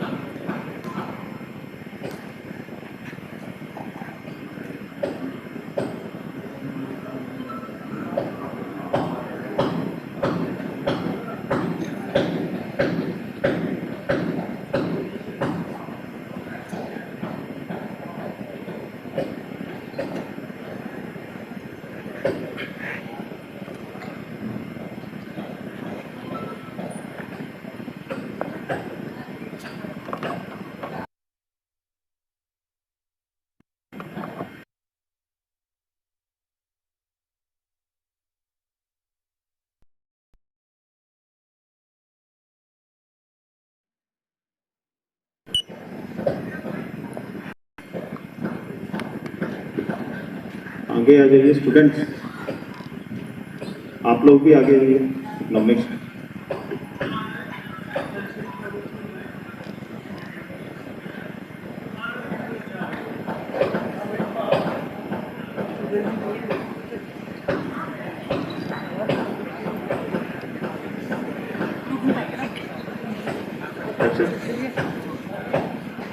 एक बार ख्याल रखिए।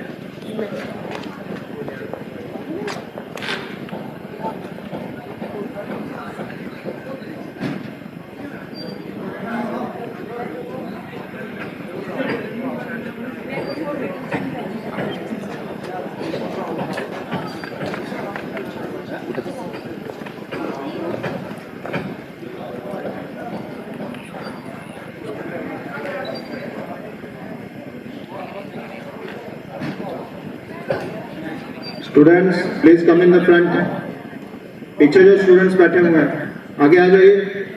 पीछे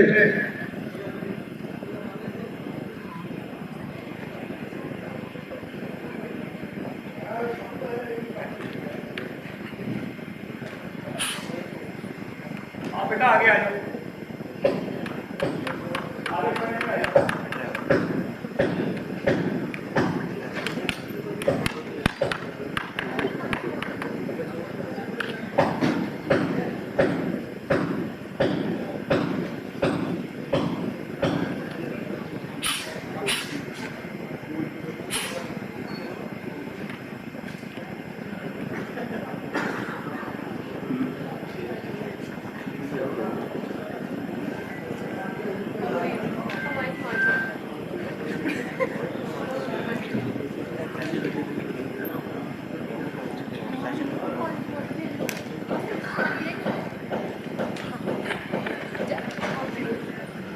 So, very good afternoon to all of you. So, once again, I am requesting everyone, all the students to come in the front, even staff members, you are requested to come in the front.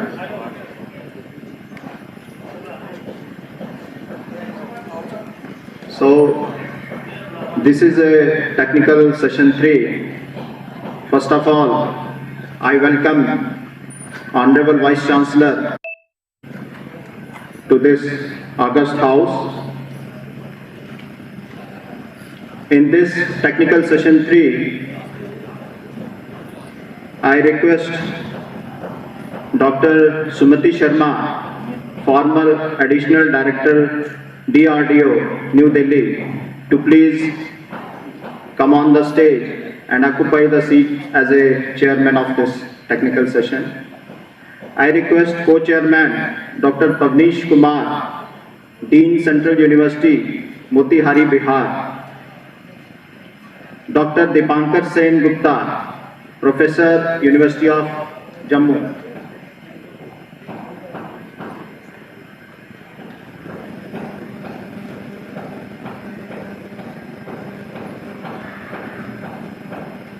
Dr.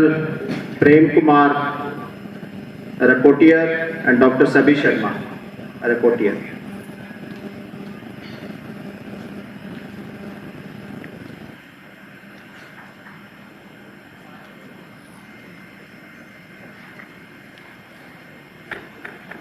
Dr. Pavnish Kumar, Dean Central University, Motihari, Bihar, is the co-chairman of this session along with Dr. Dipankar Sen Gupta, Professor, University of Jammu.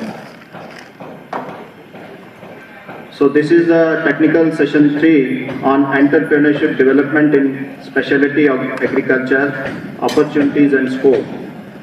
Now I will hand over the mic to Chairman Madam Sumati Sharma ji, former Additional Director DRDO, to please carry out the session, madam.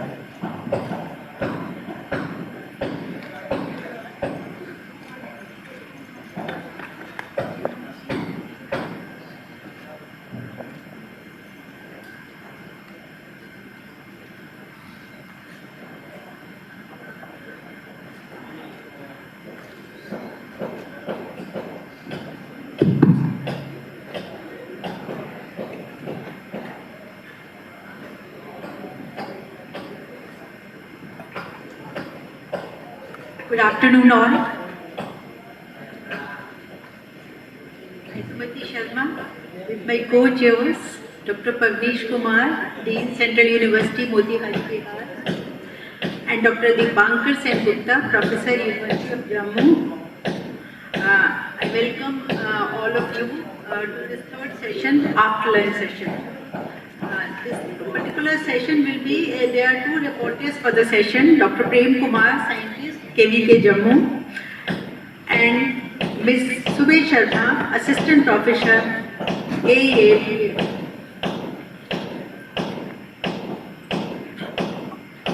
As we all know, afternoon sessions are little difficult sessions because after taking the lunch it becomes very difficult for all of us. Presenters can present, but for the listeners I think this is a very challenging task. But I know whosoever is available in the hall, they are keen learners, I will say, or knowledge sharers. That's why they are present here in the hall. And from my heart, I welcome you all. Thank you so much for being here in this session. One more request to all the listeners, kindly occupy the chairs in front. If any chair is empty in front of you, you can come forward and have chairs. Any presenter will not like to share his views to the empty chairs. Okay? So please, this is a request, please come forward.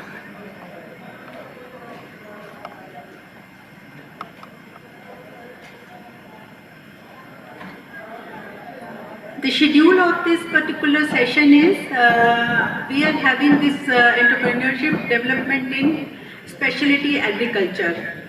We all know this is a very important topic of the day. That nowadays we talk about the two keywords I can say.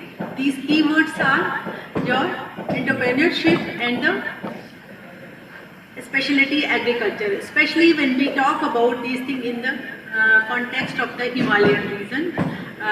Almost we can say that 12 states of India, they are having this particular reason, and specialty agriculture will have a very big impact on the livelihood of the people of these states. Coming to the schedule of this particular session, we are having Dr. K.K. Parmanik, Head and Principal Scientist ICAR IRI from Shimla. He will be delivering the keynote address for this session. Then it will be followed by the lead papers. There are two lead papers. One is Dr. Supan Sharma, Dean Management, and another paper will be on by Ms. Kaushal Fatima, BDM, JNK. I request because already we have already delayed in this particular session, so I invite my keynote speaker, Dr. K.K. Pramanik, kindly come and deliver your talk.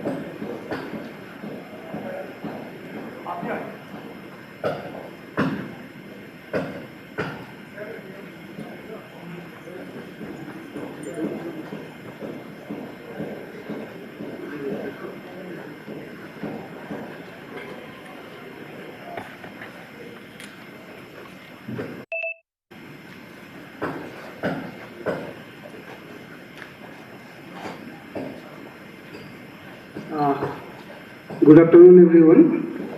Respected Chairman, Co-Chairpersons, Rapporteurs, and Honorable VC.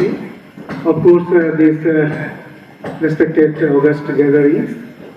As Chairman person told that after lunch, post-lunch session, it is very difficult to the audience to hear the talk. So, without taking much time, as you know that today's topic is the specialty agriculture in the context of farm economy of Himalayan region. So I'll be talking with reference to temperate food crops.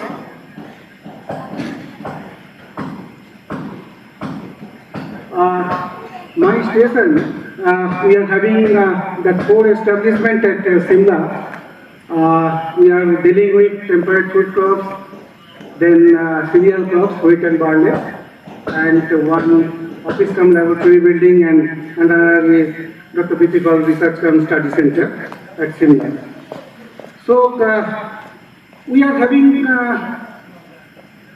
the field gene bank. We are maintaining the field gene bank because I am telling this one because due to this post-COVID scenario, some of the you can say that educated youth, they came to us and tell us their story that they have left their job due to this COVID, and they have come back to their own villages, like in Kinnaur district of Himachal Pradesh, to start some entrepreneurship. Then I suggested, okay, that you are in Kinnaur and Himachal Pradesh is very much famous for this apple. It is known for apple state. So why not you start with the apple crops? Then they told, what's the future for that? Because everybody is growing this apple crop.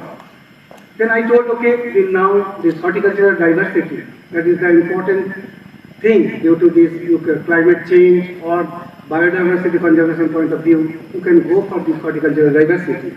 Then I suggested that you start with that quality planting materials. Because nursery is one field in agriculture where anybody can go for that entrepreneurship.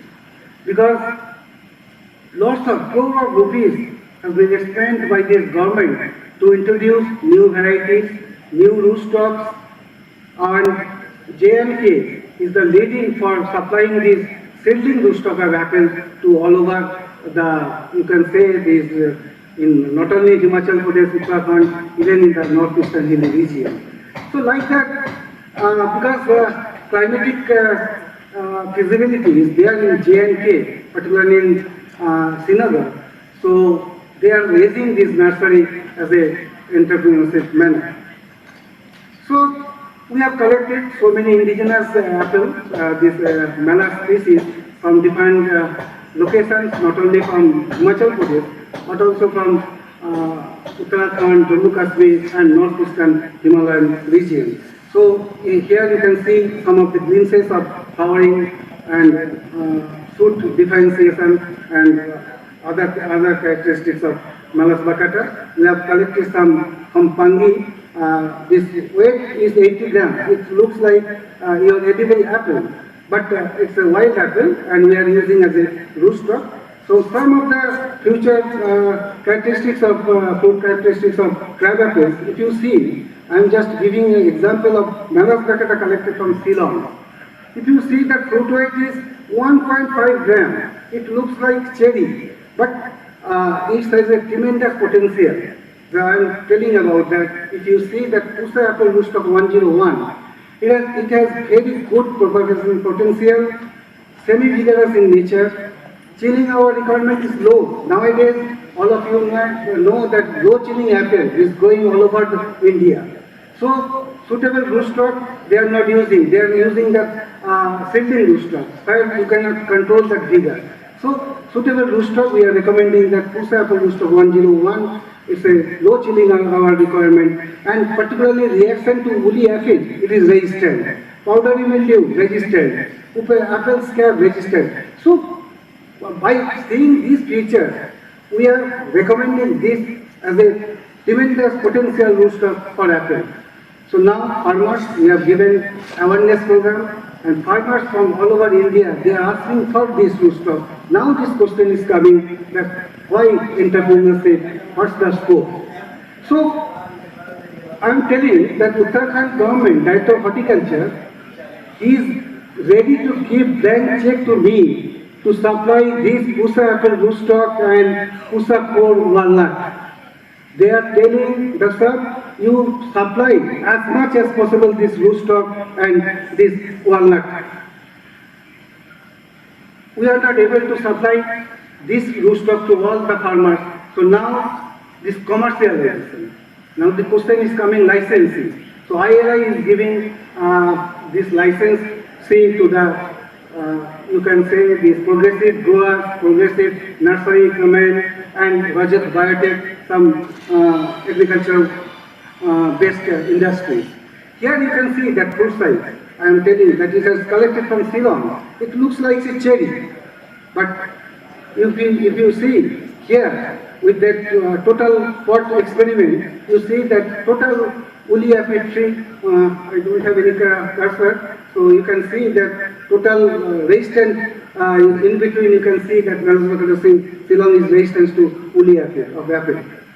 Here, this propagation potential through stooling, you can get is 15 to 20 propagations from the single mother plant. Here you can see the high degree of woolly aphid resistance, that resistance variety and susceptible variety. Here you can see the fruiting of this using this rootstock, it's a flower color. While we are saying that as a semi-vigorous crop, we can go for 3 meter by 3 meter distance, while in conventional method, 6 meter by 6 meter. So 50% reducing the density, you can increase the double of the plant density. Here you can see that how this spacing is trial is going on. We are recommending that 3 meter by 3 meter because it gives that high steel and of course this fruit quality and sustainability and stability point of view. And this Pusa apple rootstock 101 These are the, I have told that main is adaptability, it is and then your propagation potential, yield potentiality, because at India, now this average yield is 6.5 tons per hectare. Of course, in Jammu Kashmir, it is more than 10 tons per hectare. But if you see that here, this yield potentiality up to 25 tons per hectare. And I have already told that it is resistance to urea aphids, powdery mildew, field resistance to white root rot. Now, this white root rot is a tremendous problem in apple cultivation areas. So, this root rot causes the field resistance to white root rot caused by Dermatophylla nectaris. Here, we are having two hybrids. Again, this is a future scope. This we have named this Pusa Amartara Prime. It is a cross between Royal Delicious and Prima. Main objective is that to impart the resistance of apple scare from this donor Prima variety. And if you see that these are the potential, and it is 1 week earlier than the Royal Delicious. So now farmers they are asking for this variety in a large scale, but in a field trial, on-farm trial, we have recommended this variety, and it's given very good color also as compared to Royal Delicious. Here, Pusa Amartara Pride, I told you this variety. Then another is Pusa Gold. It is the cross between Golden Delicious and Tideman Early Sister. Main objective is that all of you know that Golden Delicious is a very juicy variety and highest keeping quality variety. So, and Tideman Early Sister is Tideman variety. It comes in the market very early, but it is sour in taste and keeping quality is not that much. So my objective was that to impart this earliness into that golden variety. So it has given bicolor type, golden and red color, and early and juicy, everything is there and in high PSS. Here you can see that some of that parental variety and of course this hybrid. So now it is in the market, they are gaining this popularity, and we are not able to supply the planting material. Again, it comes that if anybody can go for nursery as an entrepreneurship, they can multiply this variety and taking as a mother plant from us and go for this. Because nowadays, if you see that particularly in Himachal Pradesh, I don't know in Jammu Kashmir, the farmers, they are changing their variety every 5 years, you can say. They are going for. So, but as a perennial crop, it is not, is a profitable propagation. You can change the variety every 5 years. So, like that, you can go for this one stable variety, which can give at least for 20-25 years for your crop. So now, if you can see that we are using some interstock also, because in apple, no interstock was used, but we are trying to introduce that this one rootstock as intercrop and giving that result. So it is under trial. So here in next crop is this year, Naspati. All of you know that next year apple is here. So we are having that 4 rootstock and recommended this Pyrus Persia that is a very Pyrus Caleriana. That Pyrus Caleriana you can go for as a semi-vigorous, the high-yielding rootstock. If anybody can use that as a rootstock for care, they can go for this Pyrus Caleriana. So performance of top working with Bartlett variety, it is very famous because it's very demanding variety in here. We are going for that. Here is that I have told that Bartlett with that 4 rootstock. I told you that Pyrus Caleriana, it has given a very good result. Here you can see that in the Bartlett variety in different rootstocks, pictorial picture. Effect of rootstock on food quality. Again, this Pyrus Caleriana, if you see that fruit volume, total yield point of view, this Pyrus Caleriana has given a very good result. So next is walnut. Yeah, I was telling that it was on government, they are asking for. Here this walnut Pusa 4 is a cluster yielding habit. You can see that we have taken the fruit up to 7. It is very precocious. Even 7 years after grafting in the pot, you can get the fruit. That is a picture you can see. That and here we have selected from the different places of Himachal Pradesh and Jammu Kashmir, collected the materials and evaluated that selection 3, it is under promising. And that's why I am telling you that Pusakho is the cluster bearing. If you see, here in this cluster, more than 25 fruitlets is there, but only 7 fruit we got up to harvest. So now we have to think that how we can increase this 25 fruitlets is there, if any kind of growth regulators or something, some cultural practices, we can get the more number of fruits beyond this number 7. So here you can see cluster bearing habit. And moreover, in the first time in India, we recommend this both terminal and lateral bearing. Because lateral bearing walnut is not available in India. This our Pusakho is both terminal and lateral bearer. And this lateral bearer variety is it is suited for high density orchard. So not only for that, because if you see the fruit quality, it is a thin set. Because in walnut, 4 types of groups are there. Paper cell, we call it Kagji type, thin cell, medium cell and hard cell. Hard cell means of kata, very hard. So we use that a seedling as a rootstock. So this thin cell, this Pusakho is a thin cell variety. So for export point of view, thin cell variety is recommended, not Kagji type. Because during transit it is broken, so moisture, disease, pest, everything will be there. So there is a great demand for this variety for export point of view also, because you see that nut color and is a self-cracking in nature. If you can see that during harvest, automatically after self-cracking it grounded.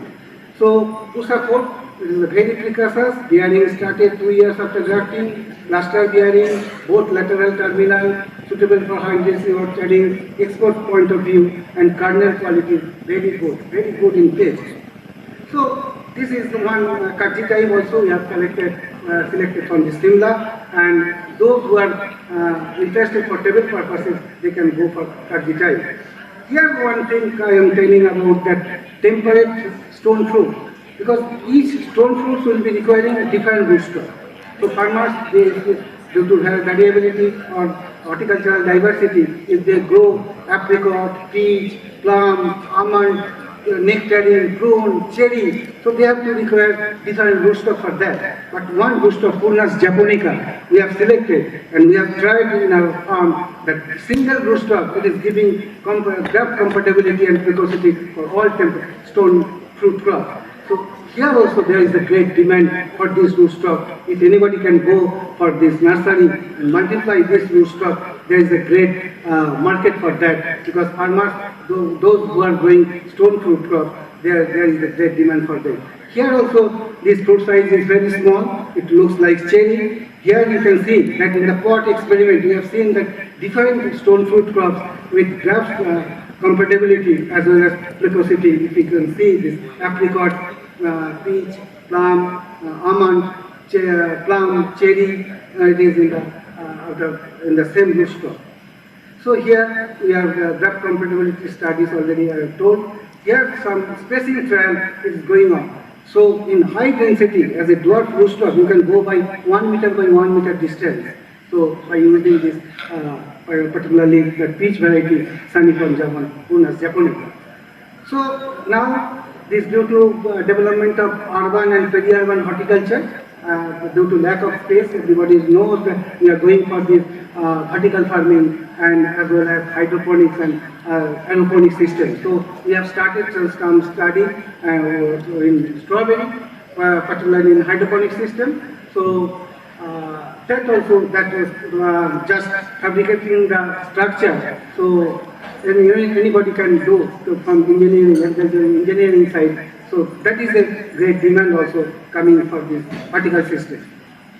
Here we can see some of the pictographs of that. Not only this horticulture, these fruit crops, strawberry, but you can see that hydrangea, it can be easily grown in the hydroponic system with the vertical system. That pictograph shows that those who are taking that entrepreneurship in floriculture, just through this hydroponic system, you can grow easily the hydrangea. Of course, we are trying multiple crops and through propagation and other means also. Here, the strawberry, we are having the largest collection of strawberry at our farm. more than 100 genotypes we are maintaining at our farm, and strawberry can be taken as an entrepreneurship in the hilly areas, particularly when you are growing as a permanent perennial crops. Because once you have planted, up to 3 years, you can take it, the fruit as well as the runners on the same mother plant. But in the plains, you have to supply these runners from the hilly areas only. Because during this during this heat maximum summer month, that strawberry runners, it will be, this mortality percentage will be high, and particularly they are growing in the plains as an annual crop. So you can see these are the peaches. I told you that you can grow on that root stock, this peach variety grown in our root stock. It gives in the second year after grafting performance of peaches, and Unas japonica, that root stock I told you, that is we have given this Pusa stone fruit root stock 102. We have coined the name. These are the strawberry, more than 106 germplasm we are having. If you see the different strawberry having that lots of variability, that fruit stage, size, color, then your TSS variability is there. So nowadays 3-4 varieties very demanding, like Winter Star, Winter Dawn, Camarosa, then Pazaro. So these are the varieties, very demanding variety. Of course, earlier variety, Chandler, Douglas, Sweet Charlie, they are also there. Because strawberry, it ranges from different agroclimatic conditions. That the demand is according to the agroclimatic conditions. In North India, this Chandler variety, Pajaro variety, very demanding. In Sweet Charlie, in the western region, in eastern region, Red Ruby, like that. In apricot also we are having 25 collections. You can see that in apricot this color variation, it is also this TSS, because dry type apricots is because high dry matter, high TSS, like that if you see. And some sweet kernel apricot, because they are very demanding, because nowadays they are just adulteration, you can say, that in the confectionery industry, instead of almond, they are using the sweet kernel apricot because it is very cheaper. So they are just almond pastry they will be selling, but they will be using this sweet kernel apricot. So some of the variety we have identified, which is having sweet kernel. Here this kiwi, there is a great demand and great scope for this kiwi cultivation, in particularly in hilly region, in Himalayan region. If you see that kiwi cultivation from Jammu Kashmir, Himachal Pradesh, Uttarakhand, and this northeastern hilly region like Sikkim, Arunachal Pradesh. If you see, because in kiwi, it requires very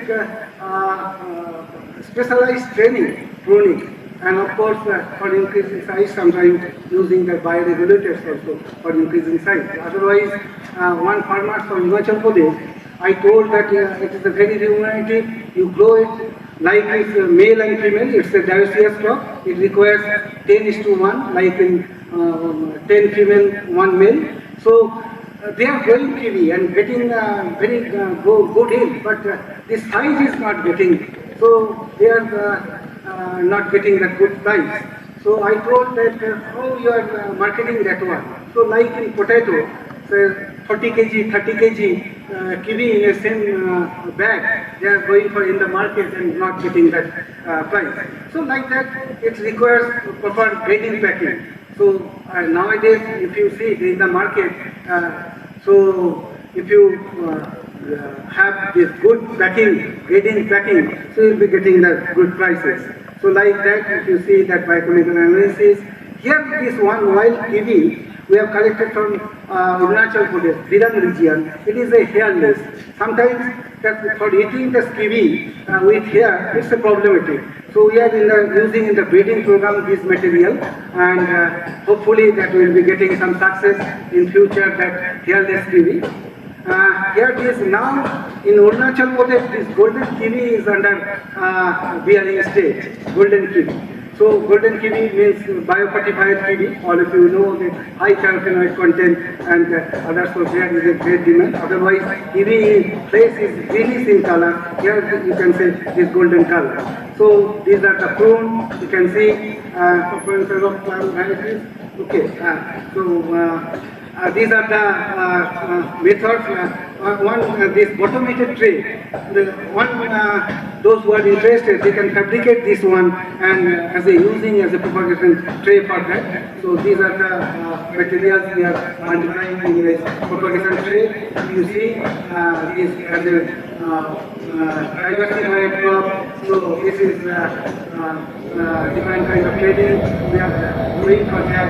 And if you see that here this commercialized is already commercialized and transfer of technology to this nursery, and we are getting this license clean from this nursery and linkage with this linkage with Dr. Vice Carbon University Solar and Sports we are having, and we are collaborating with research, teaching, extension, everything. Thank you very much.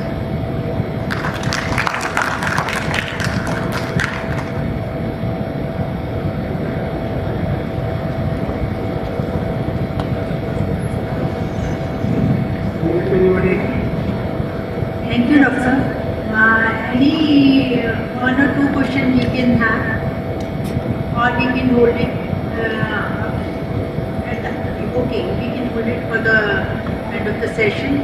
We invite all the questions. You can note down your question. Thank you so much, Doctor. Thank you very much.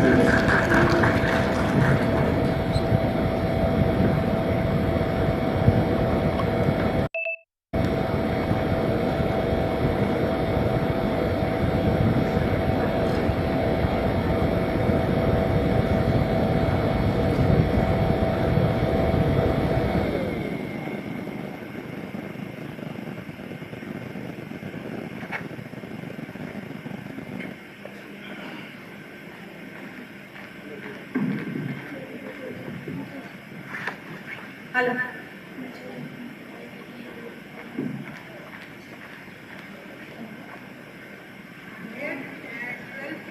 Also there, it has been presented. I would like to know whether these authors are available here or not.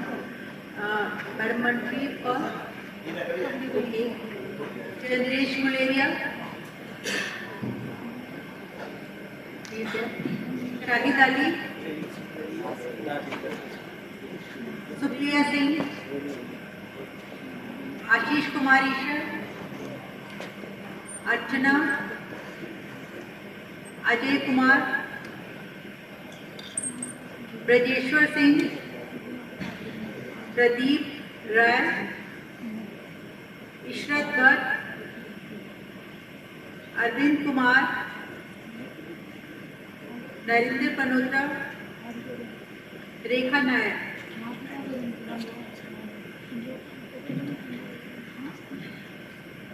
Now coming to the lead papers, I invite Dr. Supan Sharma, Dean Management.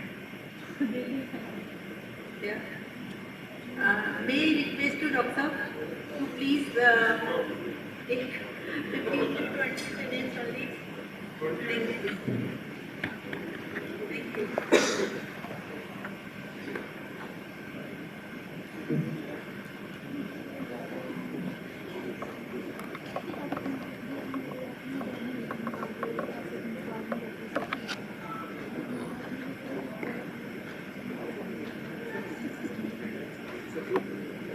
Everybody. Chairman of the session, chairman of the session, co-chair and other fellow colleagues, especially Professor Deepankar, we have long association. Madam Jyoti Kachru, again a lead in the university. And my dear friends, the topic that I have chosen for this session is the instrumental role of agribusiness enterprises in agriculture development of India. Approximately from last 2.5 years, we are working on certain projects related to agribusiness enterprises. I thought to deliberate on it. We have communicated 2 papers associated with that we cannot present here. So that empirical part I can't share because of the restrictions of different types, because we have already communicated. Right? But certain caselets I will be discussing with you in between the sessions. Agriculture sector, how it has gone in the last few decades, we all know. The variety of paradigm shifts we have noted. We have seen a lot of criticism on variety of fronts, but we have moved from the problem of scarcity to problem of plenty in various agricultural crops. Although a lot of things are supposed to be done in various other areas. Variety of value additions, because at the time of our, when I was a student, we were talking about these things. Now we are realizing all those dimensions. The kind of value additions that are expected in agriculture sector has been made on variety of areas, but certain things are still left. And with the talk of Pramanik, with all Pramanikta, is difficult to match to that level because it was so real and practical. We can't touch that. That's not our area at all.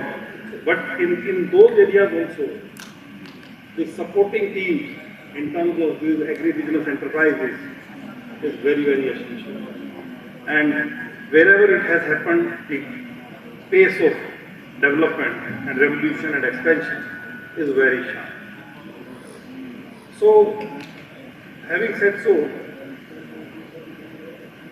whether it is area of development of shelf life of the products, whether it is area of providing variety of type of organic or inorganic pesticides, whether it is development of infrastructure in terms of the backward and forward linkages, the role of agriculture, business enterprises, ABEs, is very, very important in a country like us.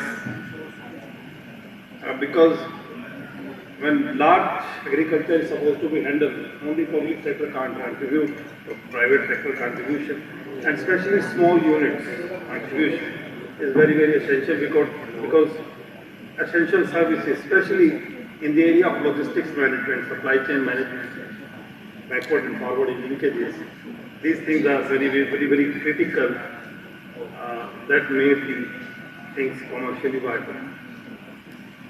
One special unit of agriculture implements that we are going through, I was surprised to see that a small business unit, which is in Punjab, they are manufacturing those agriculture implements approximately 30% lesser of the cost. So their cost of production is less because they are working at a very smaller scale. And we measure their efficiency. We realize that in comparison to the big brands in ABEs, these small units are more efficient and less pollution generating. So CO2 emission is also less in those cases.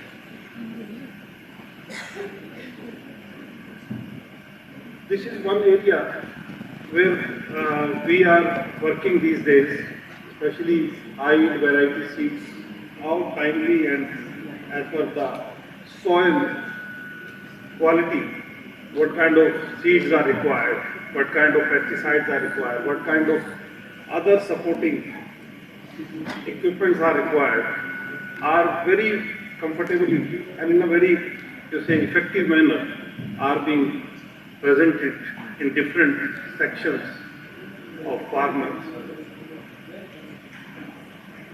If we see the role of agribusiness enterprises as I described,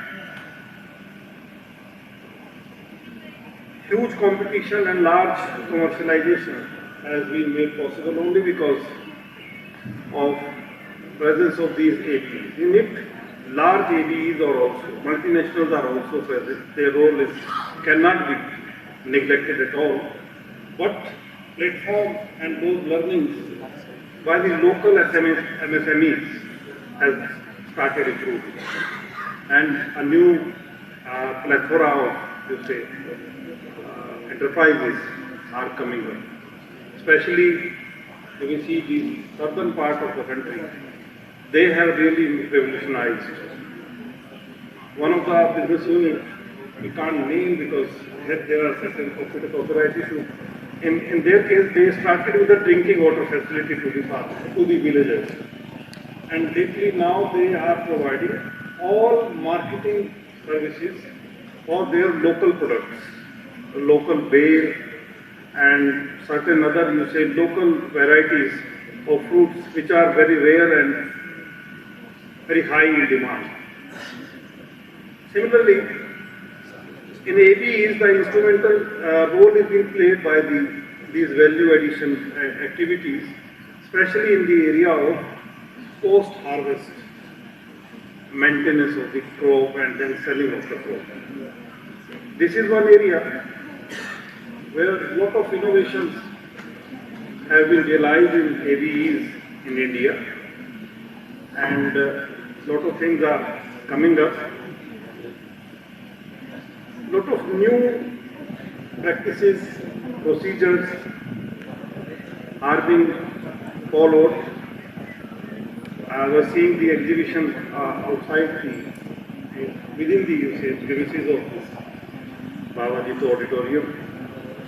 We are seeing some of the products which are really making success now, because traditional food which we were forgetting are now getting reminded by.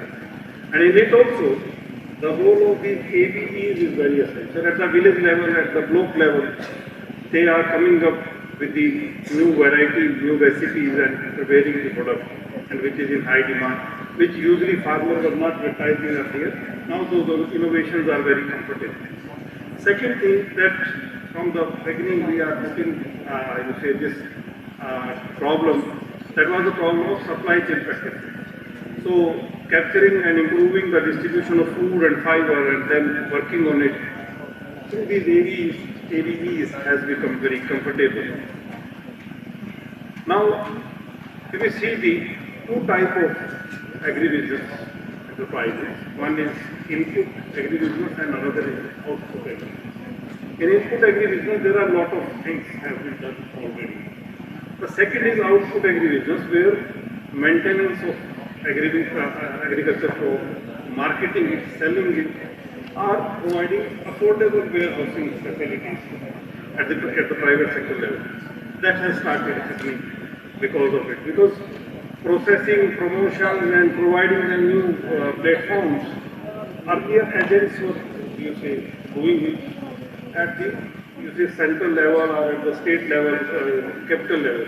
Now at the village level, people involved in them are doing it, and because of that things are improving at a very sharper pace.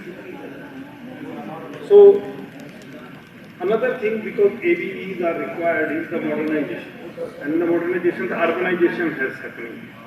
And obviously one is interested to remain with the roots of the family and those eating habits that they were having at their young age. Because of that, in urbanization, how to provide at their doorstep those products, ABEs are really contributing. This is the part which we have already documented, and it is about to get published, and we found that approximately 150 ABEs are engaged only in experimenting what new recipes can be prepared. Lot of things like aam papad we all are familiar, but there are varieties of other foods from where these kind of without using any preservatives, those kind of papads can be prepared, and it is in you say good state. One of the, you say, in case of guava we have seen, and another case, so in the case of guava it is selling like hot cake because people are suffering from diabetes and solution is in guava papa. So this is what ABE, which is remarkably doing well from last approximately 2.5 years. So it in a sense it is now sustaining, profitable, it is profitable. Another dimension that we have noted in the recent years, that the distribution of income, which we usually say it is inclined towards the rich people and the poor people are suffering. Solution of it, so it was the equitable distribution to some extent. At the village level, two analysis that we are making, the case we are writing, we have seen that lot of, you say, economic activities in favor of the deprived bottom of the pyramid society is getting enjoyed because of it. So, because of the time system, I don't want that any things should come to me. I will be concluding in a very faster way. So, when it comes to the implication of ABEs, what I said in the beginning, the logistics management is one area, warehousing is another area, third is marketing, and fourth one is the recipe maintenance and R&D in that area. These four areas are in ABEs. In northern India is doing extraordinary. In southern India, we have chosen one, you say, city only till now, Chennai. And in case of Chennai, we saw that they are more dynamic and experimenting more. And because of certain, you say, connection with the French, you say, society, most of their products are getting now export, which they were not doing. Small, you say, exports are being, you say, performed by these ABEs there. One another dimension, what are the prerequisites that is expected from the, you say, government in that sense, a policy maker, is one area where a comprehensive infrastructure in terms of the better road facility, electricity supply, and communication and information network is a trouble because, and one another dimension which is not written here is the export procedure documentation training to these ABEs. Still it is missing. They don't know how to make those documents when they are exporting, and most of the chunk of their profit is being, you say, taken by these people, those who are preparing this. So it's a small training of, you say, approximately 2 months. If one is being providing by the government or somewhere, it can be workable. So this is one dimension we have seen. Another aspect in terms of the business model, some examples I have generated only for the sake of saying that these are the identified ABEs we all are knowing at the national level, sometimes multinational level. Like Amul, we all are familiar. National agriculture industry, which is Ludhiana based, this is an ABE, so obviously it is a profit making ABE and their first purpose is to have profit.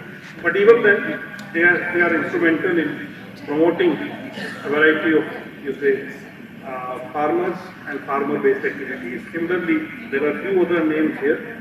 I'm not going into the details of them.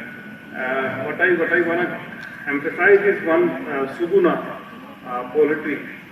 Usually it is criticized that cooperatives are failed in India. It is a typical example where it is not a failure. It is a huge success in the poultry sector. And in the cooperatives it is proving their iron like anything.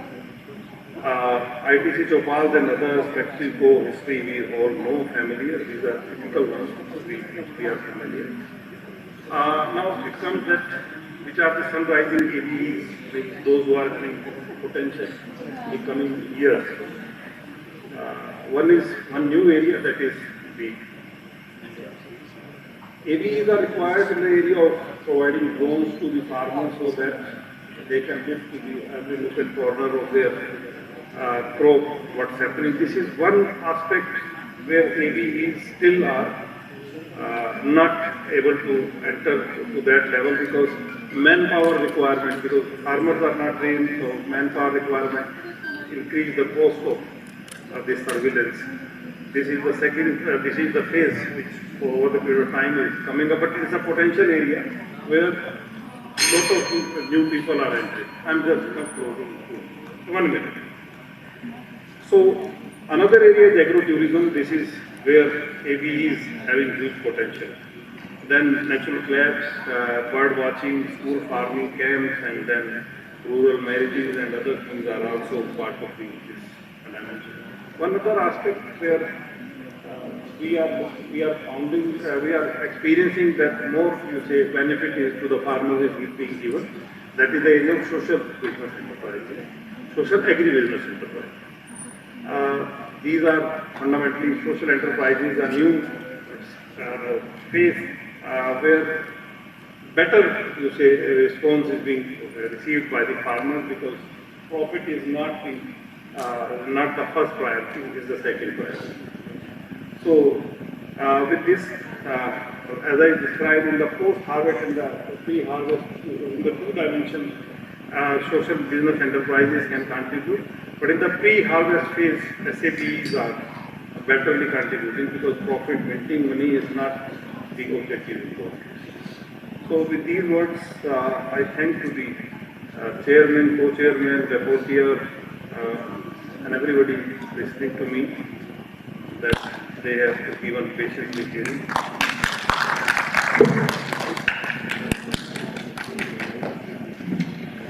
Doctor, if any question is there?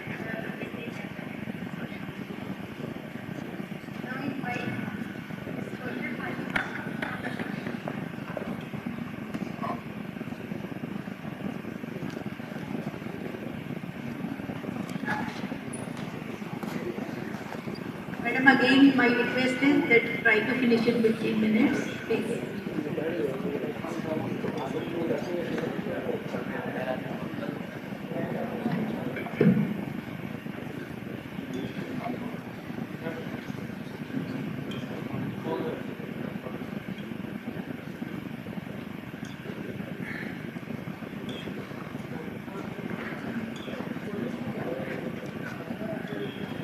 Respected Chairman, Ma'am, Co-Chairman, Rapporteur, and my dear friends. Today I'm Kausar Fatima, Business Development Manager, Regional Office Jammu, PEDA. I'm going to speak on entrepreneurship development in specialty agriculture, opportunities and scope.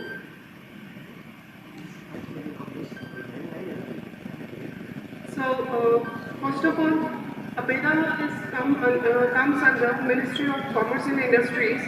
Our main vision is dedicated to promote India as a supplier of choice, agro and value-added food products in global market. Some of the function of APEDA: development of stakeholders, registration of person as an exporter of scheduled product, fixing of standards and specification of the scheduled product for export, then carrying out inspection of meat products in slaughterhouses, then improving packaging, improving marketing of scheduled product, promotion of export-oriented production and development of scheduled product, then the collection of statistics from the enterprises, and training in various aspects of industries connected with scheduled product. So, entrepreneurship development and APEDA, scope and opportunity. So, I just want the student over here, they just listen this portion with their concentration because they are going to get benefit from this.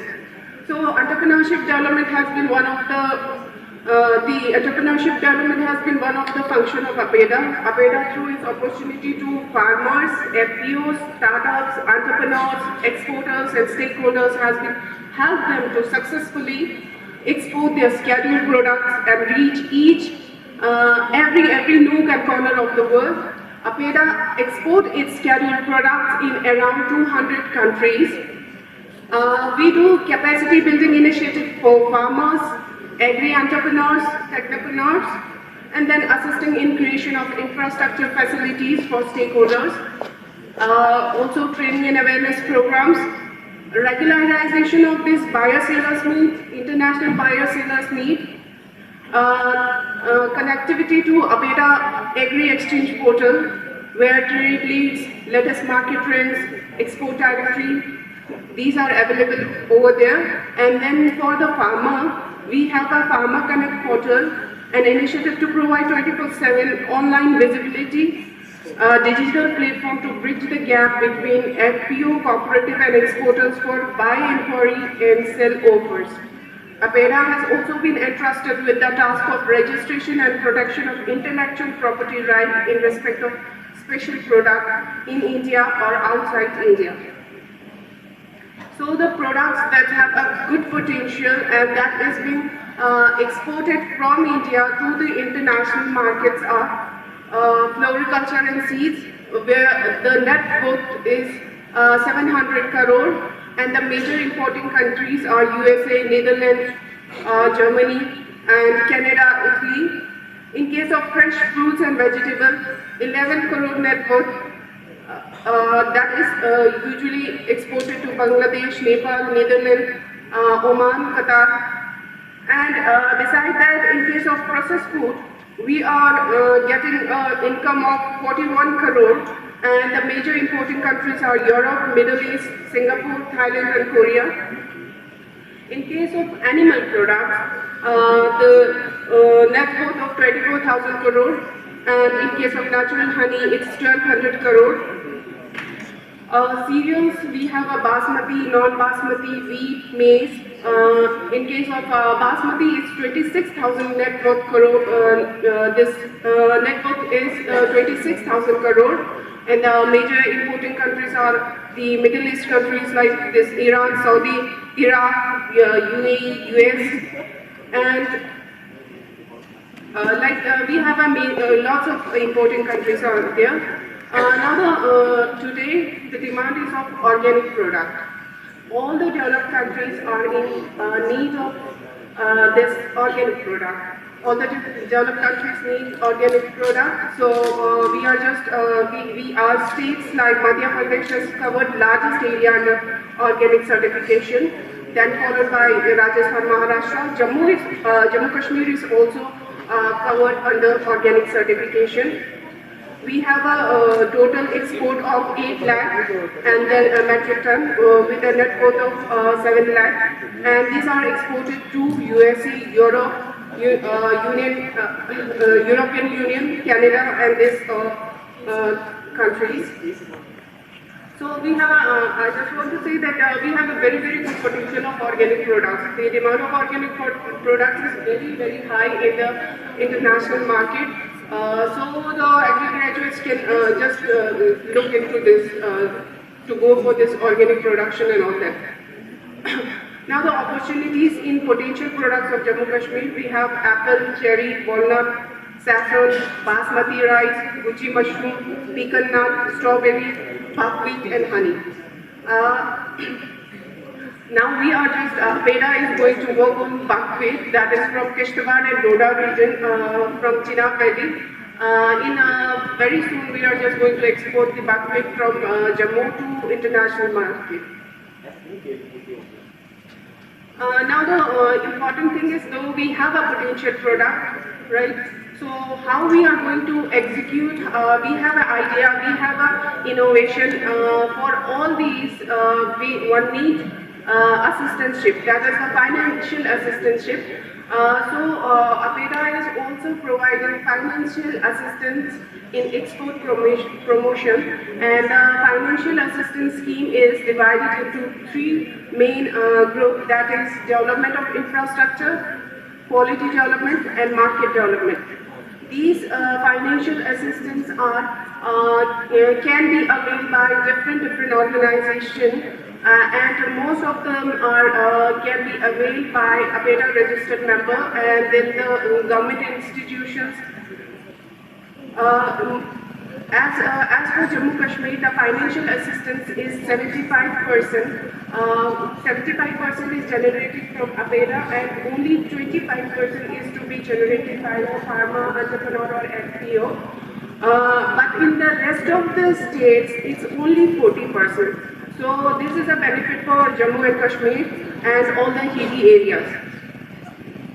The financial assistance pattern would be the development of infrastructure, integrated pack house, purchase of refer vans, mobile pre-cooling units, processing facilities for horticulture crops, quality development, implementation and certification of quality and food safety management, upgradation of food testing laboratories, testing soil water residue of pesticides, veterinary drugs, hormones, toxins, etc. Then support for innovative ideas for infrastructure and quality improvement in agri and processed food sector. Introduction of new germplasm. Then in case of market development and dissemination of database and market intelligence, participation in events, fairs, buyer-seller meet.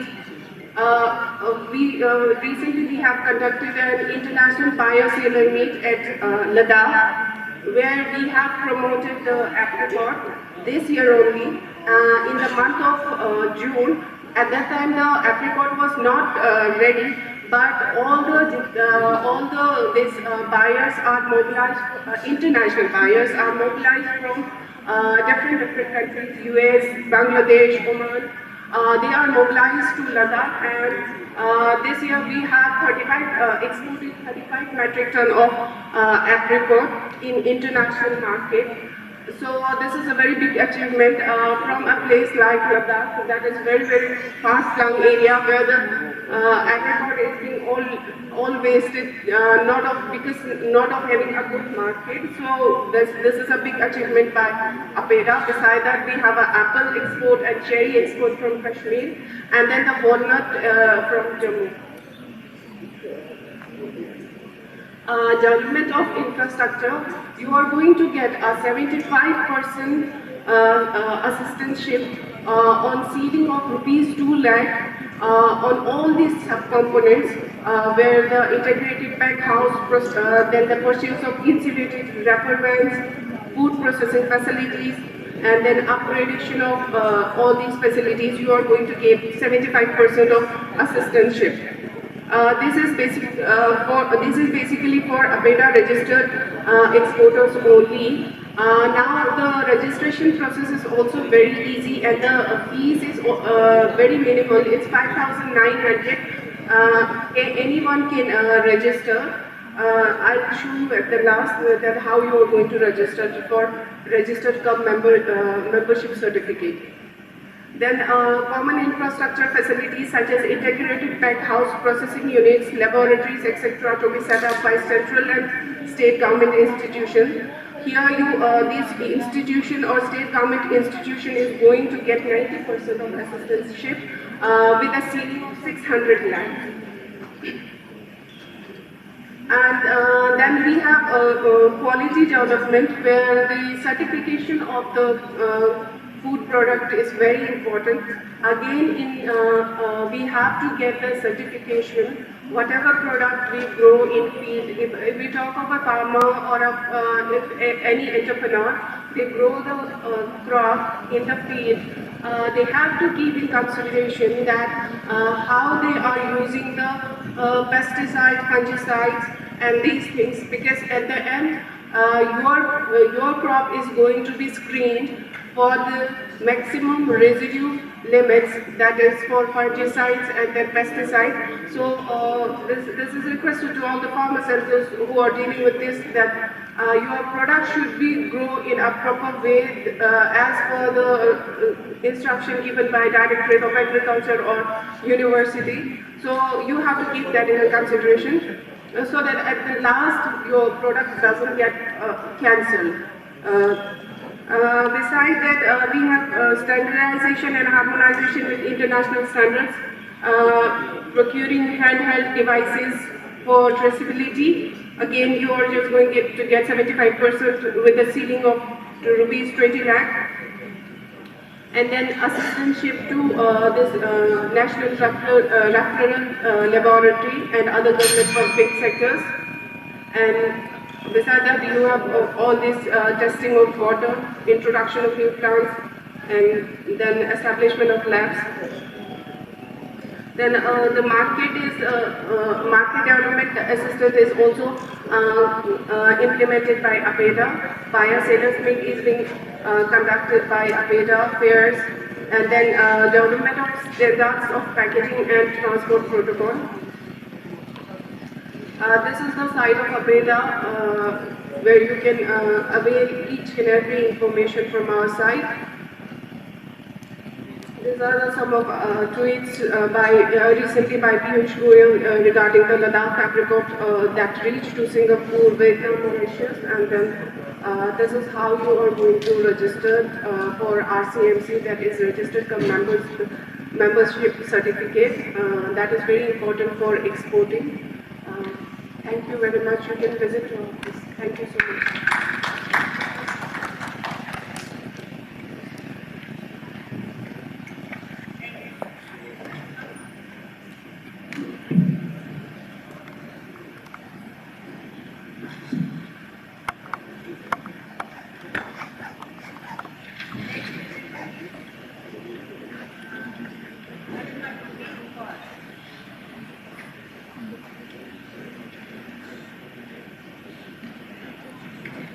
5 minutes.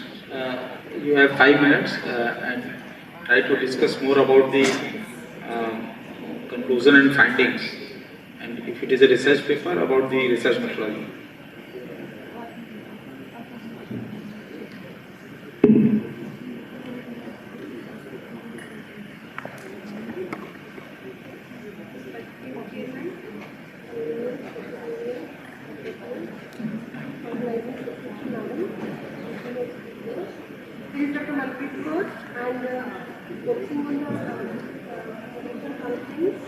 Here I have taken my title on entrepreneurship opportunities and scope in livestock sector because of recycling countries. So as we all know that animal harm is one of the main problem in JLK also. So here I have taken to recycle this animal waste through different methodologies like composting as well as oven care. So, 2 experiments have been conducted and I have been posted division of ILFC, instruction livestock farm complex, where we are rearing 50 animals are there, 50 cows, and some are desi cows, preserved, breed of HF and side. So, the first experiment is taken to study about the influence of different seasons and techniques on the yield and quality of vermicompost by taking an objective to mark the best season and technique of vermicompost production under subtropical conditions, that is to standardize the technique. In the technical program, 4 seasons and 4 preparation techniques has been given. The seasons start from December, February, first season, then March, May, June, August, September, November, and 4 preparation techniques that have been focused because these techniques haven't been standardized here, like heap method where only kacha floor is used. Another technique is heap method where we have gone for pakka floor, and standard vermicompost sheds have been used, and standard vermicompost sheds without shade has been used. Because the shades, they include the cost of cultivation. So these are the pictures showing the standard vermicompost where the shades have been used. And these are the vermicomposting open. Lot of the trainings have also been given to the trainees. And this is the technique where vermicompost pits, in the pits the vermicompost is made under the dense shade of the trees. And this is the least cost used technology. And so, the results are that among all the treatments, it has been seen that monsoon season we get the maximum yield, followed by the September November season. And because due to the higher multiplication rate of the earthworms, that is the main reason. Piscina petida has been used, urban earthworms. And among the techniques, it has been seen that the standard technique where we have used the shed, which is mounting to the cast, is producing the same good results, closely followed by the heat method on the kacha floor, which is covered by the dense trees. So it is concluded from our first experiment that shaded vermicompost is a remunerative option for entrepreneurs eating best vermicompost during June to August in the monsoon season. Because we have 50 cows and about 7 quintals of cow dung we get daily, and we have to use it into wealth. This is our main motto there. And so another experiment we have taken to standardize about the entrepreneurship development in oven care. As we know from the Vedas that the Desi Havan, they have a very good medicinal value as well as they are pious in our Hinduism. So, with the objective to standardize the size of pure cow dung Havan cake, this study has been taken, and the methodology is so simple, fresh cow dung, but we have used pressed wall compost. The pressed wall has an inheritance of Desi with ranging from 40% to 70%. And the methodology is very simple, collection of fresh cow dung, then making of thick paste, and we have made some molds. Here are the pictures. They're very simple. So these techniques are very good for the startups and for the students where the low cost of production is increased. And these are the techniques where we have gone for the sun drying, and from our results, these are the 3 types, because we are standardizing the sizes, and these are the 3 types of cakes we have made, and it has been revealed from the result that the item 1, where the size we have used 20 to 20 centimeters, is sold more. This is because we are just standardizing the techniques. So these are the 2 experiments. Further, we are utilizing, because there are also photo component here. This is IFC, and we have to grow lot of water, and we are also using their compost, vermicompost in our treatments, and it has been seen where the vermicompost is integrated with 75% recommended dose of fertilizer, the green fodder heat, dry biomass heat, and the nutrient content of the fodder has been increased. Similarly, the case of the soil properties also improved by using vermicompost. So the conclusion is that raw manure is very economic, and we can see is at entrepreneurship choice. Thank you, ma'am. May I ask one question, Manpreet? Because we have to select some best paper also. Can you name any state in India which is doing this work? State, not any person. Mostly, sir, South Maharashtra. I have visited Dharwad University because for the 21 days I have seen there. I haven't seen Havan cakes there, but I have seen full organic products have been made by them, like Panchdavya, vermi-wash, vermicompost. South Dharwad, I have visited myself, and I have seen, and as well as Himachal is doing these things. Oh, there is a state, Chhattisgarh, which is running Godhan Yojana. Okay, and they are doing the same thing. They are increasing the wealth of the farmers by purchasing cow dung from the farmers, and they are recycling it. And what study you have done, it is done on the state level. You can go and you can refer the Godhan Yojana of the Chhattisgarh government. They are doing at the mass level in Chhattisgarh. Thank you. Okay.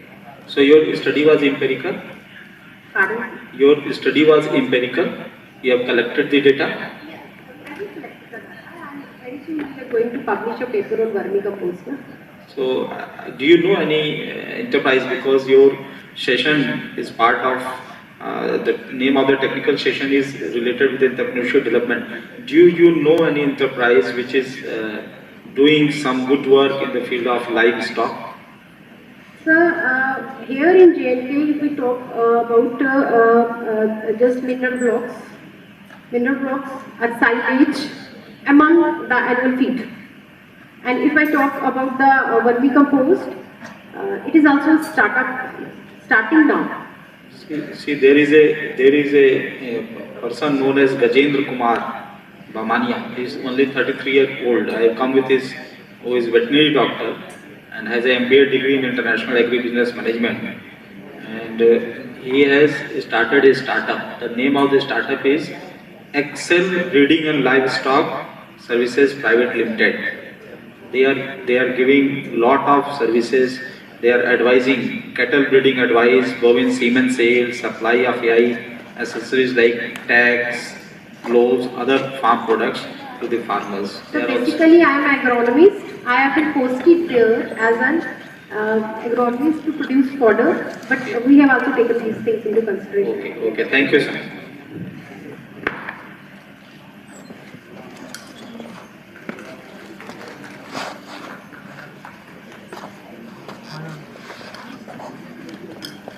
Next presenter is Shri Chandresh Guleria. Shri Chandresh Guleria. Please take 5 minutes only, because all the presentations, these 10, 12 presentations will be evaluated, so every instructions can.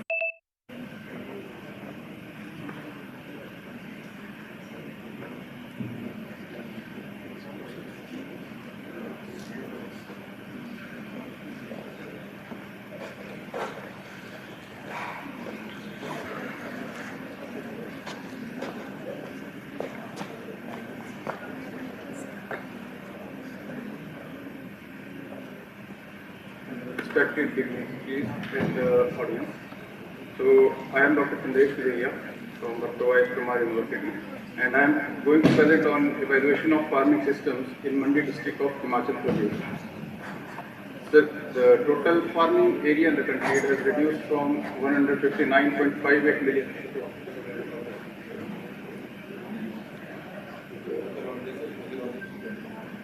Okay, sir.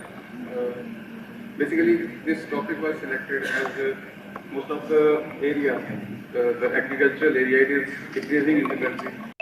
And around 2050, it is expected that this area will decline to around 137 million hectares.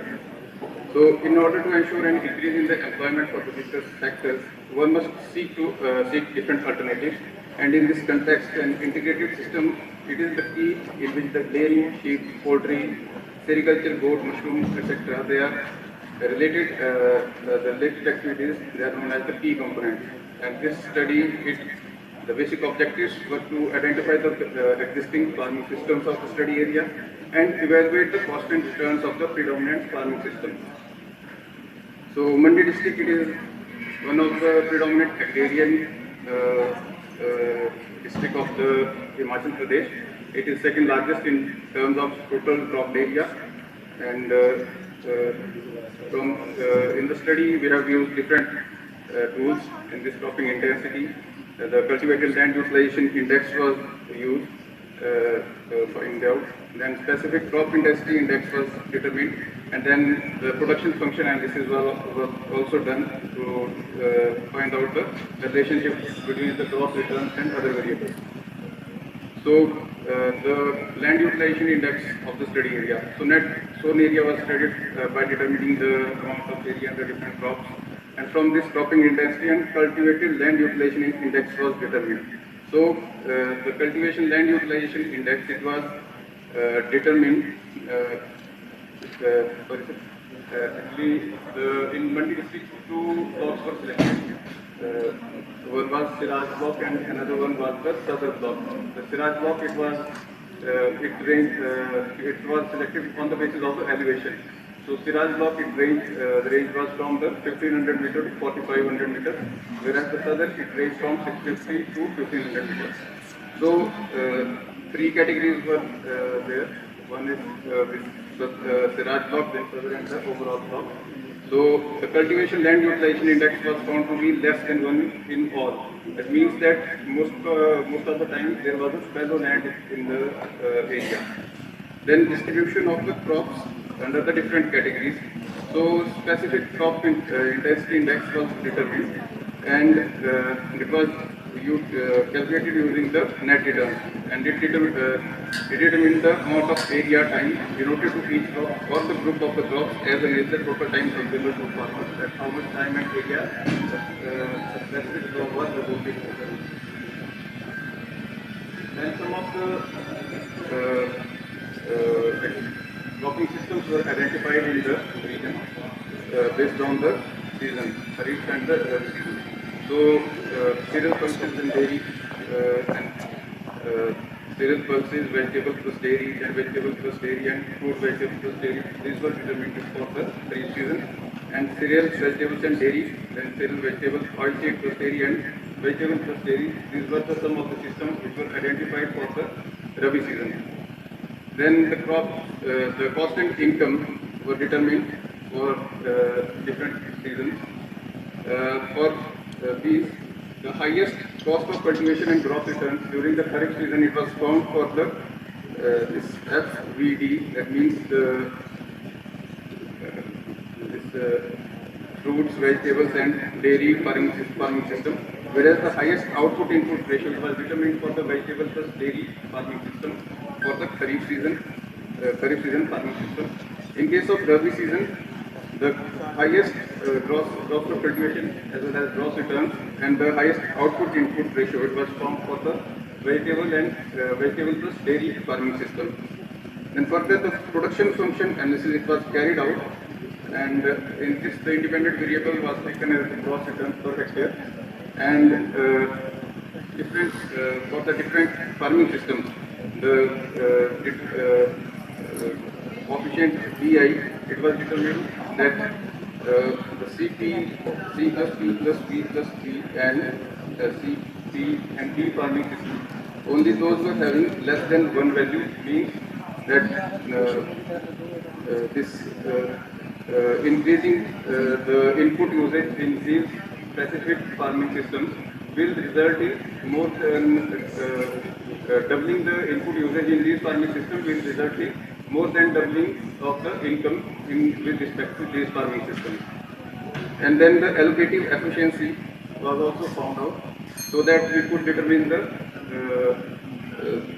the specific usage of these inputs, that which were overutilized or which one was underutilized. So, this is the last slide only. So, the vegetable plus dairy farming system was found to be the most profitable farming system in the study area.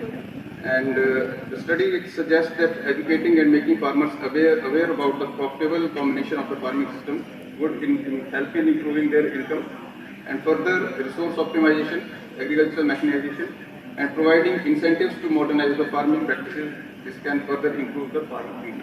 Thank you.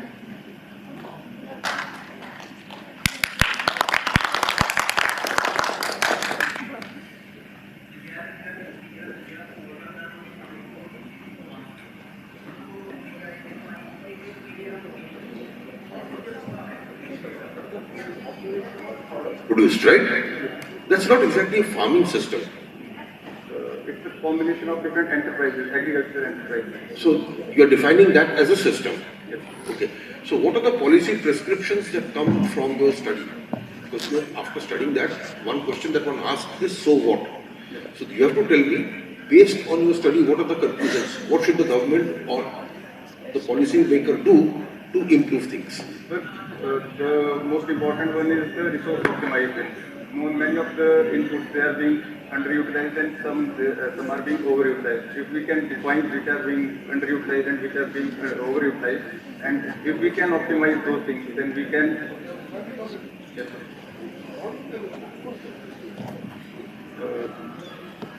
we can aware the farmers regarding these things by training and.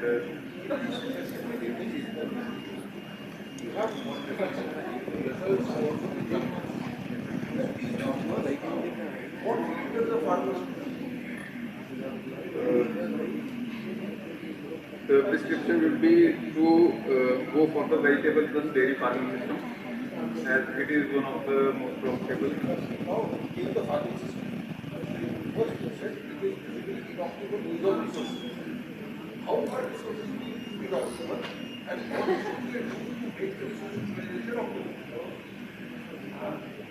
So we can determine that by looking at the allocative efficiency. For example, there are many of the inputs which are being overutilized. We can reduce their input usage.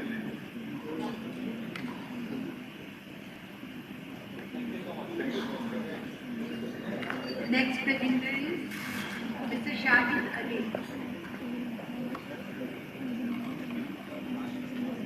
Priya Singh is there. Ashish Kumar Ishwar.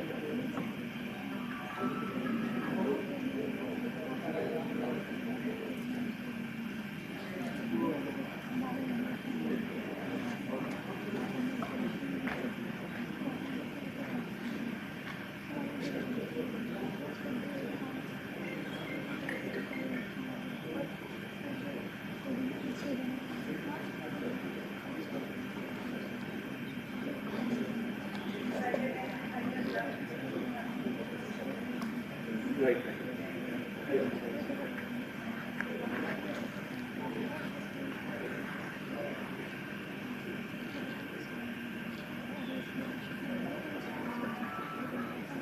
Good evening, Chairman and Co-Chairman, sir, Deputy. My name is Ashish Kumar Ishar. I'm currently pursuing PhD from Lovely Professional University, and I was associated with Division of Agriculture Economics and APM from 2015 to 2021, and currently I'm working with IIM. So I'm here to present my presentation on the topic that is entrepreneurs' perception of incubation centers, perspective from agri startups of JNK. So other speakers had already told about the problems that we are facing in the agriculture sector, but now it's time to move from the problem to the solutions, and I think that agri startups are basically the solution to the problems that we are facing in the agriculture and the problems that our farmers are facing. So talking about the startup ecosystem in India, there are more than 20,000 registered startups as of the report that is available on the Startup India portal. And when we talk about the unicorns, that in May 2022, India achieved its 100th unicorn, and we are moving ahead in the startup sector. Why I have chosen this topic that agriculture nowadays is facing so many problems, and agri startup are basically a solution to those problems. And union government as well as state government are taking so many initiatives, schemes and projects to promote the sustainable agri startup ecosystem. But when we see the participation from the youngsters that are in the society, or that the students that are learning this agricultural education, the participation is very less. So where is the gap? So the study is focusing on those gaps, that why even after the establishment of so many business incubators, why we are seeing so much of less participation, and how these startups are basically perceiving, or what are the perception of these young startups towards the services that has been provided by the business incubation centers. So moving directly towards the RM, I have collected data from the 20 startups of JNK. These 20 startups are basically those startups that are registered under DPIIT, that is Department for Promotion of Industry and Internal Trade. And the data was collected from those 20 startups, and the statistical tools like percentage analysis and Garrett ranking was used to do the data interpretation. So here are the results, that these are the respondent profile, that out of the total founder, 85% of the founder were male, and 15% of the respondents were female. 70% of the startup, they have undergone any kind of incubation training at any business incubator center. And when we talk about the primary source of startup funding, 65% started their enterprise with their own fund, self-fund, and 35 started their enterprise by using the grant period. So the two key questions were asked to the startups, that business incubator is essential for building startup ecosystem, and the services provided by the business incubator help in the startup success. So responses were collected, and the result shows that 45% of the startup strongly agree with the statement, whereas 5% of the startup disagree with the statement. And when we see the responses against the question, that is service provided by the business incubator help in the startup success, 55% of the startup were strongly agreed with the statement. So these are the few graphs that I am sharing. And next, the Garrett ranking method was used to rank the services based on the perception of the startups that has been provided by the business incubator centers. So the result shows that according to the perception of the startups, access to funding and grant aid rank the first service that contribute in the success of the startup, whereas access to mentorship and access to IPR and legal support, they rank second and third respectively. So what are the key findings? There is a good amount of research on startup as a whole, but when we talk about the agribusiness sector and agri-startup, the literature is very limited. The incubation services and facilities such as access to funding, granting aid, mentorship and IPR and legal advice provide a great degree of assurance for the survival of early stage startups. Innovation contribute to the success and survival of the early stage startups, whereas funds, granting aid rank first and access to mentorship are two main incubation services that contribute to the success of the startup that I already told. What are the suggestions? In order to contribute to the development of a sustainable startup ecosystem, business incubator should serve as a link between the public, private and academic sector. The high success rate will promote commercialization, technology transfer, economic growth, new job creations and economic expansion, all which are goals of a positive startup environment. Business Incubator Center should focus more on financial assistance as well as on building business network and collaboration to facilitate the early stage startups. So what is the originality or value of this paper? That already told that there is very limited studies that are available, particularly related to the agribusiness and agri-startups. This study tries to close the gap by way of an empirical investigation to find out how agripreneurs view the various incubation services offered by the business incubator centers. Again, based on the premise that it is incubation services that fuels the success of a startup. So these are the references. Thank you.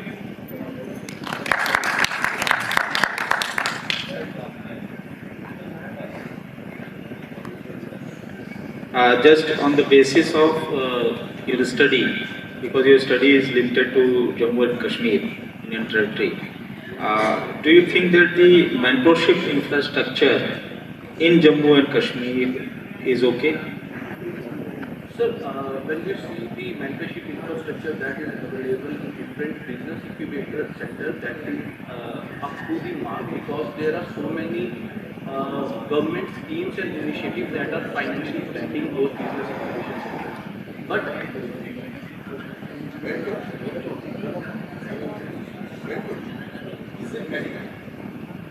when we talk about the Jammu Kashmir, the mentorship is not adequate, I will say that, because there is a lack of exposure. The industrial sector is not very much good here to find the great mentor. When I was associated with the Agribusiness Incubator Center, we used to invite experts from outside state, because it is very difficult to find the right mentor that can guide the startup in the right direction when we talk about the acquisition.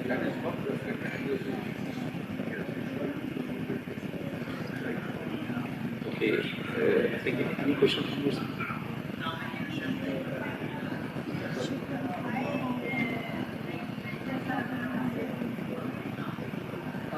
Because when we compare Jammu and Kashmir Union Territory as with the other states, the exposure is limited, the industrial sector is not that much developed, the educational system, I will not say the system, the educational infrastructure is not that much advanced as compared to the other state. When we compare the Punjab state or the Delhi sector, it is not that much advanced. Ashish, tell me one thing. There's a lot of focus where incubation sector is concerned. It comes with this financial assistance. That makes it very attractive. Is this a good thing or a bad thing? Don't you think that businesses early on in Jammu and Kashmir become addicted to receiving money rather than making money?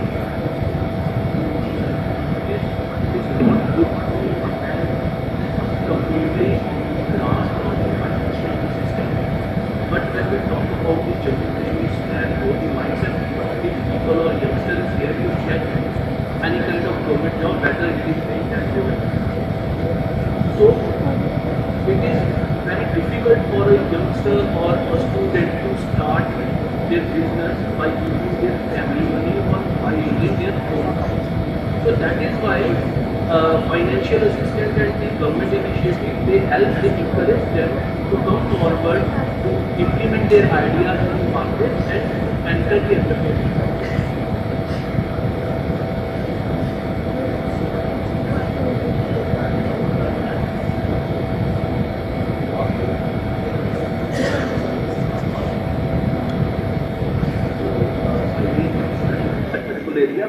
I will incorporate that in my PhD research.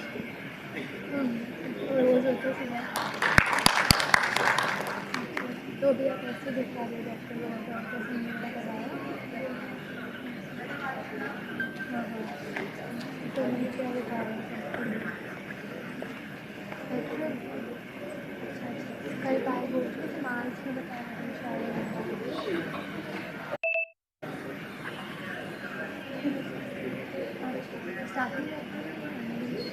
I think I need not to remind you that please keep time in your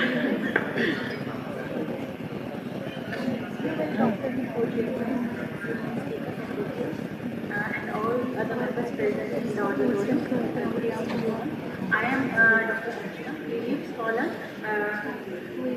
I am here to present a part of my study. I have to cover the whole Jammu district in my research study, but here I am here to present only 2 blocks from the Jammu district. Now coming to the objectives of the study, here I have to identify the various skills of rural women, and I have to identify the barriers and the skills for the rural women entrepreneurship. The methodology I have taken, in my study I have taken primary and secondary sources of data. For the primary source, data is collected through personal interview using the pre-structured schedule, and the multi-stage stratified sampling is used. I have taken 2 blocks, and from each block 5 villages are selected, and then from each village 3 households, and the total sample size is 30. The location of the study is Meera Sahib and the Satwari block of the Jammu district.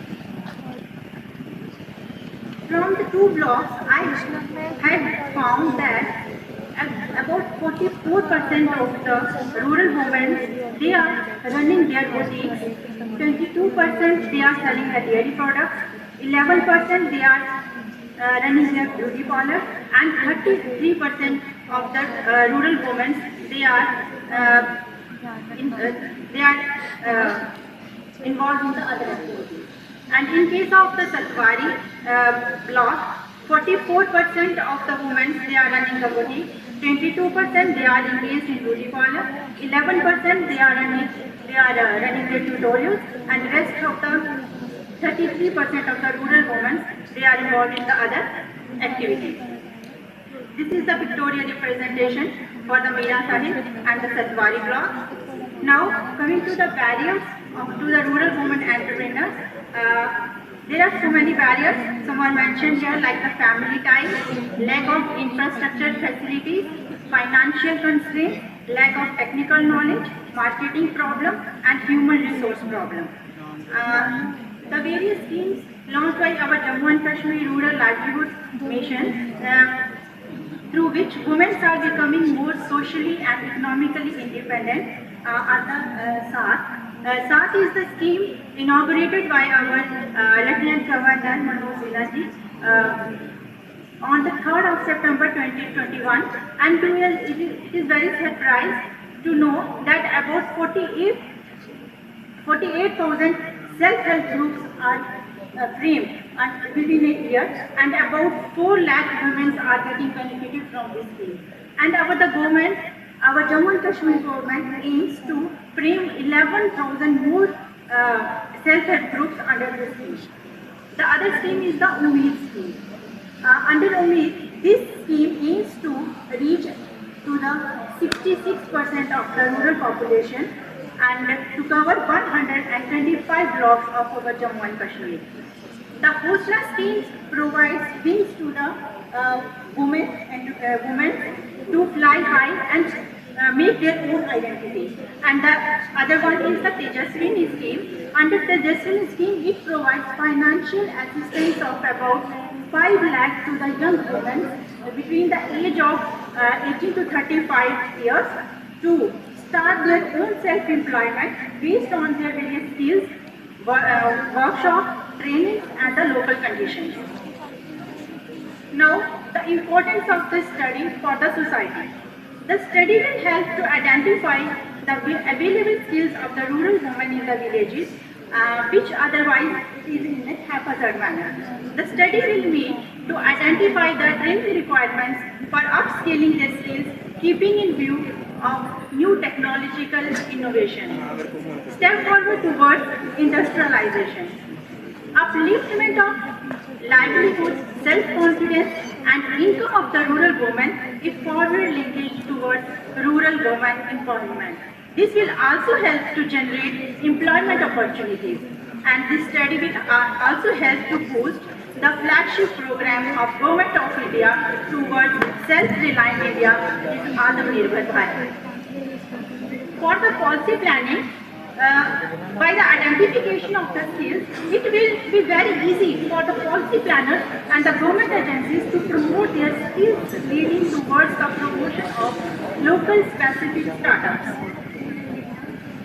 The uniqueness of this research is, in order to become a 5 trillion economy focusing towards women empowerment and Atmanirbhar Bharat, it has been considered that the amazing wealth of skills available in our rural women force will be one of the prime criteria to account their hard work.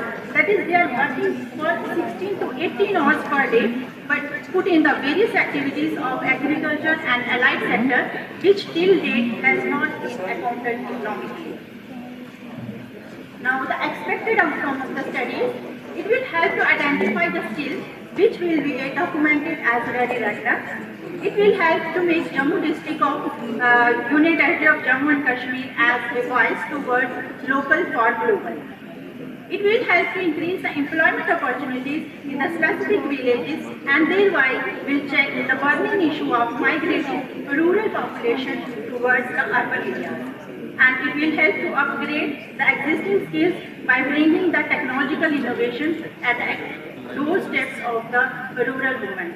Thank you. I conclude my presentation by the saying of Pandit Jawaharlal Nehru that if a woman moves, then family moves, then village moves, and finally the nation. Thank you so much. You have presented well your paper. Your topic of the paper is women empowerment, a study of rural women entrepreneurship in Jammu district of J&K UT. You have discussed more about self-help groups, Atmanirbhar Bharat, the government schemes. So, your sample size is 30 IN. No, actually, the sample size I have taken 500. 500 for my PDF research work. I have just taken part, only 2 blocks I have taken here. They are 30. I have to take all the 20 blocks of the Jammu district. For this research For paper, this, yes. you have taken 30. Okay. Have you asked some questions from them or any questionnaire method, questionnaire you have used? Yes, sir, I have done one questionnaire, personal interview. I have But you have not shown any outcome of that questionnaire in your paper. You have discussed about the schemes and all that, self-help groups. So as in the result, I have shown the percentage on the basis of the survey. I have taken the percentage, how many women they are doing their, what are the skills of those women. Like beauty parlors and whatever the skills they are having. That is, I have taken the percentage. How your outcome can be used by the government of J&K to empower the women? Sir, when we will identify the various skills of the rural women entrepreneurs, this will help the government. We will do the cluster mapping. By this skill, you have to do the skill mapping. Yes. Okay, that is something different. Yes, sir. Here you have to identify the gap. Yes, sir. I will, the rest of my PDF study, I will make the cluster mapping and I will make the mapping that from which block, which skill is the most in the movement. So the government should put their units there. Yeah, similarly on the same lines, I just wanted to know that your is it a project proposal or already you have completed this experiment? No, ma'am. Actually, I was awarded with my PDF postdoctoral fellowship in the January, and this is the part of the study. This is part of the study because everywhere you have used the word will be. Yes, sir. Yes, presentation you have. Yes, sir. तो क्या हो गया कोई बात नहीं कौन सा कोई देख The second thing पीछे वाली है चल के लूज की वो भी अच्छी है whatever districts you have taken, you would have made one slide of that. Whatever skills you have identified, because you are taking, you are saying that you have multi-level stratified sampling. So, what are the stratas you have made out of which you have taken the selection? For that, first of all, I have taken the blocks. On the blocks, I have taken the 5 villages. And then from each village, I have taken 3 households. Like random sampling, total random sampling, you are saying stratified random sampling. When this is randomly, I have taken this. Thank you.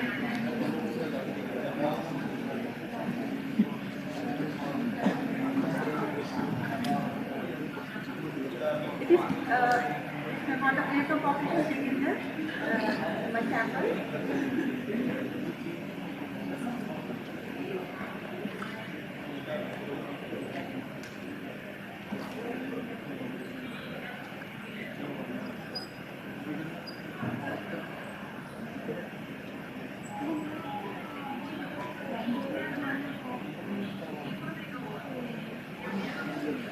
Kashi का चक्कर है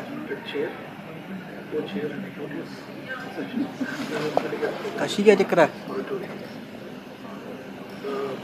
I think the paper is entrepreneurial development through trainings, startup, business model in milk, meat and fish. It's a DSP funded project, part of the project to Women Technology Park. So Women Technology Park is actually a scientific linkage between the scientists and farms.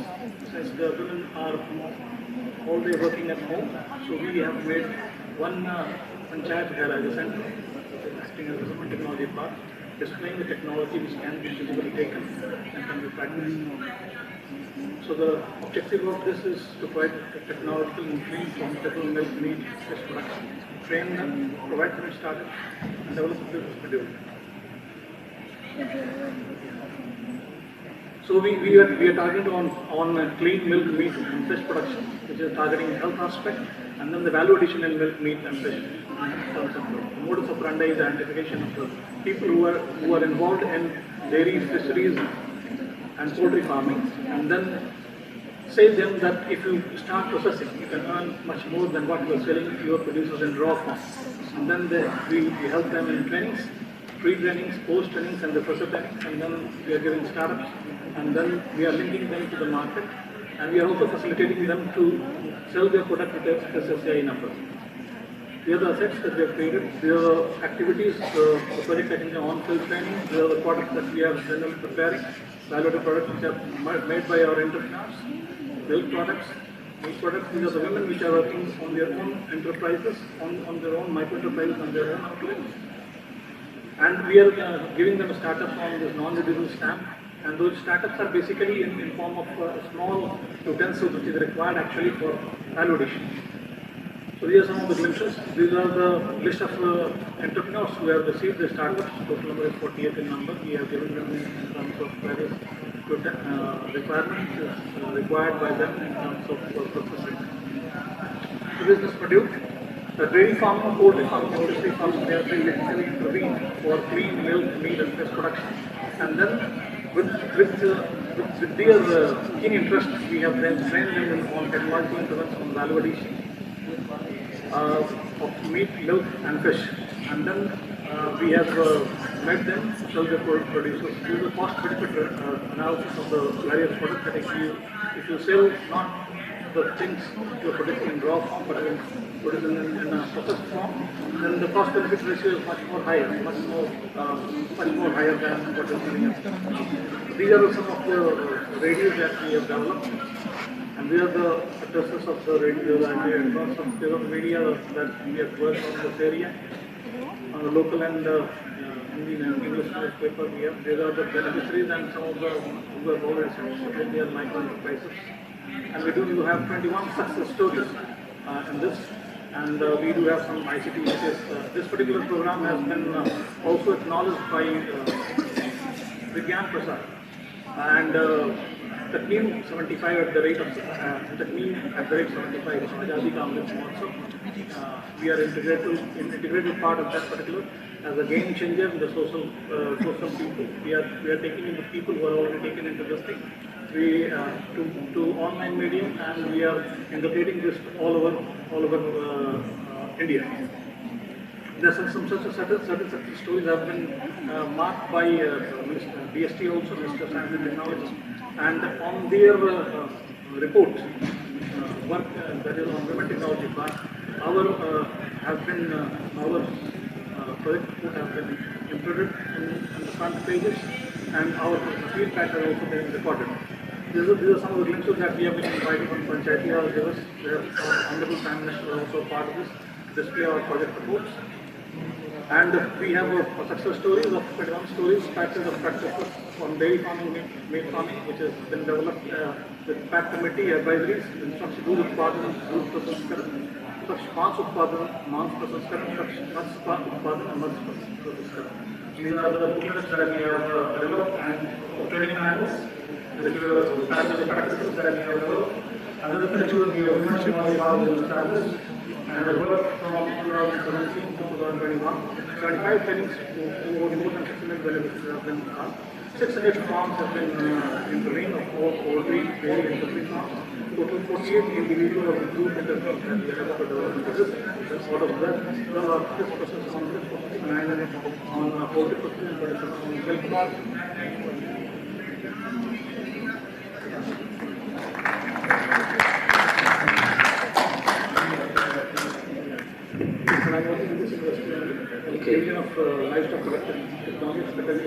Because I can draw that your paper is more of activity based. It's not a complete paper, it's a ESP, but it's a part of that. Because the session theme is for the entrepreneurship. So the targeting on entrepreneurship, that's what we are doing.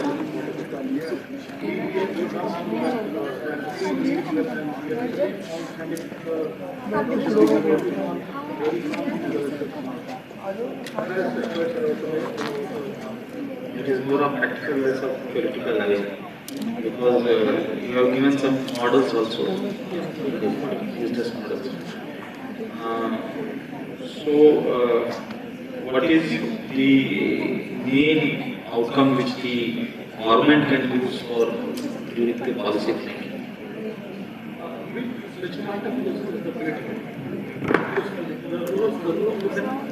They are involved in dairy farming, but they are not going to process that particular product. They can sell it at a much higher price. 20% is the outcome of made kaladi of 1 kg. So 200 grams will come. So you're getting kaladi 200 grams out of 50 rupees.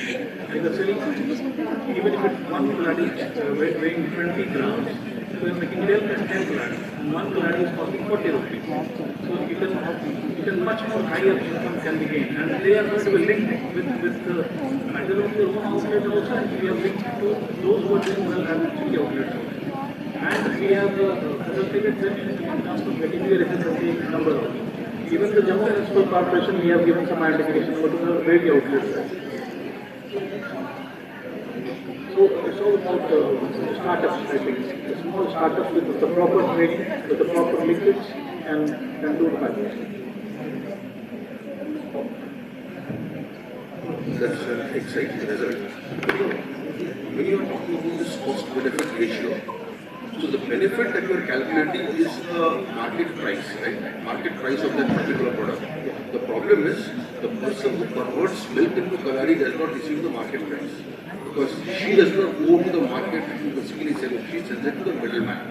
So a better methodology would have been to see what she would get if she had sold it to a middleman. This is number one. But then I think the ratios that you mentioned are still fantastic. Even if it is half, it is still very, very good. See, when it comes to adding value to milk, I think you are wrong. But practically, as a simple person, how much can you do to adding value to fish or meat? Would you adding value to fish, converting them into new products, such as Pickling is one thing. Because say, for example, our offer is pickle is not consumable. You can convert because the production is on regular basis, not stuff. If you convert it into pickle form, the shelf life of the pickle is quite larger. After the water of it can be stopped. question is, that value addition, does it increase incomes in the sense of I have not pickled it? If fish is left non-pickled, then selling raw fish, is it more profitable than eating fish? Of course, selling pickled fish is much more profitable. Okay.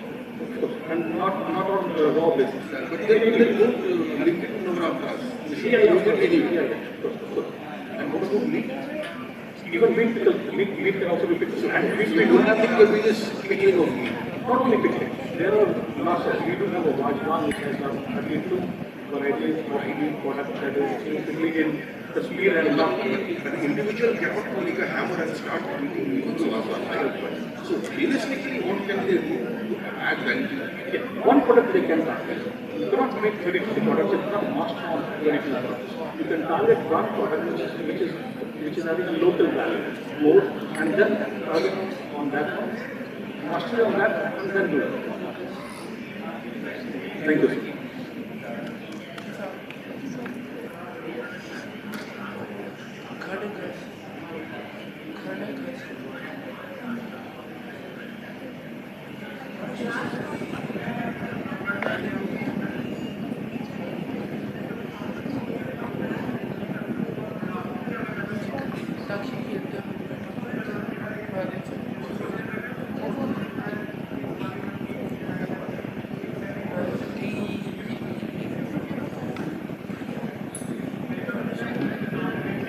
Anyone else after Mr. Ajay Kumar? Okay.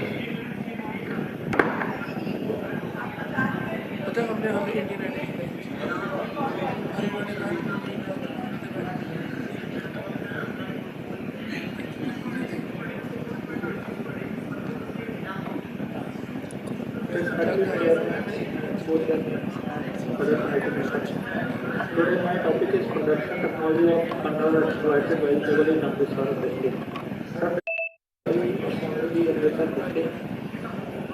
As of Amritsar district, various vegetable crops are grown, but some vegetables like hay or lotus and other factories also working to a small extent.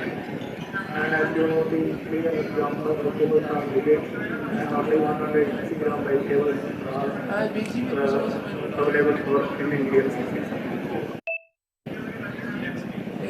So, crop rotations are different crops in Amritsar district. There are 9 crops in Amritsar district and majority Jadiara, Guru, Badika, and Sarika block. Rice, basmati is the main crop followed by maize and vegetables. While in other crops, basmati rice, wheat and sugarcane is the main crop.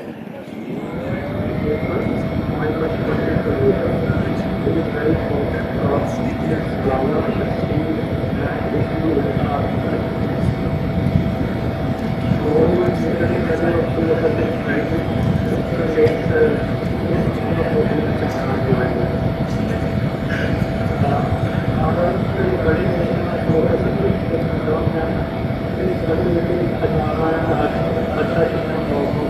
so generally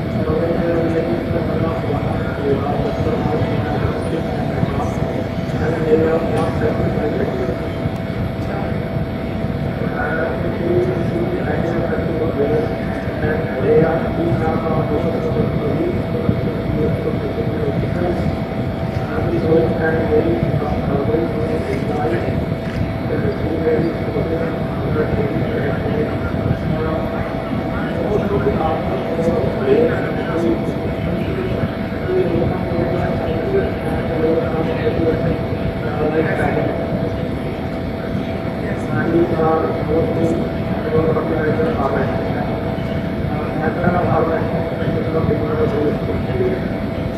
and after harvesting, they are graded to different city grades and bags and supplied to various markets like Delhi market and So it is a very large crop of Andhra Pradesh.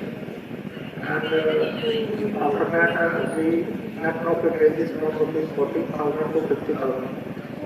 Another crop is Brazil. Brazil, as you know, it is also cultivated in America to a limited extent, and it is also called the Dharma, and it is famous in generation also. The regulatory value has been involved about this. And in Amritsar district, it is cultivated in both Ari, Jala, Parisa, and Delta. And these are the cluster communities where this planting is cultivated. And total area is 400 hectares. So these are the genotypes which were used in different districts. Mostly farmers prefer the tension fields as this is very good. And other beans are like carbon and as far as the harvest is concerned, it ranges from 20,000 to 32,000 per hectare of this crop.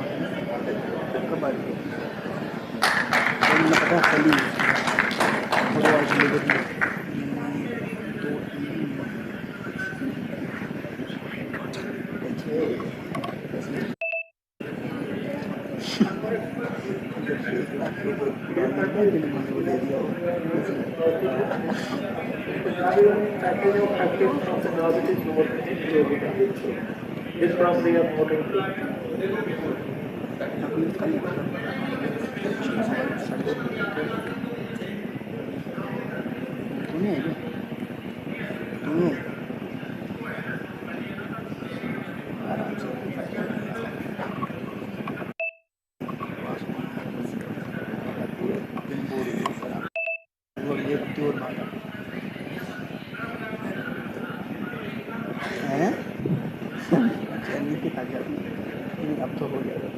Now it is my co-chairman and Dr.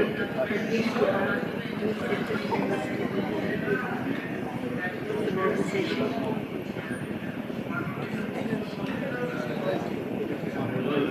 Chairman of the session, Dr. Sumati Sharma, former Additional Director, DRDO, Delhi.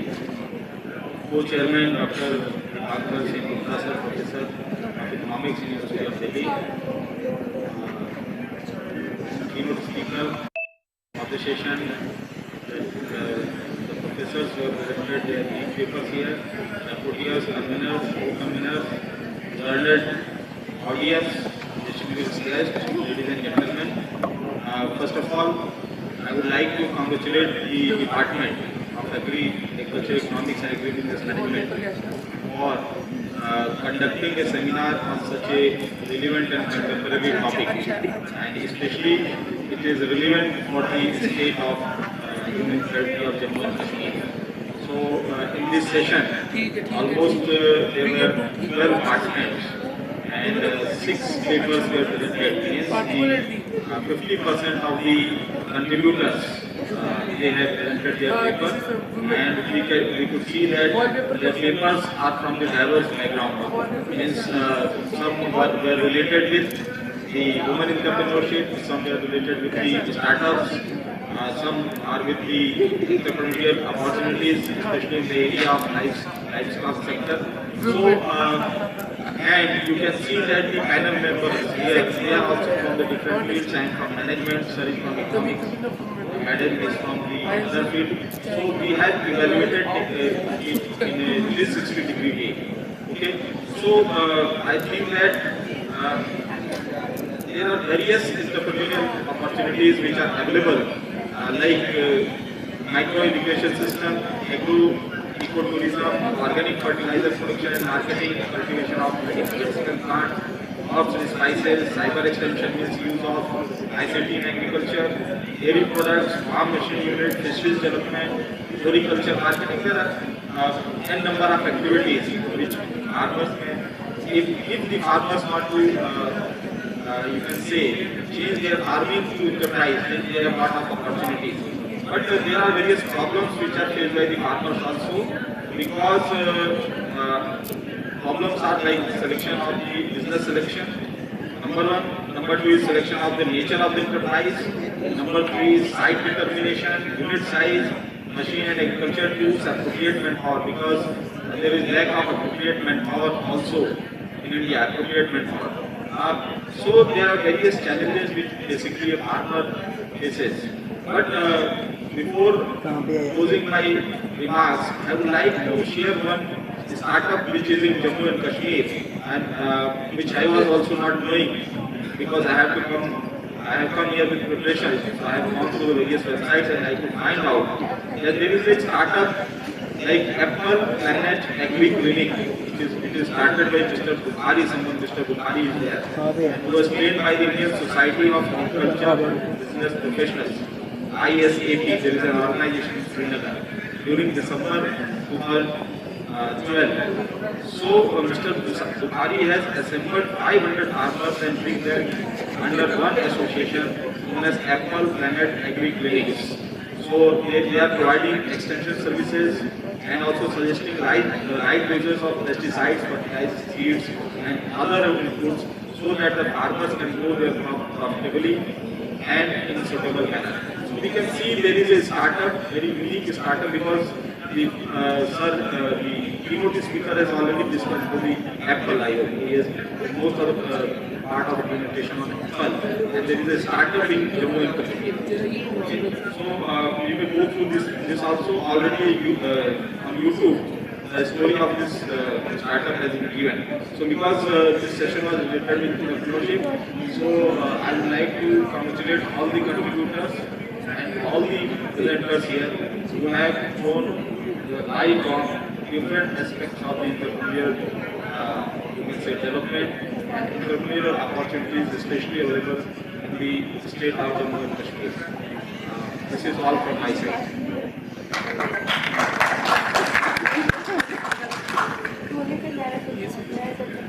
After going through all the presentations, I wish we had been able to start on time. I mean, whether late or not, I wish we had been able to start on time. I wanted to listen to the entire presentations by the keynote speaker, because it was not just Apple he focused on a large number of fruits, which unfortunately he could not complete because he was short. Then Dr. Suparu's presentation also was extremely interesting. So was Dr. Process. And of course, he also had to be very cruel with the paper presenters he had to grade. I wish we had been able to give them more time. I think many of the ideas which they had in mind would have been properly fleshed out, and we would have been able to justice to the amount of work they have put into their presentations and their papers. But such is luck, and we could not do what we set out to do. I wish there had been more people actually attending this talk, because I think, I don't know about others, I have been extremely informed about specialty agriculture, not just in Jammu and Kashmir, also in Himalayan. So in that sense, it has been extremely educative for me, and I am sure it would have been extremely educative if more people had attended it. But all in all, I think I am glad that I attended this session, and I was happy to be part of this session, and I congratulate the Department of Agribusiness for having organized this particular function. Thank you.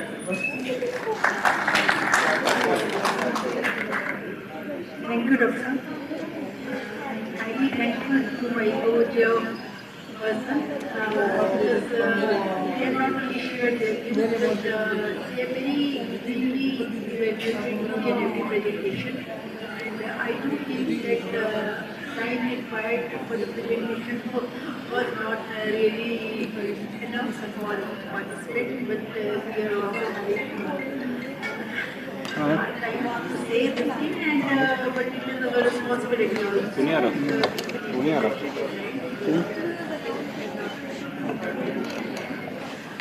Regarding this today's theme, and we will also talk about this conference. This is all of we agree that this is very important area, and I will say that when we say that necessity is the mother of invention, so if we think in those lines, now traditional agriculture, and we have to make other ways of how ways the life having fast life.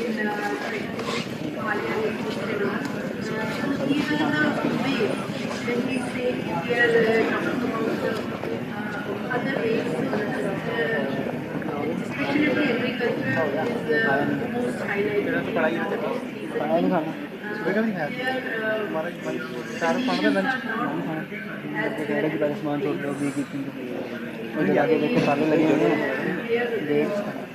Life is not so available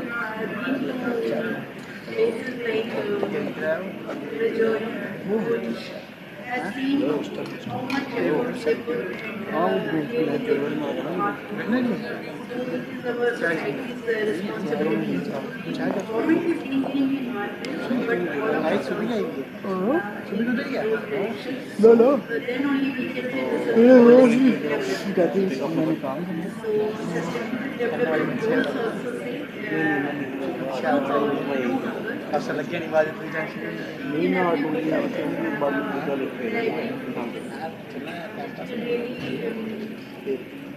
make them so sufficient that college के बाद भी नहीं लगते and all those listeners, those who are available in this hall at this time. Thank you very much for giving me this opportunity. इधर बैठ इधर भैया वो बड़ी पीछे हो जाता है On behalf of the managing committee, very much thankful to this visionary panel. And without another session, I would request chairman and kindly to our key speaker and lead speaker. So first of all, I request Dr.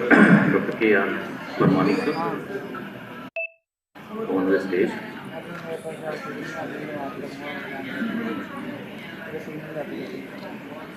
Signal नहीं आती मेरे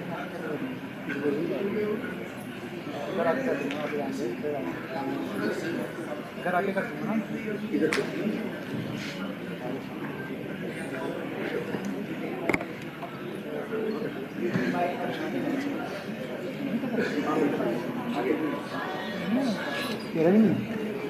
Co-chairman sir, kindly.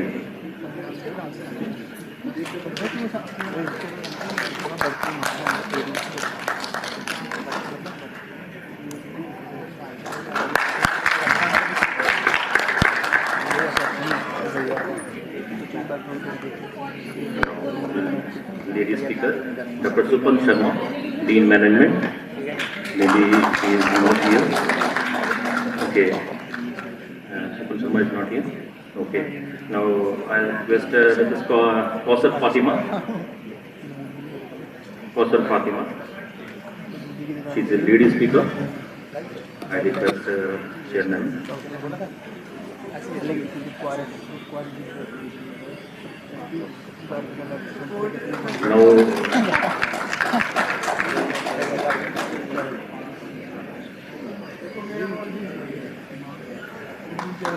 Now I request Dr. Jyoti Bachu ma'am, Professor and Head Division of Soil Science and Secretary of this conference.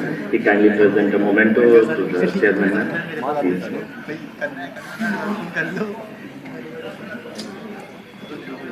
Okay, sorry. Agriculture Economics and Agribusiness Management.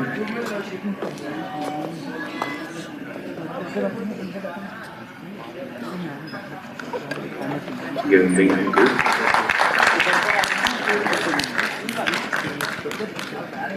Now I request Dr. Kachuman, please present a memento to our co-chairman also. Co-chairman. Dr. Parmesh Kumar sir. He is the Dean, Central University, Motihari, Bihar.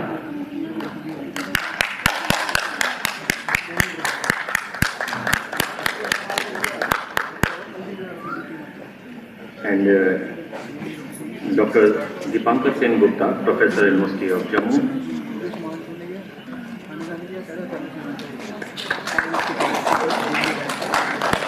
Now I request Dr. Moni, Professor Chemistry, and they present a moment to our report here.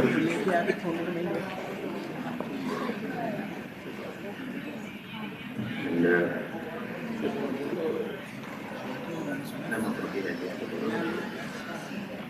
ma'am, please stay on the stage for the group photograph also. So, please present to Dr. Prem. Dr. Prem.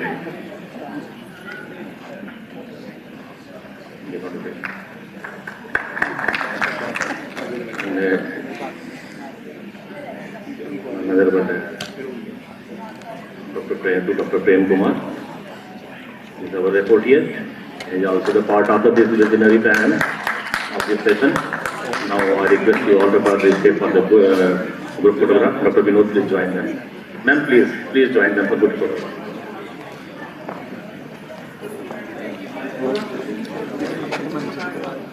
हाँ वही तो कैसे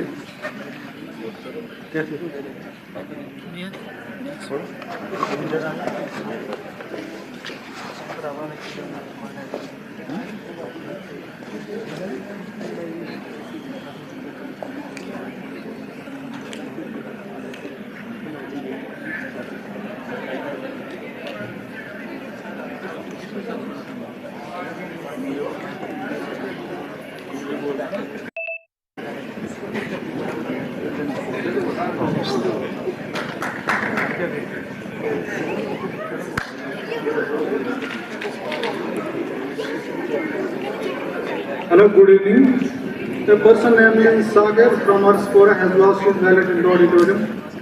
If he is present here, please contact me and take his wallet back. यहाँ पे कोई उसका दोस्त भी है, please convey him.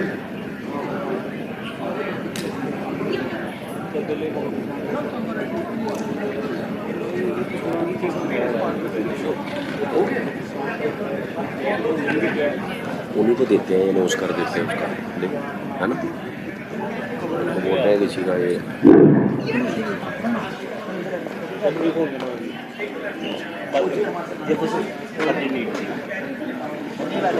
इधर बैठे पीछे नहीं ना सिस्टम इधर आ गया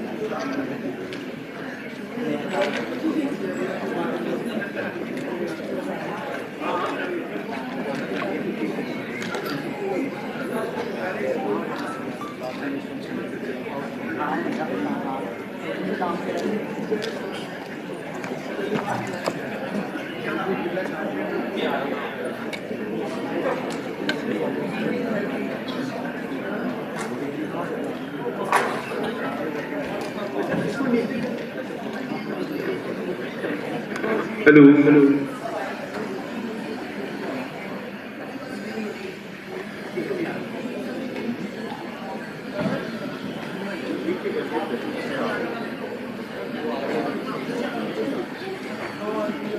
पीछे नहीं उधर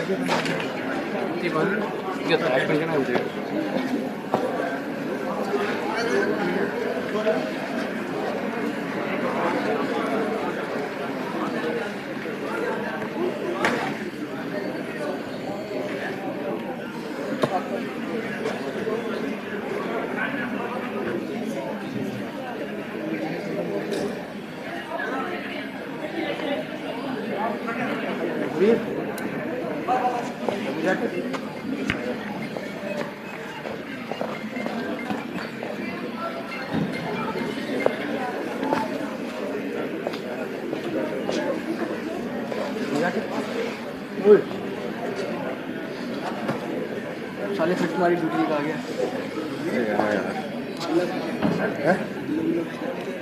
और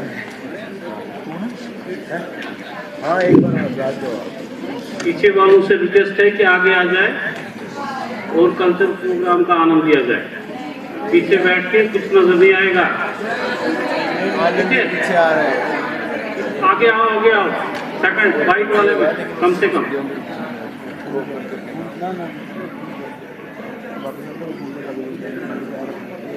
आ जाओ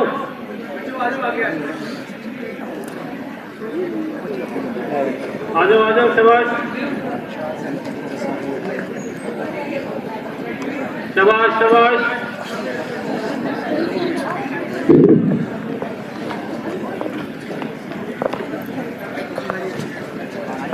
किसी का ठीक है। वाइट पर आ जाओ, वाइट वाले बीच वालों में इधर। शाबाश।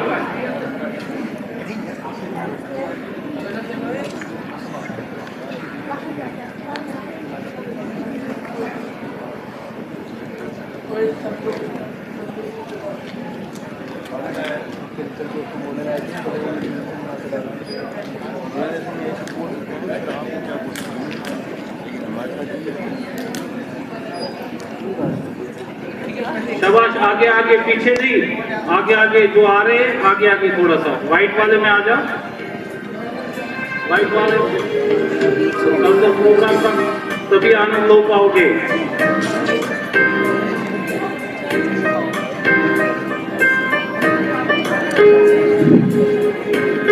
शाबाश। आगे जल्दी बैठ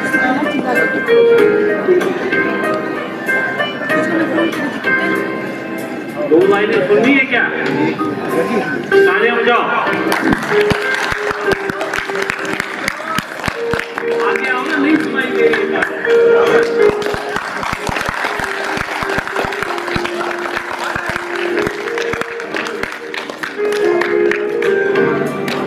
बच्चों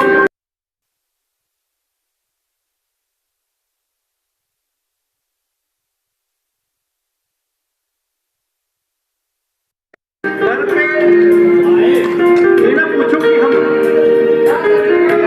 क्या करेंगे। सर झुकाना अगर जुर्म होगा, हम निगाहों से सजदा करेंगे।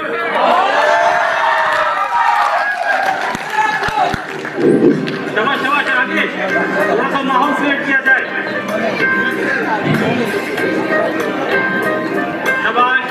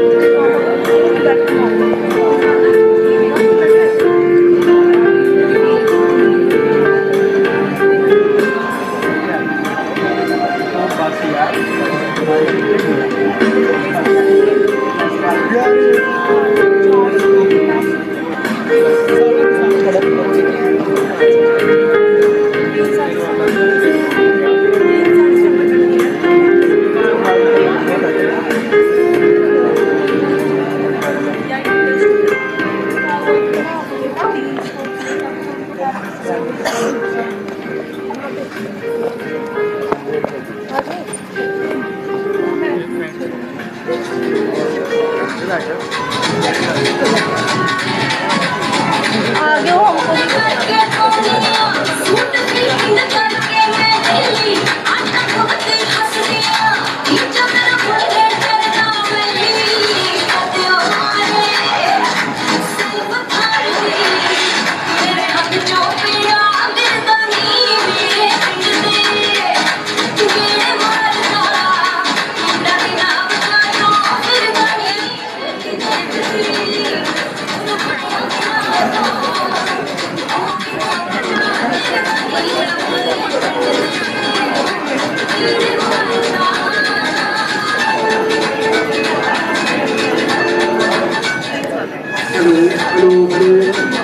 Hello, mic testing, hello.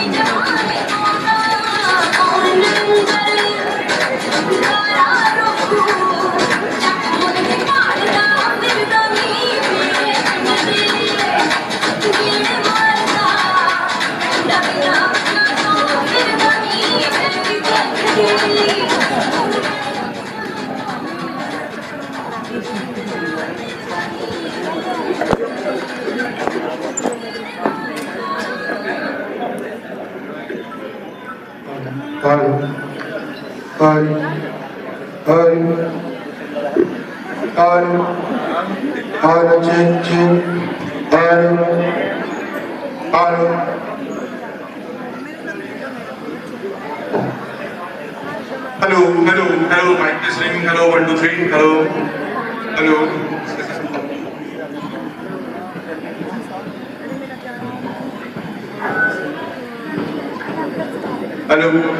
Hello, 1, 2, 3, mic testing, hello.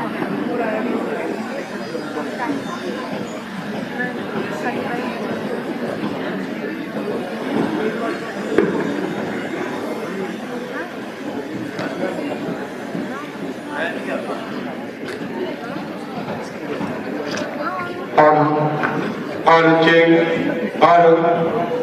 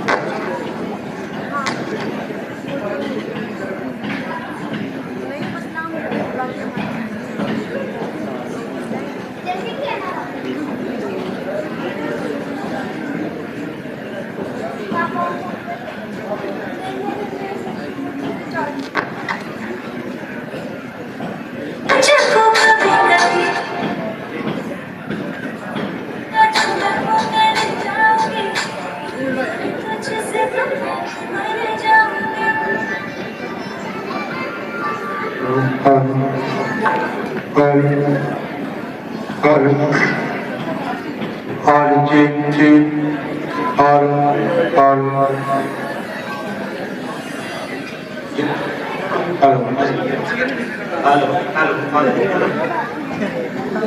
पीछे बैठे हैं उनसे गुजारिश है कि केवल वो आगे की सीटों पे आ जाएं और इस प्रोग्राम का लुत्फ लें।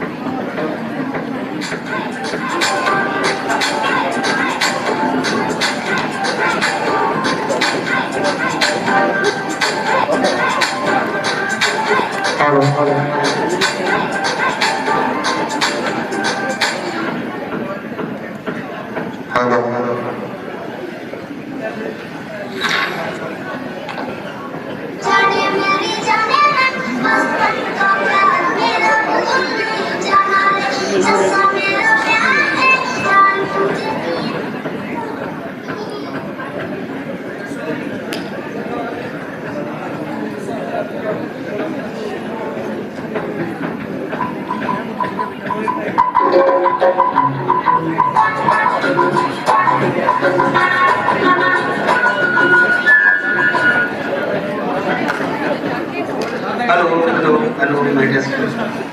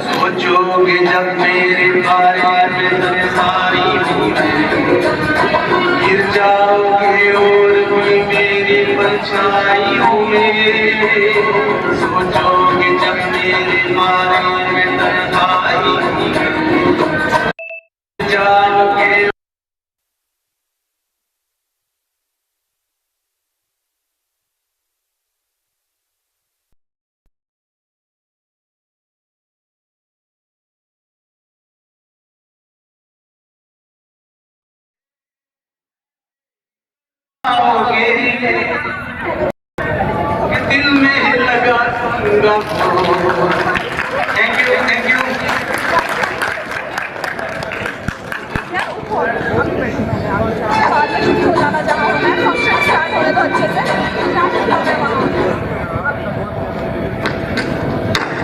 चलो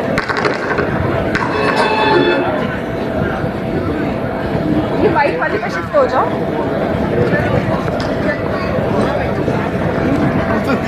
वाइट वाली पे आगे, वाइट वाली पे प्लीज, वहां तक आप आगे वाइट वाली पे शिफ्ट।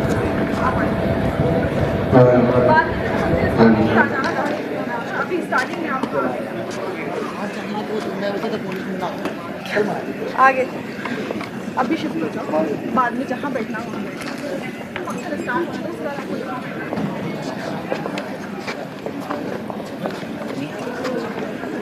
अभी निकाल रहे भाई, आधा कहाँ से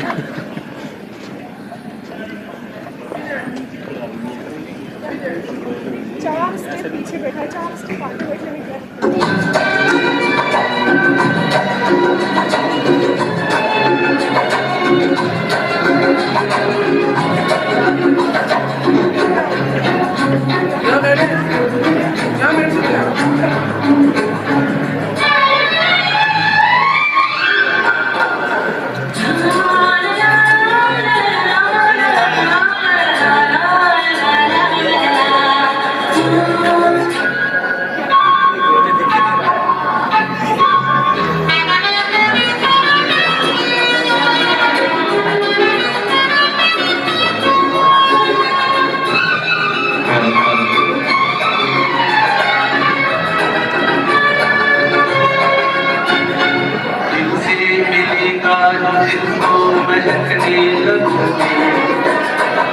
मेरी बाहों में आगे बहकने लगोगे। दिल से मिलेगा जो दिल को बहकने लगोगे। मेरी बाहों में आगे बहकने लगोगे। होश हो जाएगा, प्यार हो जाएगा, पर मेरे दम तक मुझे ऐसे ही तड़पाओगे। मैं आग दिल में लगा दूंगा, पल में बिछड़ जाओगे।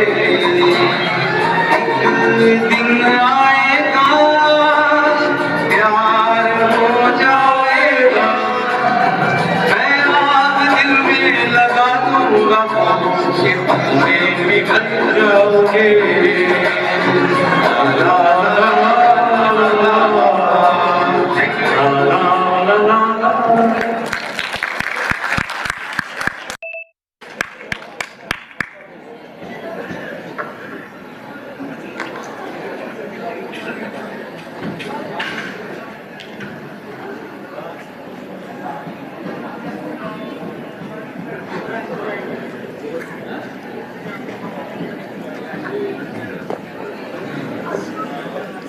हमें पीछे आ जाए क्या, कोई बैठेगा? सर ये गलत चीज थी ना।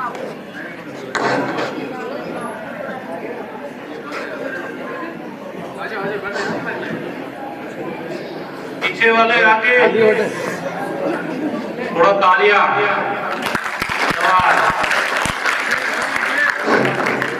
गीत गाता हूँ मैं, गुनगुनाता हूँ मैं, गीत गाता हूँ मैं, गुनगुनाता हूँ मैंने हंसने किया था कभी, इसलिए ही सदा मुस्कुराता हूँ मैं, गीत गाता हूँ मैं। Thank you.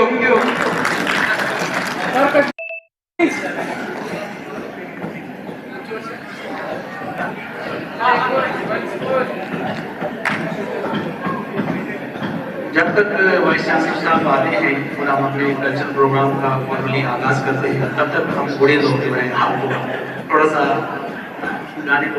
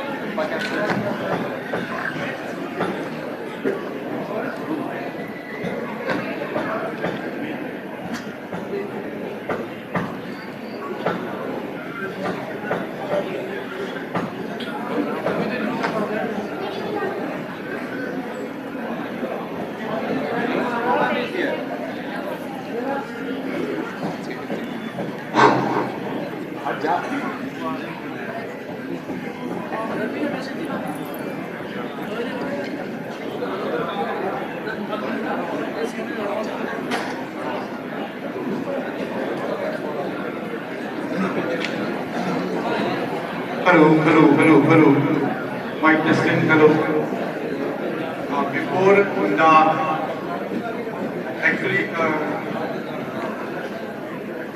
before the start of the actual function, I will sing a song for you people.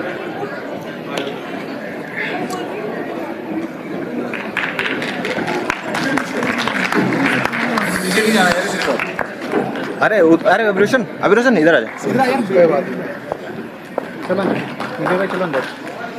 The chief guest of this cultural evening, Honorable Vice Chancellor, Professor J.P. Sharma has arrived in the Bhavajito Auditorium along with the First Lady of the University, Dr. Sumati Sharma ji. Let us welcome our chief guest and First Lady of the University by a big round of applause. Thank you all. Sir, myself, Dr. Jay Kumar Kapoor, convener of this cultural committee, heartily welcome you, sir, in this wonderful cultural evening. I also welcome the First Lady of the University, Dr. Sumati Sharma ji, former Additional Director, DRDO, New Delhi. I welcome all the Dean Directors, HODs, teaching staff, delegates, participants from all over India, including JNK in particular, from the core of my heart. Now, I request Dean Student Welfare, Professor Kodosa, to formally welcome the chief guest of this cultural evening, Honorable Vice Chancellor, with a bouquet of flowers as a token of affection. Clap, any clap from you people. It should look like a cultural evening. Thank you. Now, I also request Professor Joji Kachu ma'am, the Head Division of Agribusiness Management and Economics and the Organizing Secretary of this conference, to formally welcome First Lady of University, Dr. Sumati Sharma ji, former Additional Director, DRDO, New Delhi, with a bouquet of flowers as a token of love and respect. Thank you, ma'am. Thank you, sir. A dream that becomes reality by magic. It takes sweat, determination and hard work. Yes, it's a belief endorsed by our Honorable Vice Chancellor, Professor J.P. Sharma sir. He has always been our source of inspiration and motivation. With this, I request you, sir, to please allow us to begin this cultural program, sir. May I, sir? I request you, sir, just allow us to begin this cultural program. Thank you, sir. Thank you. Now I hand over the stage to the students. Please, the students, please come.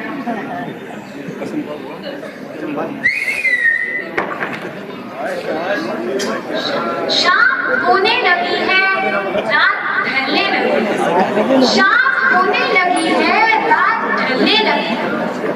इस महफिल में performances को देखने के लिए हमारे दिल में चाहत जलने लगी है। हमें नहीं चाहिए तालियों की गड़गड़ाहट, हमें नहीं चाहिए तालियों की गड़गड़ाहट। चेहरे पर होनी चाहिए जमाती मुस्कुराहट, क्योंकि होने वाली है टैलेंट की बरसात। आदर, अभिनंदन, आभार। नमस्कार, आदाब, सत श्री अकाल। Hello and a very good evening, ladies and gentlemen. और मैं तानु सेन, हम आपके होस्ट और आप सभी को स्वागत करते हैं एक शानदार प्यारी सी और झिलमिलाती सी शाम में। किसको मिलती सरपरस्ती आपकी, किसको मिलती सरपरस्ती आपकी, है हिमालय की ये हस्ती आपकी। हम सभी पर प्यार है ये आपका, स्वागतम ही स्वागतम है आपका, मान्यवर उपकार है ये आपका, स्वागतम ही स्वागतम है आपका। अब हम स्वागत करना चाहेंगे हमारे माननीय कुलपति जी जो आज के चीफ गेस्ट हैं और फर्स्ट लेडी जी का। सर, आपकी ही छत्र छाया में आज हम इस कार्यक्रम को प्रस्तुत करने जा रहे हैं। सर, आप हम सभी के बीच में अपने ज्ञान के लिए जाने जाते हैं। आपके लिए दिए गए उदाहरणों जैसे कि अरुणिमा जी का साहस से प्रेरित होकर हम आज के कार्यक्रम की शुरुआत करने जा रहे हैं। उससे पूर्व कुछ कहना चाहूंगी। मीठी बात और चेहरे पर मुस्कान, मीठी बात और चेहरे पर मुस्कान, ऐसे लोग ही तो है हमारी महफिल की शान। इसी के साथ स्वागत है इस रंगारंग कार्यक्रम में उपस्थित सभी गणमान्य अतिथियों का। तो प्रणिका, क्यों ना हम हमारे इस क्षेत्रीय दिवस के सांस्कृतिक संध्या के सांस्कृतिक कार्यक्रम की शुरुआत ईश्वर की आराधना से करें। तो चलो इसकी शुरुआत एक श्लोक से करो। गजाननं भूतगणादि सेवितं कपित्थ जम्बो फलसार भक्षितं उमासुतं शोक विनाशकारणं नमामि विघ्नेश्वर पाद पंकजम। आप सब तो जानते ही हैं, ईश्वर की आराधना करने से सारे भय एवं चिंताओं की मुक्ति मिल जाती है। कहते हैं ना, ईश्वर के हो भले ही रूप अनेक, ईश्वर के हो भले ही रूप अनेक, सभी के भगवान है केवल एक। संपूर्ण सृष्टि को वो है चलाता, तभी कहलाए भाग्य विधाता, तभी कहलाए भाग्य विधाता। सही कहा प्राणिका। कहा जाता है कि मनुष्य को अपने हर कार्य के पूर्व एवं कार्य करते हुए भगवान का स्मरण करना चाहिए। इसी सकारात्मकता को आगे बढ़ाने के लिए हम पारुल शर्मा जी को स्टेज पर आमंत्रित करना चाहते हैं, जो कि भगवान की आराधना करने जा रहे हैं।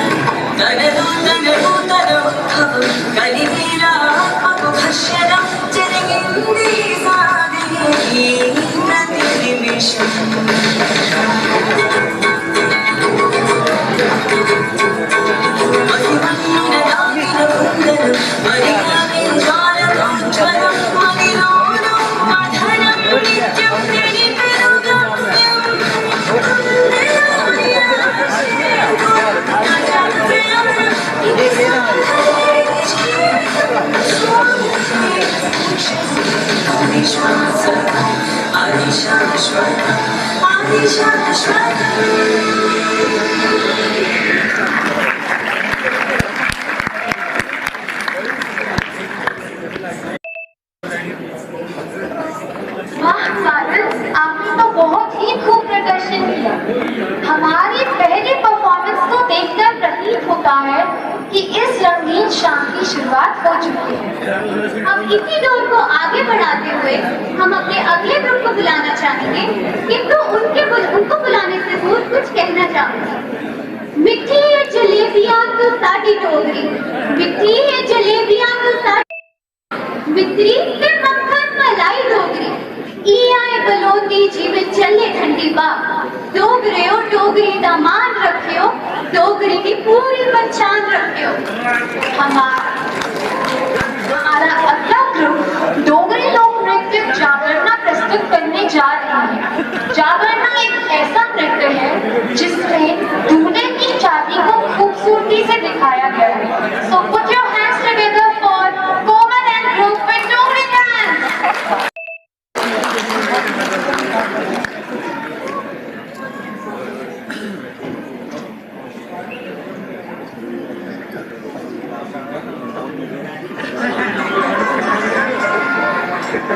जाते लंबाए पसार बैठ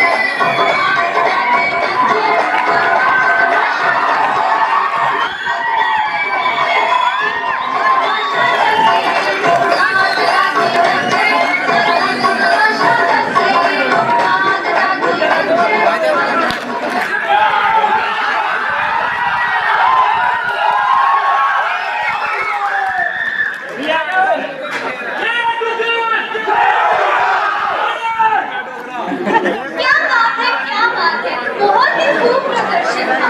मैंने कहा मेरा तो दिल ही खुश हो गया। इनका प्रदर्शन देखकर एक शेर याद आ रहा है। डुक्कर दिए धरत जी, डुक्कर दिए धरत जी, डोगरिए तो बोलन जे सारे जने बदनाएगा मान। तो आगे बढ़ते हैं। दुनिया में कितनी ही भाषाएं हो जाए, लेकिन संगीत से अच्छी कोई भाषा नहीं है।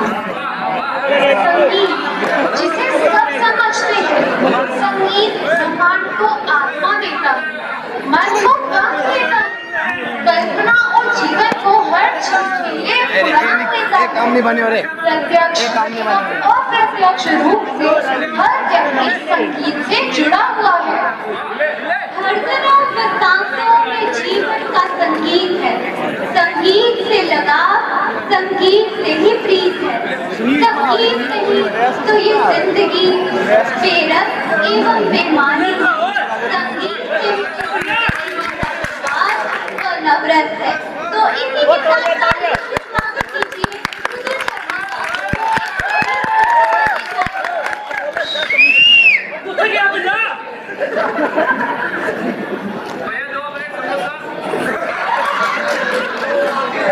नहीं एक एक्स्ट्रा वो भी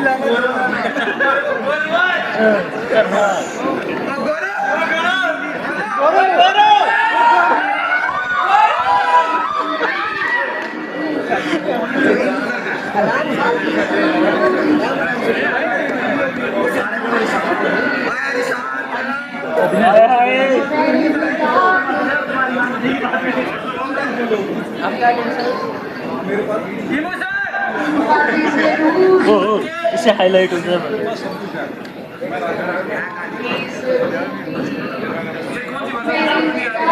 आवाज नहीं आ रही, आवाज नहीं आ रही। झूठी है वो रात सारी दुनिया की, इश्क जहाँ न चले। मेरा होना क्या होना,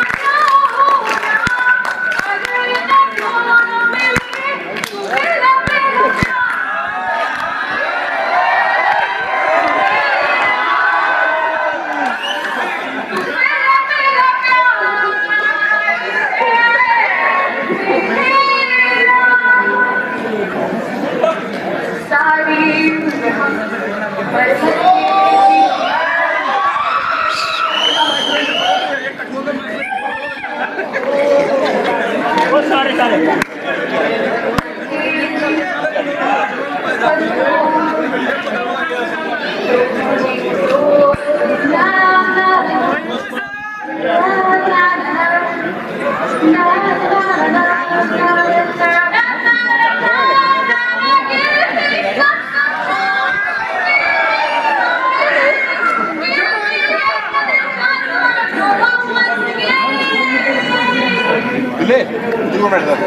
बचपन को किताबों के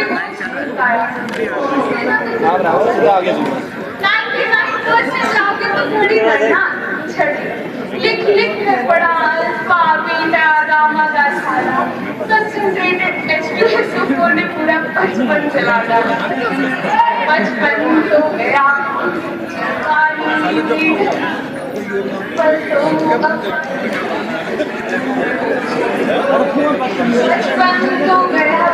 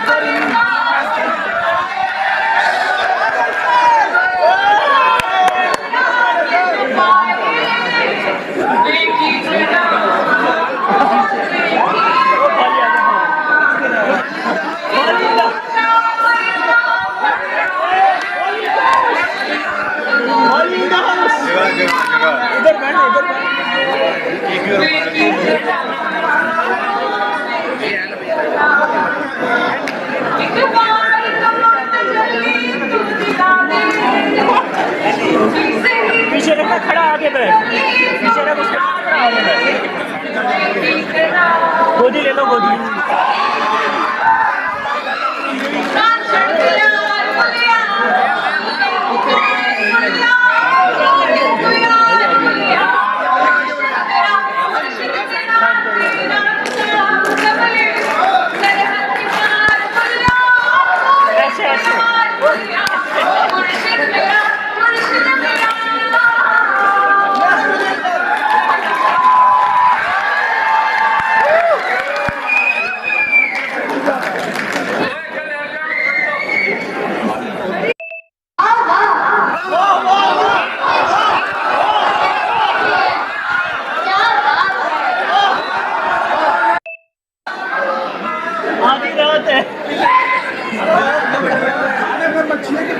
जानती हो ना, हर उस दिन को खूबसूरत बनाया गया, हर उस दिन को खूबसूरत बनाया गया है जो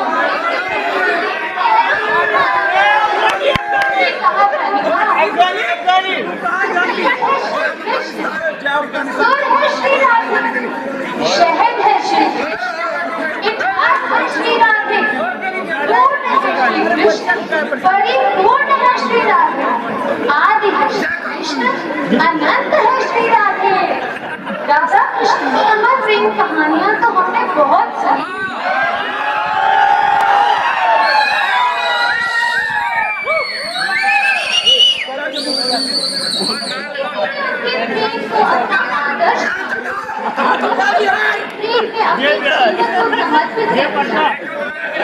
इसी अमर प्रेम को दर्शाने आ रहे हैं कोमल है सुप्रिया।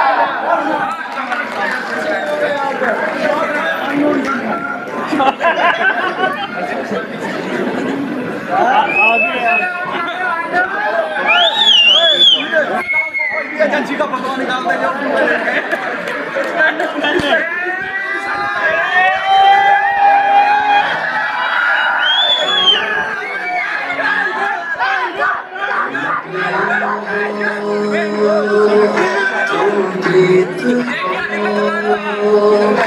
मेरी बांसुरी अंगीत हो, तुम प्रेम हो, तुम गीत हो, मनमीत हो, राधे मेरी मनमीत हो।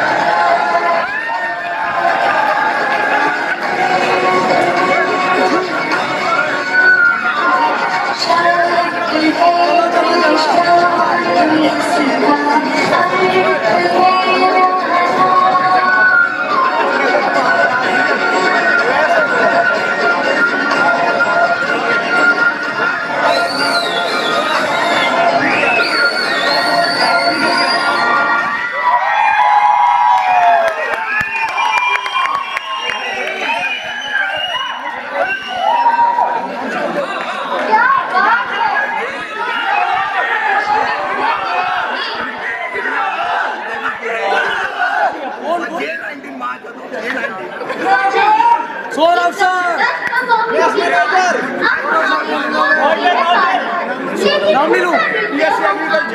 जब बजेगी तालियां ढेर सारी,